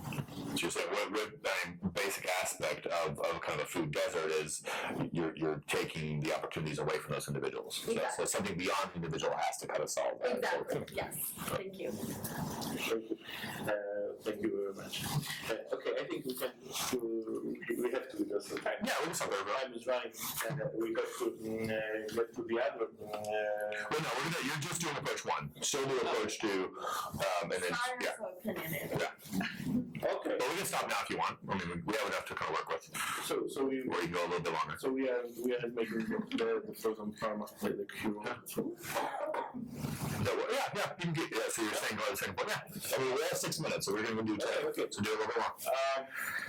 The next statement that's the problem of parents. Yeah, can we find any place for parental care and their involvement in the process? Maybe it is the problem of some family interrelations and the lack of the time for children, for the family. Do you have any ideas about such attitude? Yeah. That's what you do now. Okay, so I think that's when it comes to families, the problems are pretty the same because of the lack of health food, because of lack of opportunities to buy one, or poverty, bad habits. So I think it's very similar, and there's not really different between individual, personal responsibility and family responsibility. Are you sure that it's only the financial problem that No, I'm not. But it's a big factor. One of the big factors. I think.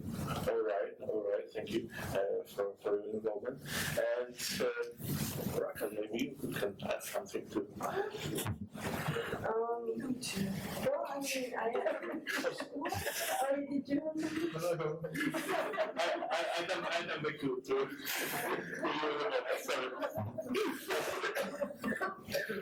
made on purpose.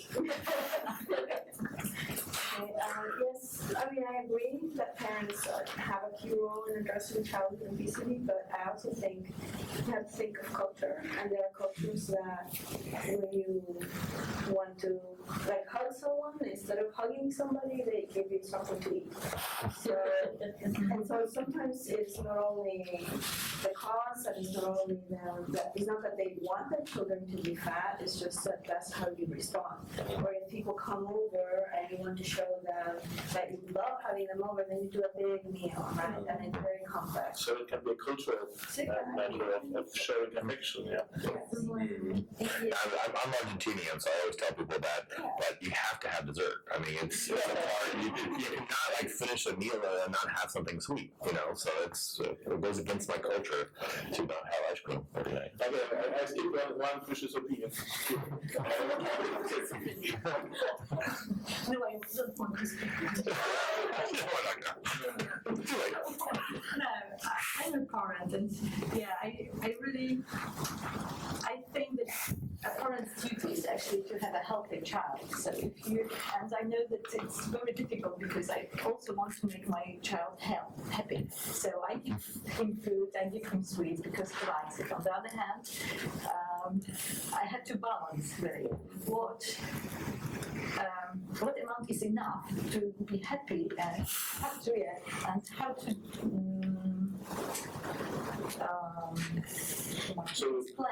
explain. So we're responding to How to explain if I give too much, it's not healthy for him and it's not good for his future and so on and so on.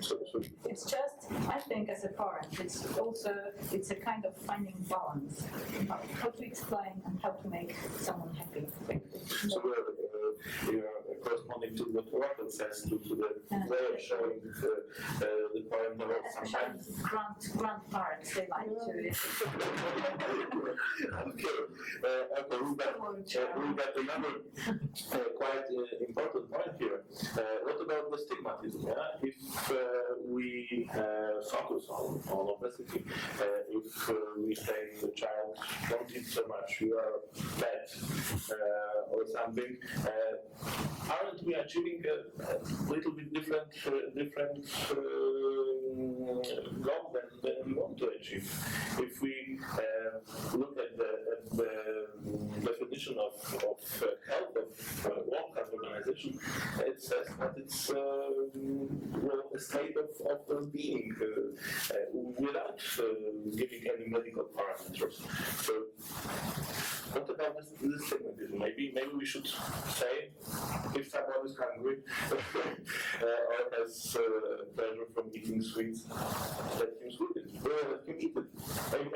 At least as long as it's a child. Some people say she will grow up and it's food. I think there's a fallacy of logic in that statement. I also studied stigma, so I think what we're looking at is there's a relationship between obesity and stigma, but which way does that relationship work?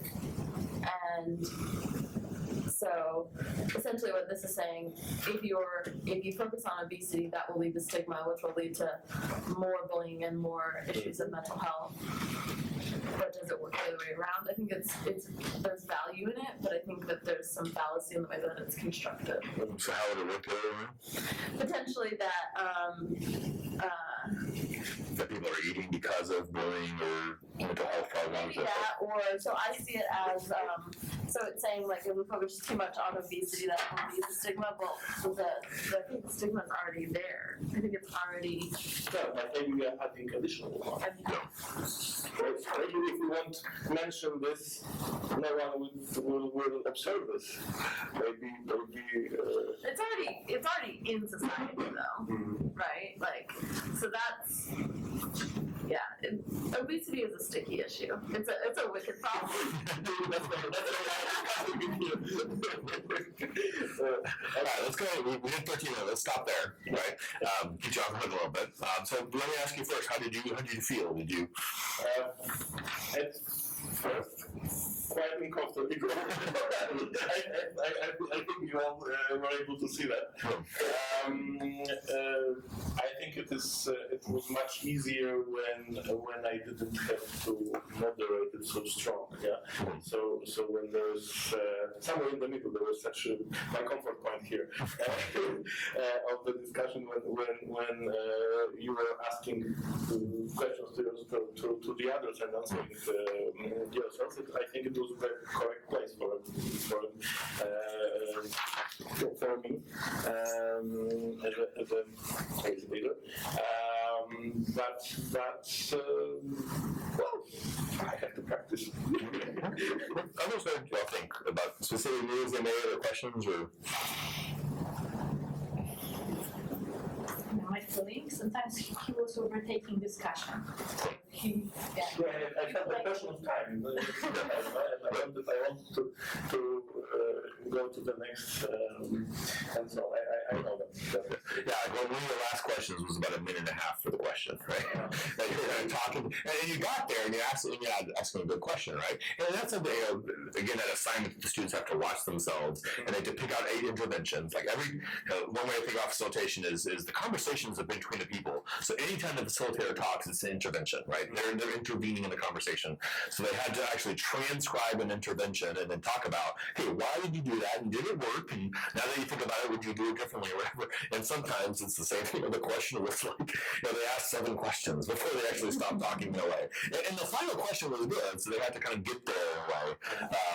So some of you, I think you asked good questions and you got good interaction, but some of them kind of took a little longer than they're probably necessary in a way, right? So a couple of things that you did, just to kind of talk about, right? You were kind of systematically walking through it, right? Which can be one way to do it, right?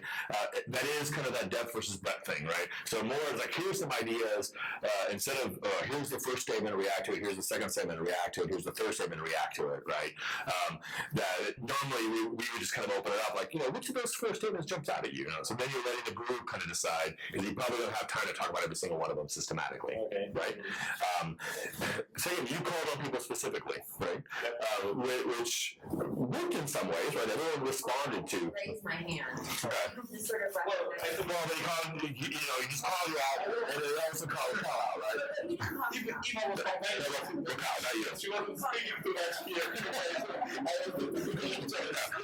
and that's, I talked earlier, like, we don't normally do that. I'm not saying it's the right thing to not do it in a sense, right? So I don't know if him calling you, and he called you once. Ashley and I raised our hands and said, "Oh, he called out Raquel." Yeah, okay. Right. So I don't know. I think sometimes putting people on the spot get some talking, get some going in a sense. But then I don't know if you felt uncomfortable being called out, if you weren't ready to speak or what, or either one of y'all. But no, it's fine. I'm quiet. I'm introverted. So if somebody calls on me, I will speak, and I do that to my students. When somebody doesn't speak, I intentionally call on them, or if they're speaking, I will intentionally call them and ask them the question. Yeah. So I don't mind. Yeah. And so in a classroom, you've been there for a while. It's a longer term kind of thing, right? So then you can always. It's an open question. I think it worked well when we got people talking and that kind of stuff, right? But that's one of those questions: as to what degree do you kind of push people? Do you think it's a good idea to say, "Oh, this lady in the red jumper should please say something"? No. The value of doing that is you're getting voices that might not, again, like introvert or that kind of stuff, right? So you're getting new voices in the conversation, particularly if other people have been dominating, right? The problem is that you're putting someone on the spot. They might not feel comfortable speaking. Some people just like to listen, that type of thing, right? So that's where I prefer the move of maybe you can hear from someone we haven't heard from before, which opens up space for someone to fill, and hopefully, again, gets other people talking. So sending out the dominators, you're getting other people to talk without putting someone on the spot. If I put someone on the spot, like sometimes I might see a reaction. So I might say, "Are you trying to get in here?" But I make it easy for them to say, "No, I'm fine," right? But being more direct and make people, there's value to it in some cases, right? So it's not a simple rule to say never call on people, right? Okay. Thank you. All right, so now we're going to do approach 2. So we're going to she's going to do this one for 10 minutes or so. let's jump to approach 2. In which it's stated that schools must take a much stronger role with childhood basically. And I'm pretty sure all us are interested. Do you know this? Is there someone who would like to share his or her? I mean, I feel so strongly that they need to increase PE in school. I report that my daughter gets 20 minutes a day. I mean, they're 5 years old. It's ridiculous. And if you talk to every teacher that are on the ground, they're saying these children need that activity. It's good for their brain. It's good for academics. But we're so focused on counting academic success and thinking that's somehow shows that they're more successful, that we forget that education is such a holistic process. It makes me crazy. Yeah. I mean, I see that for 5-year-olds because they need that activity and get the wiggles out, but would you agree also, like with high school, do high school kids have to have an hour activity every day? Them later, I mean, all the research demonstrates that they need to start school later. We pay no attention to the health of our children and what is good for their learning and their education. Have the same. Yeah. I think the role that a school play is critical, and I will go even further. In addition to the PE, I think it should be part of the curriculum that the children study, because like there have been major changes in the cafeteria food for children, but then they don't understand what these changes have been done, because it was from pigs and now you have to eat the vegetables. But there is no an explanation of why it is that the change is happening. So I think that they have to be the children and the parents, because the changes cannot happen only at the school setting. It has to be a reach out to the parents, to the community, to understand why this is a problem. And it is a problem because 20% of children who are 6 years older, they already are obese or they are overweight. And that's a national epidemic. And like in my role here at the university and changing, I prepare teachers, and one of the components that I have included is the teaching of agriculture so that they can grow their own food, plus also the component that has to do with nutrition, because they need to understand why we have to eat better. So paraphrasing what you said, it's the role of the school to it is the role of behave. That's one concern I have with this, is that I think we're expecting too much out of our schools. We're expecting schools to solve all these problems, and part of it is we're having schools kind of play the role of parents and like that. So if schools, we have to teach them the skills and we have to teach them how to eat and we have to give them exercise like that, it's like, then if we want to do that, then we need to increase the time that they're in school, right? I mean, we've kept school the same amount of time for the last 100 years, and we've added 100 different responsibilities to school. So I think something has to give there in a sense. Yeah, I think. Well, I agree that we should have PE even in high school, and I hated PE when I was in school. But I think it would be good to do it, but not do it as a competitive thing. Oh, you got a grade. Just to exercise. I do think I share your concerns, Martin, but at the same time, it can work. My nephew goes to a school in Washington, D.C. where they serve breakfast and they serve lunch, and it follows Lady Michelle Obama's nutrition thing. So his lunches are awesome. I mean, I've never seen lunches like that. And yes, you do have to be there earlier. They start the day much earlier because they have breakfast, and then they have lunch. And then he stays because his parents work. They have after-school programs. He loves sports, and they just locked out.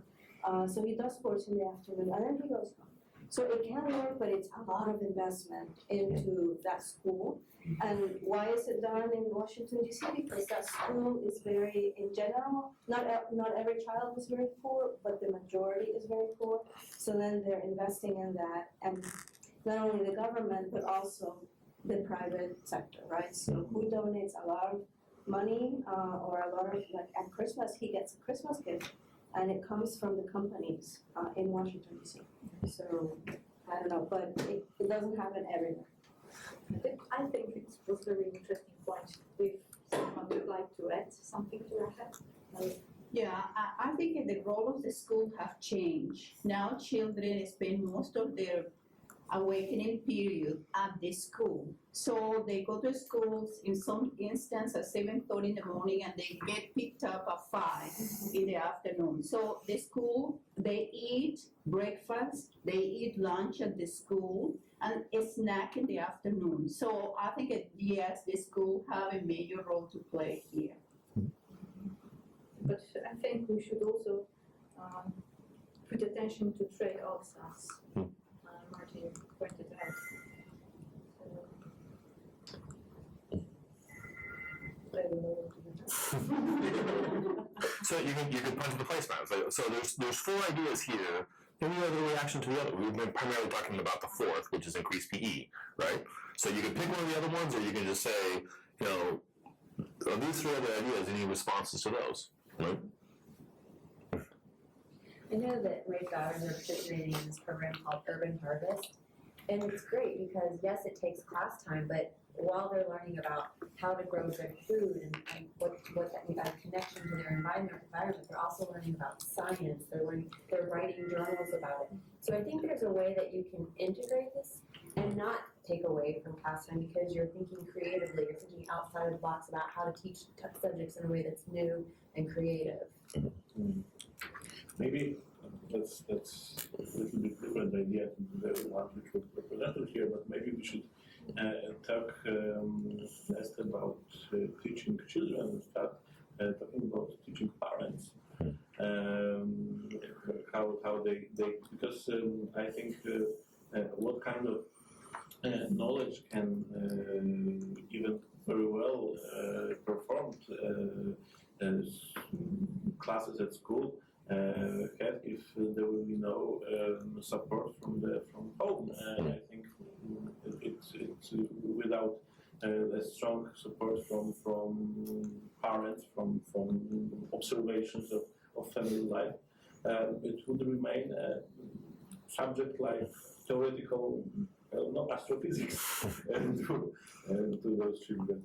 They would have knowledge without the possibility, without the ability of putting it into practice.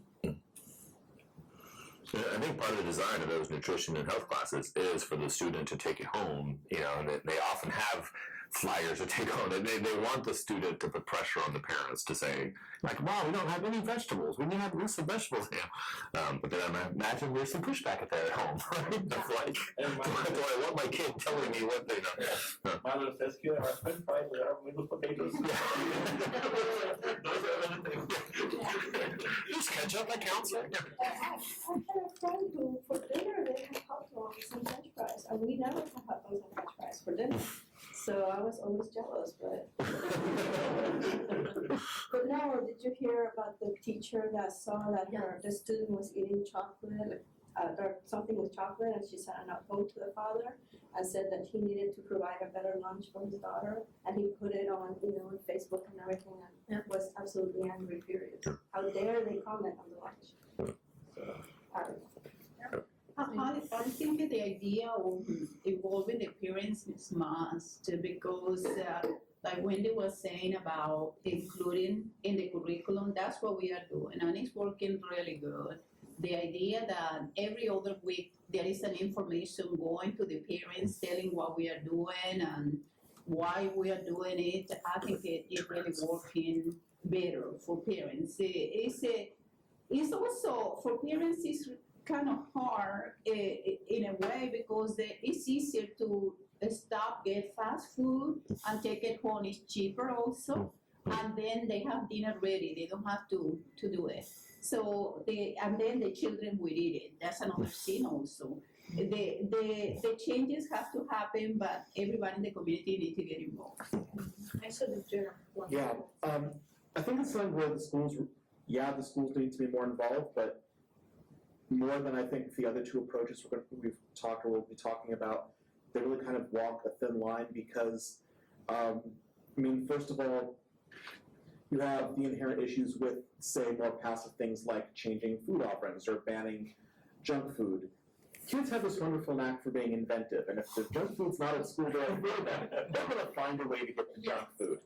And if not sleeping in at school, then at home. Go to the black market. And then there's also the strong, if the school decides to make this an anti-obesity effort as opposed to a more holistic nutritional effort, it makes for, as someone who can speak from experience, being a fat kid in high school sucks.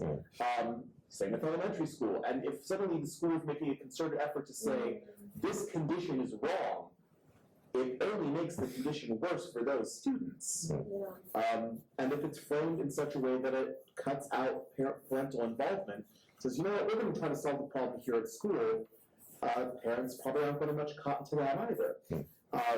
So the schools, I think they do have a very strong role to play here, but they are walking such a thin line in all possible aspects of this. It's almost impossible for them to play the role they need to play. One experience we had with our elementary school trying to do some of these things, of trying to kind of go with the ban junk food in schools, right? The problem is healthy food is often more expensive, not always, right?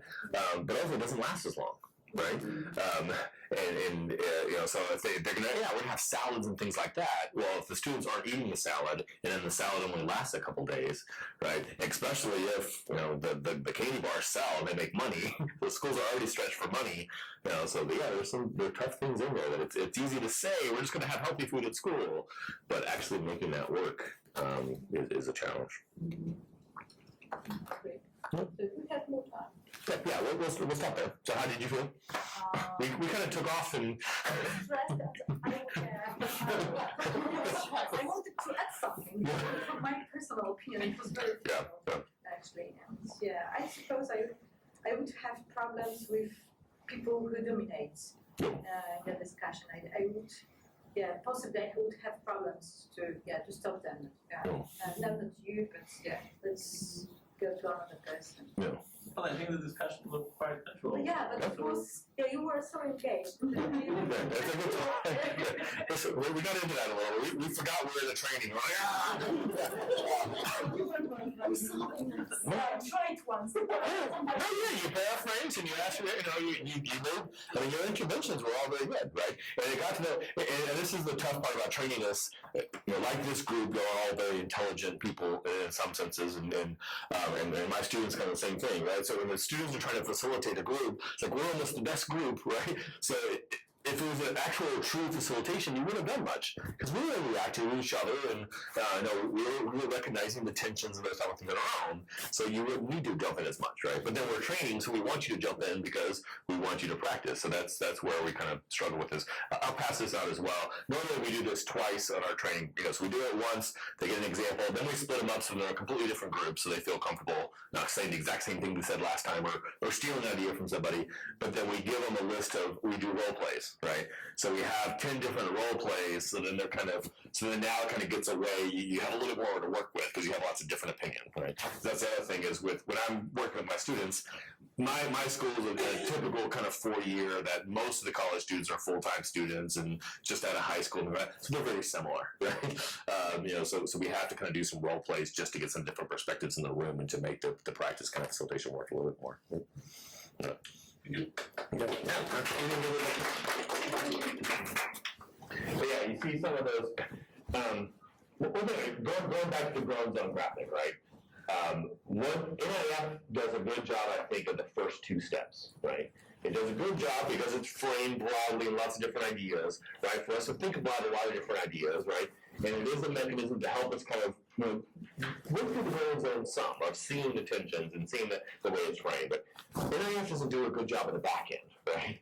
And it's typically framed, I think the NIF books, especially, it's National Issues Forum. Like most of them are framed as a national issue. So it's rare that in 2 hours, a group of 8 people are going to come up with solutions to a national problem, really, right? So NIF models, or the booklets in particular, are more about educational, right?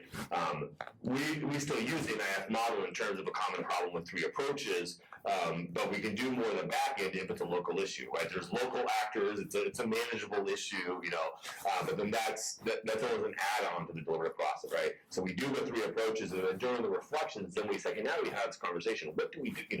Yeah. So if you're getting a sense from these examples of conversation, it's like, okay, we're coming up with tensions, but we're not figuring out what to do with them, right? That's because we're not doing the back end of it, right? If we did the back end of this after walking through these 3 approaches, that's when we would say, okay, what can we do now? What do we think your school should be doing, and those type of things, or who needs to be doing what, or some of the real key tensions that came out that if we had more time, again, we're kind of spread whatever. I'm not being the word now. But if I did, since I've done this conversation a lot, there's some key tensions in here that I want to get into a little bit more, right? That with the approaches, like for parents, it's always easy to say parents need to be better parents, right? But parents don't like to be told how to parent, right? And if you have a program for improving parenting, who shows up? The good parents, right?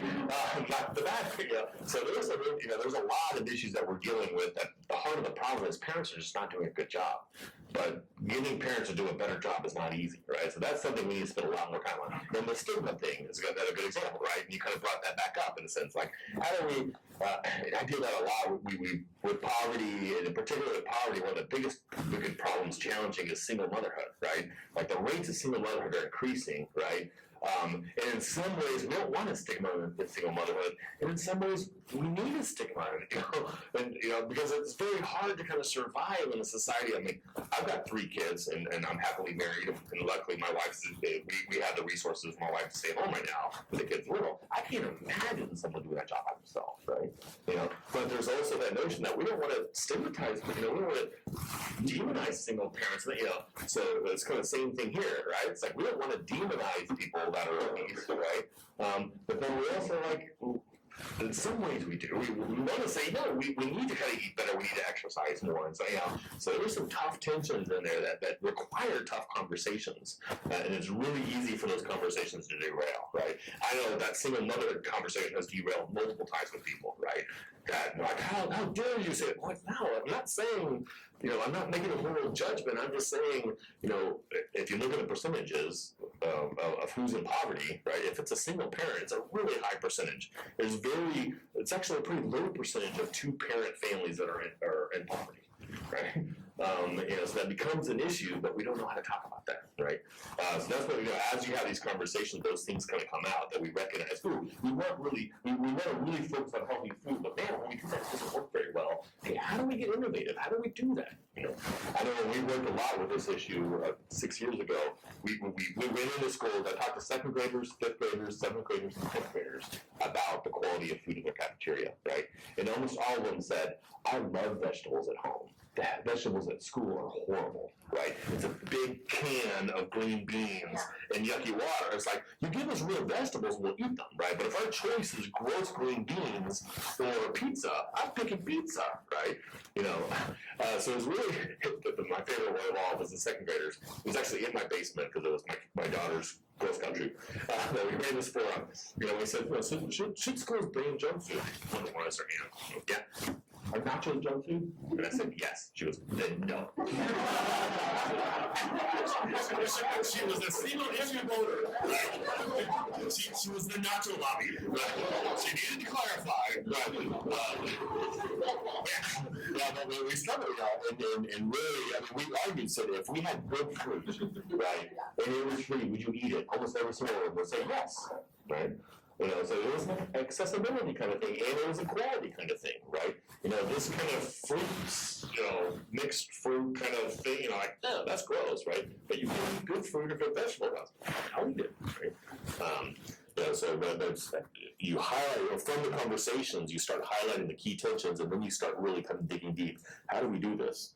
But most of our conversations make it very easy just to have the surface thing. But parents need to parent better, right? We should just teach parents. We should just ban junk food, But then you start digging into it, and really recognize the tensions, you start actually having the real conversation you need to have. All right, third approach. Sure.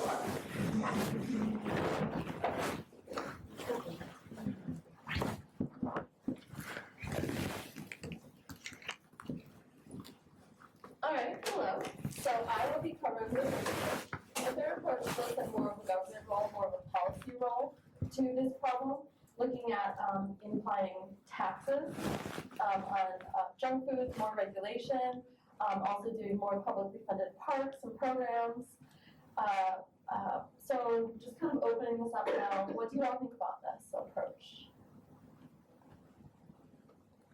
Well, I think the government has a quite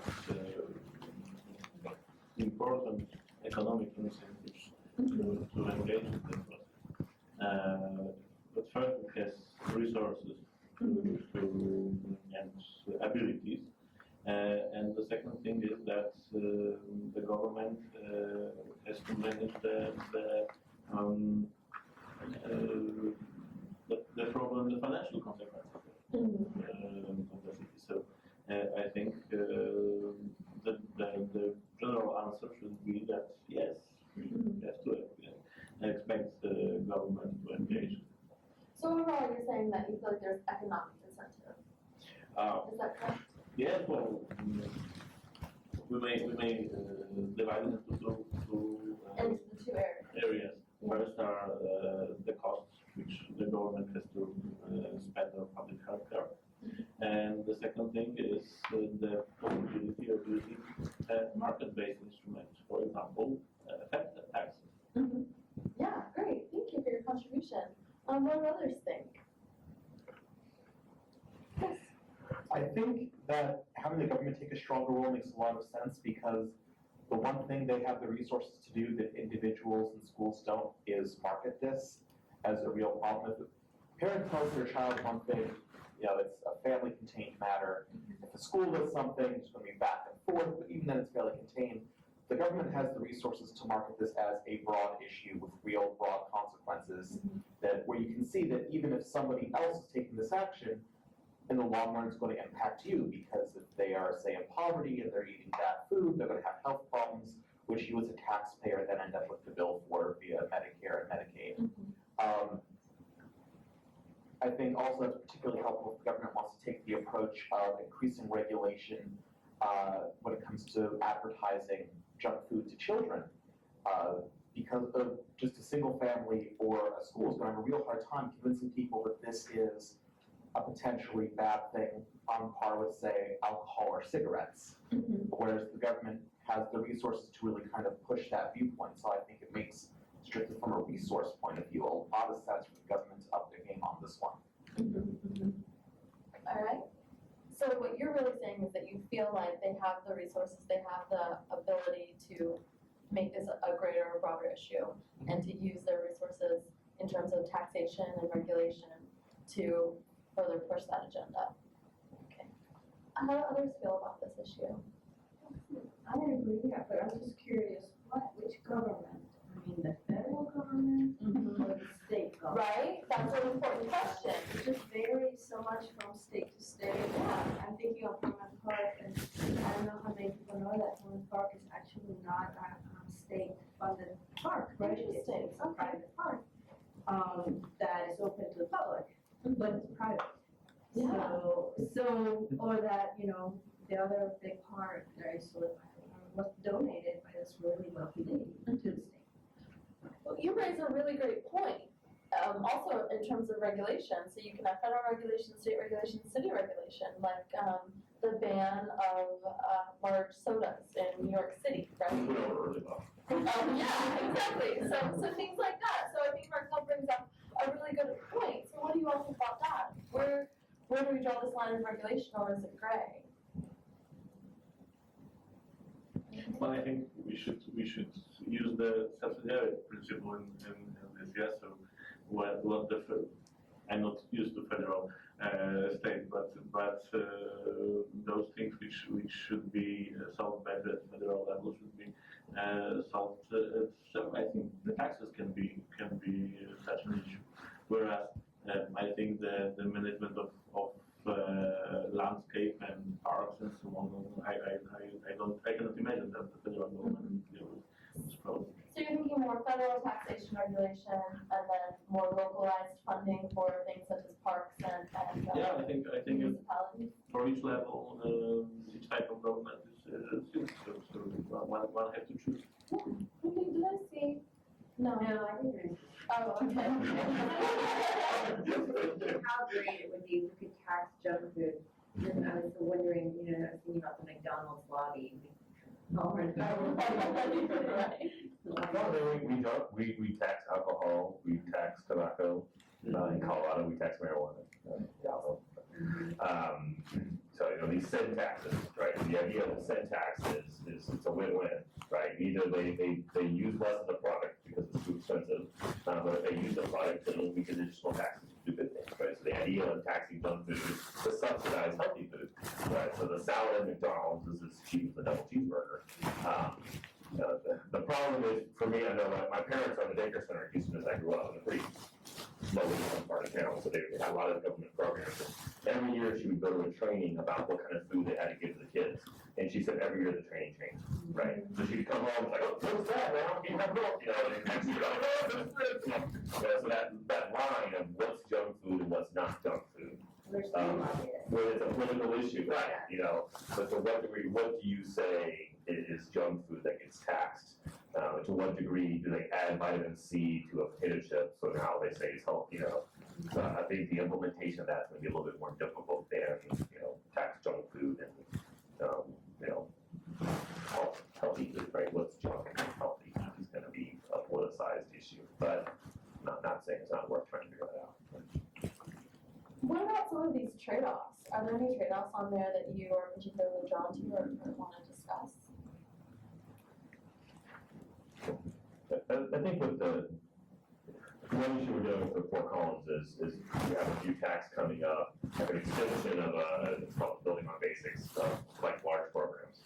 So they come up with a list of programs that we vote, so outside of the budget, kind of new cool things. And one of them is a recreation center for the South Park area. Now in Fort Collins, North Park is a little poor, the South Park is a little bit more well off. North Park already has some public recreation centers, right? The South Park does not, so we do a recreation center, but since there's not one, we have several businesses that are health clubs, right? So if they build a recreation center on the South Part of town, it's probably going to cause some of those health clubs to close, because now the government is providing a service that is the private industry, you know. So I can see some of those tensions in a sense. If we're saying now it's a government responsibility to provide places to exercise and sports programs and leagues and stuff like that, then that means the private industry, you're taking that away from private industry, right? So I think that's going to be tough to see how that kind of plays out for home. I think that's an interesting point you make, but also it adds choice, right? Yeah, but then for the people who can pay for these sport programs are not really the people who are needing them. And there is a lot of people who, well, they just, I'm thinking that more parkways, exercise equipment in a small neighborhood, especially in neighborhoods who are really low income. I think that should be also something that the government could help on doing that. Another thing also that I think the food desert also is an area that nobody speaks. And I mean, I really didn't know much about food deserts until I went to USDA on a fellowship, and then I learned about this term. And I came back to Houston because we don't see food deserts. When I look at the map, I was really surprised how many food deserts we have here in the city. So I think that's a role also for the local, state, and even the federal government. Others? Yes. Well, I agree with Maria. I was going to move to a cheaper apartment. So then I don't remember which ward it is in Houston, but I just mapped it because I don't have a car. So I was like, where's the grocery store?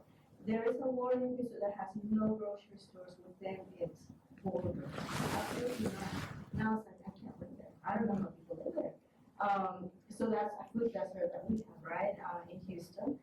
And then, but also I think, well, I don't know, I just, it's not only the parks for poor neighborhoods, but the safety. Like, is it really safe for them to go outside? Do their parents feel safe for the children to be playing? Are there drug dealers? Are they going to be shot? So if you don't have that safety, then it's very hard for parents to say, oh yeah, let me just send my child to the park. Yeah. Others who we haven't heard from yet? About a minute or so. I'm running out of steam.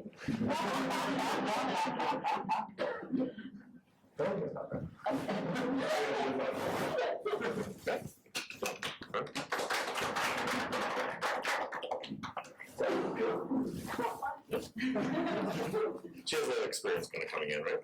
So I mean, I noticed for sure, like most of us were liking this approach, right? So one of the interventions you made is good. What do you think about those trade-offs, right? Yeah. So that was kind of a transition question and a push on I that. think that's a good point, it's like, once you do it a couple times, you feel a lot more comfortable than.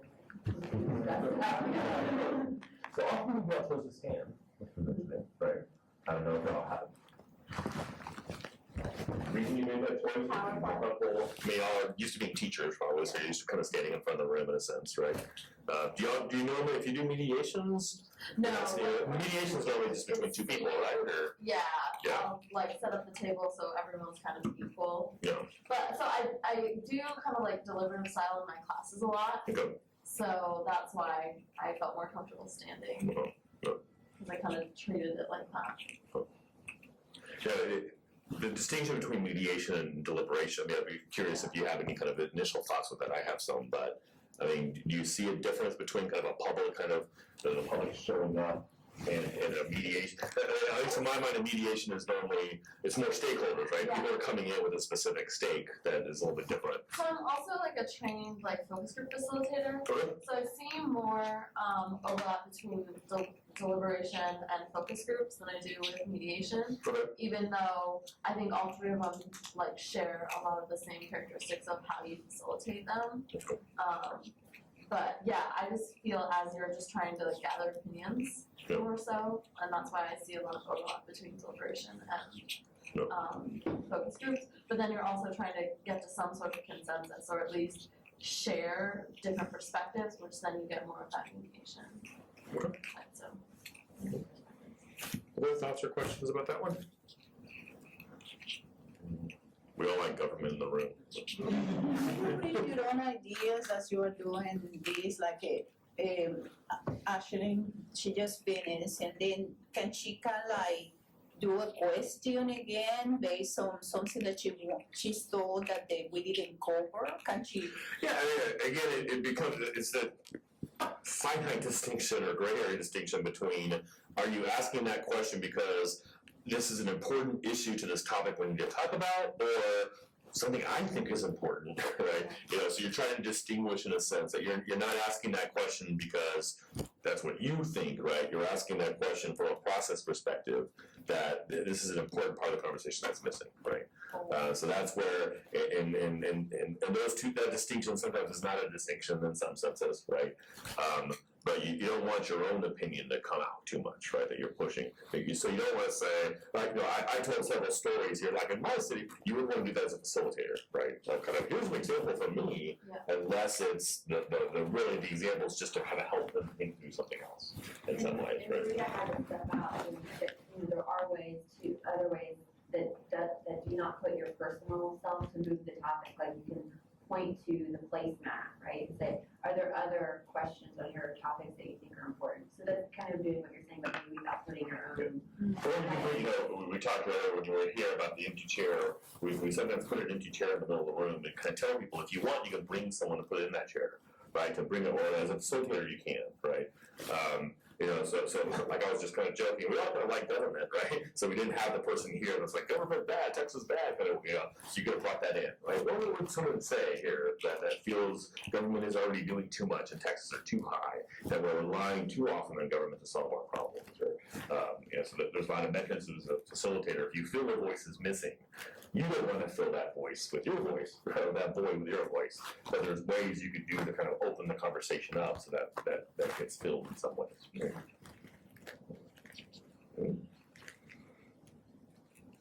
So with this one, going to do that same mechanism, what were some of the underlying values relevant to this topic? Again, we didn't have to explicitly talk about, right?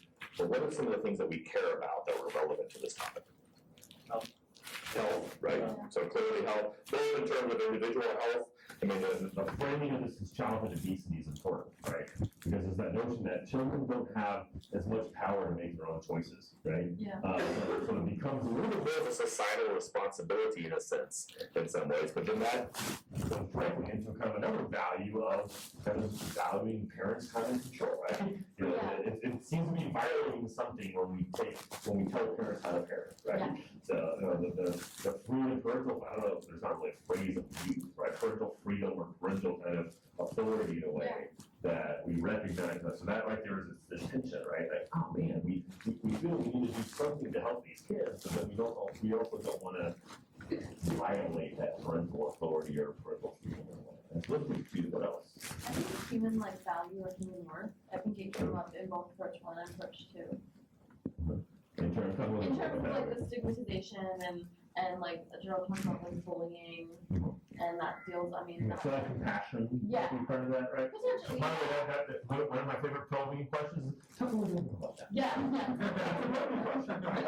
Someone says something that's interesting, you know, but they seem they finish talking. Tell me a little bit more about that. This is a great probing question.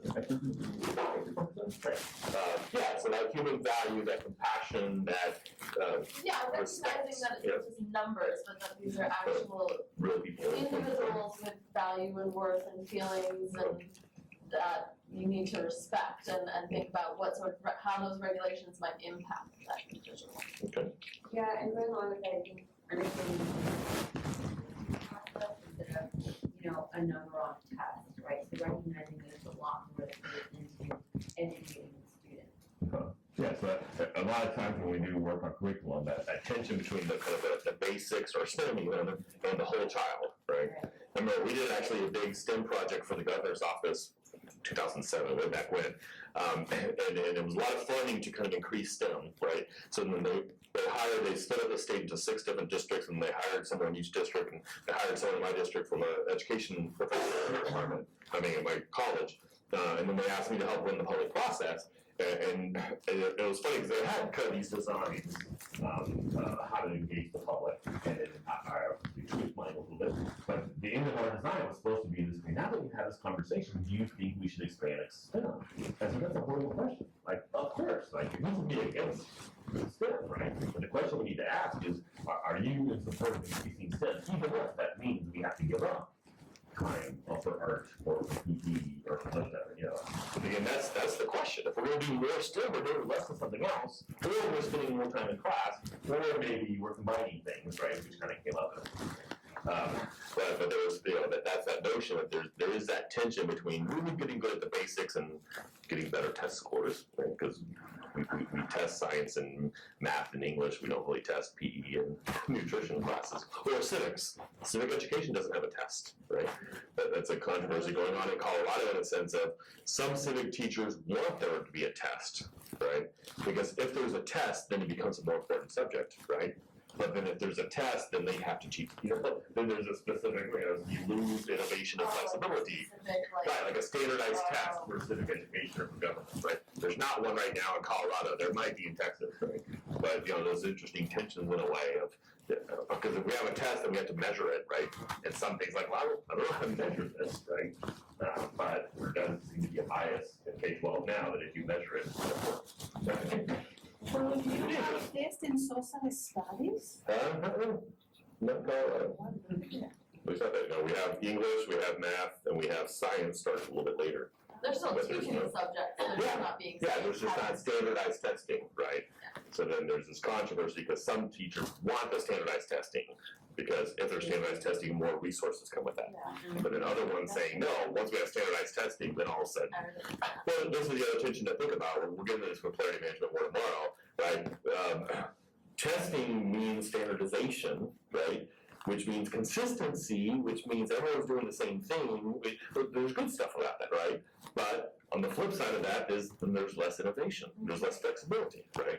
You know, so in some ways, if every teacher is teaching it the same way across the state, right? There's some good things about that, right? That means if you transition, you transfer from one school to another, well, you're kind of on the same thing, you've got the same textbook, and then, you know. Then that also means that individual teachers, most teachers go into teaching not because They want to control the classroom, right? You want to have control over your syllabus. You want to be able to have some flexibility, right? So that consistency versus flexibility is a huge tension we deal with in K-12, right? That is often not discussed well, right? Because some people just see the advantages of consistency and the advantages of flexibility and don't see the drawbacks of each, right? So that's something that we really push with our work with schools, is to help them really think about that in a sense, right? As we go through. Other values in here, so we have like health, we have kind of like humanity and compassion, we have kind of education as holistic, right?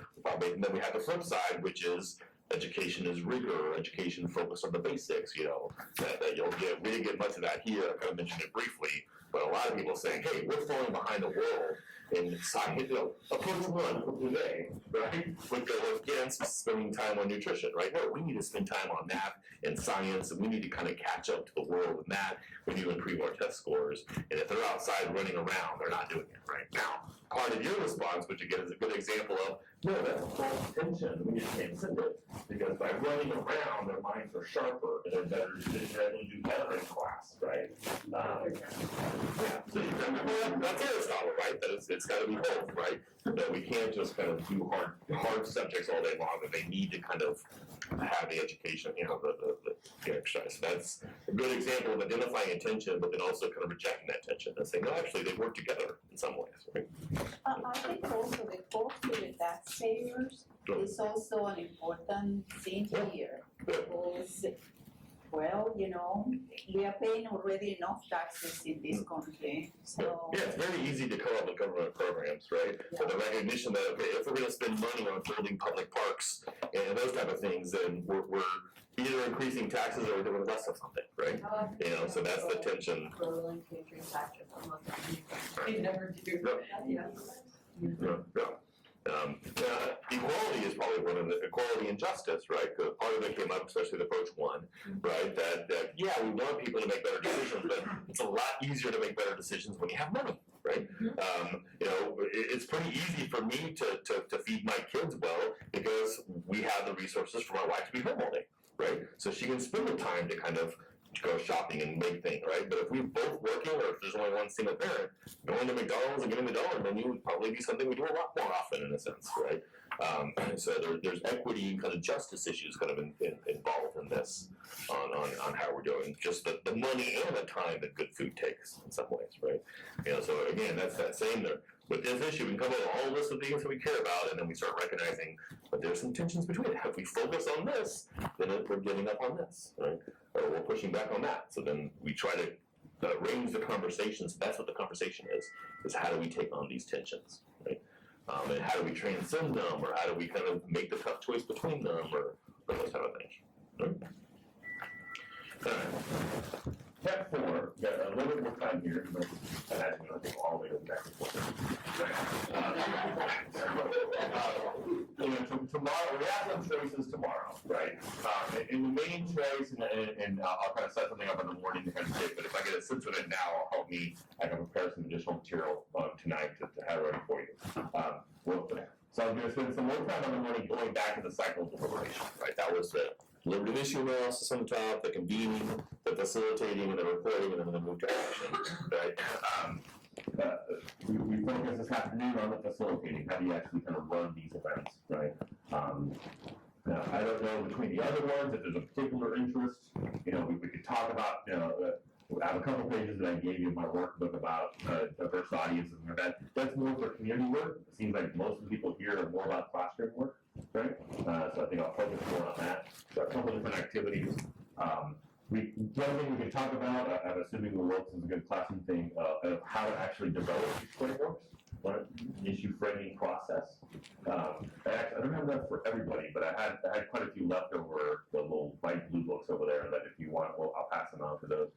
It's covering material on how to develop these issues, right? And I think it's online as well too, so if you can't get on my copy, we can kind of give you a link. But I can spend some time on issue framing. I'm going to pass this out. I have about a 10-page document with just process design. Like what are the things that security work, but a lot of those will apply to students. Thinking about how there's about like 20 different features I kind of think about, and there's like a paragraph on each feature. But just, I can pass that out tonight and then come back tomorrow and kind of talk about some of those things you in terms of process design.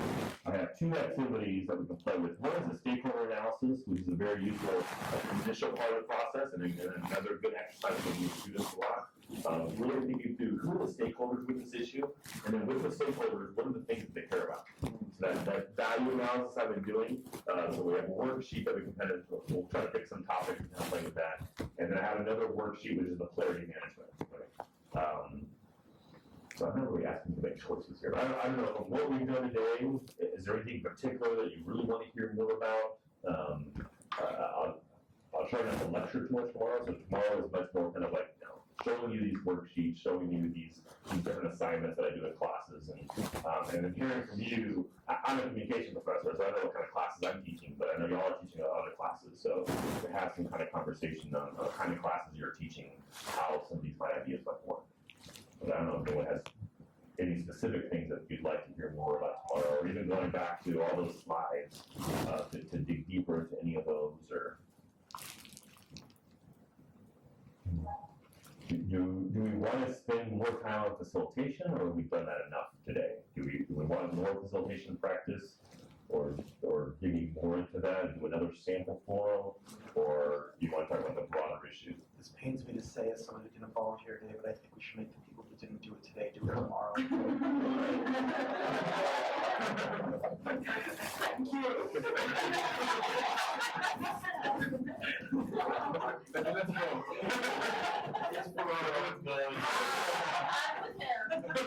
Yeah, I think the more I mean, what I normally do is, I normally run this twice in one day with my students, right? So what we can do next time is now, I don't, well, it's your time, right? So if you want, because we have 9, 1, 2, 3, 4, 5, 6, 7, 8, I guess we need 9. I won't be here. You won't be there, but you went today, that's Is there good. anyone else who won't be here tomorrow? Okay, so then that makes 8, and then we possibly will have 1 more, depending on if all of it feels better. Okay, well, it'd be tough to make someone new facilitate without. Yeah, exactly. So this is the role-playing sheets that my students came up with. So sometimes we cut them up and we assign them, and sometimes I just pass this out and kind of let people kind of pick.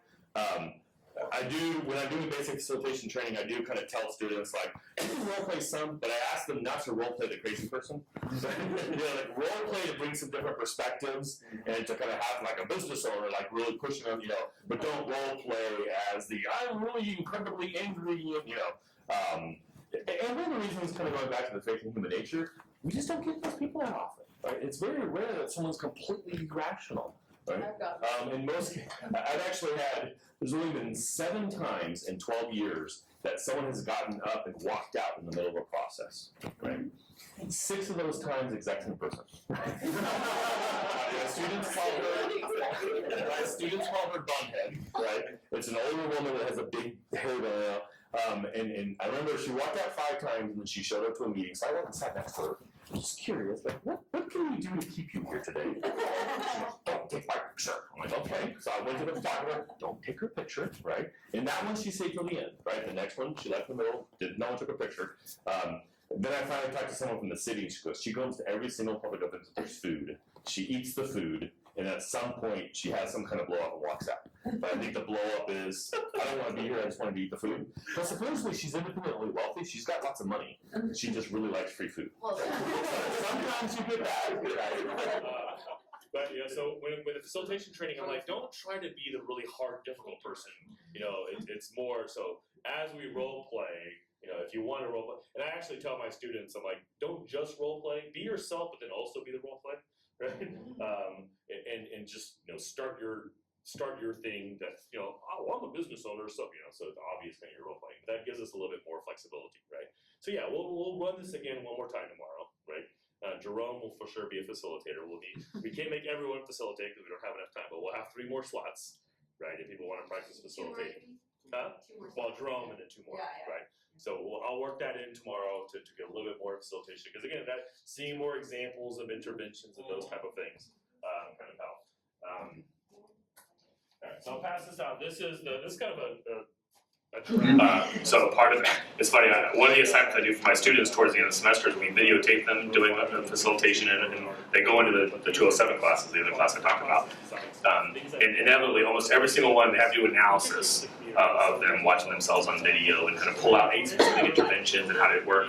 And almost every single one of them says they were sure during the event that the silent was like 15, 30 seconds, right? And then they timed it on video and it was like 6, right? So they're like, because often they'll ask a question and then they'll rephrase the question 3 seconds. Well, no, but if anything, if there's silence, an introvert might get to speak, right? The extroverts kind of think out loud, they just start talking and then figure out what they want to say, right? Introverts figure it out first and then speak. So what I tell them with silence is like, if you realize, okay, I asked a bad question or a convoluted, if people are looking at you like, I have no idea what you just asked, then you rephrase, right? But if people are thinking, right? That's good, or you want them to think. So silence is okay to like, fill it. Right? So normally you kind of hear some different perspectives. So then we'll jump in, right? We're going to do this a little bit faster than normal. I'm going to use my phone just to kind of give me a sense of time. We'll probably do about like little 10-minute approaches and spend a little bit of time debriefing, but not too much, just to kind of want to give you more of an example of what it looks like, and then in the afternoon we talk a lot more about the skills. So we're going to walk through systematically each of the approaches. I'm going to try to give a quick, like little 30-second intro to the approach, and then I'll ask what's called an opening question, and then you'll see some other interventions as we go. Right? So go ahead and pay.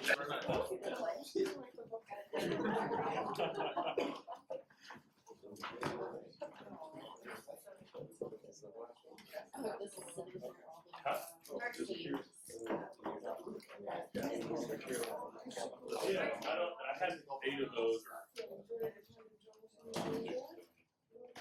Yeah, we might have ran out of that one.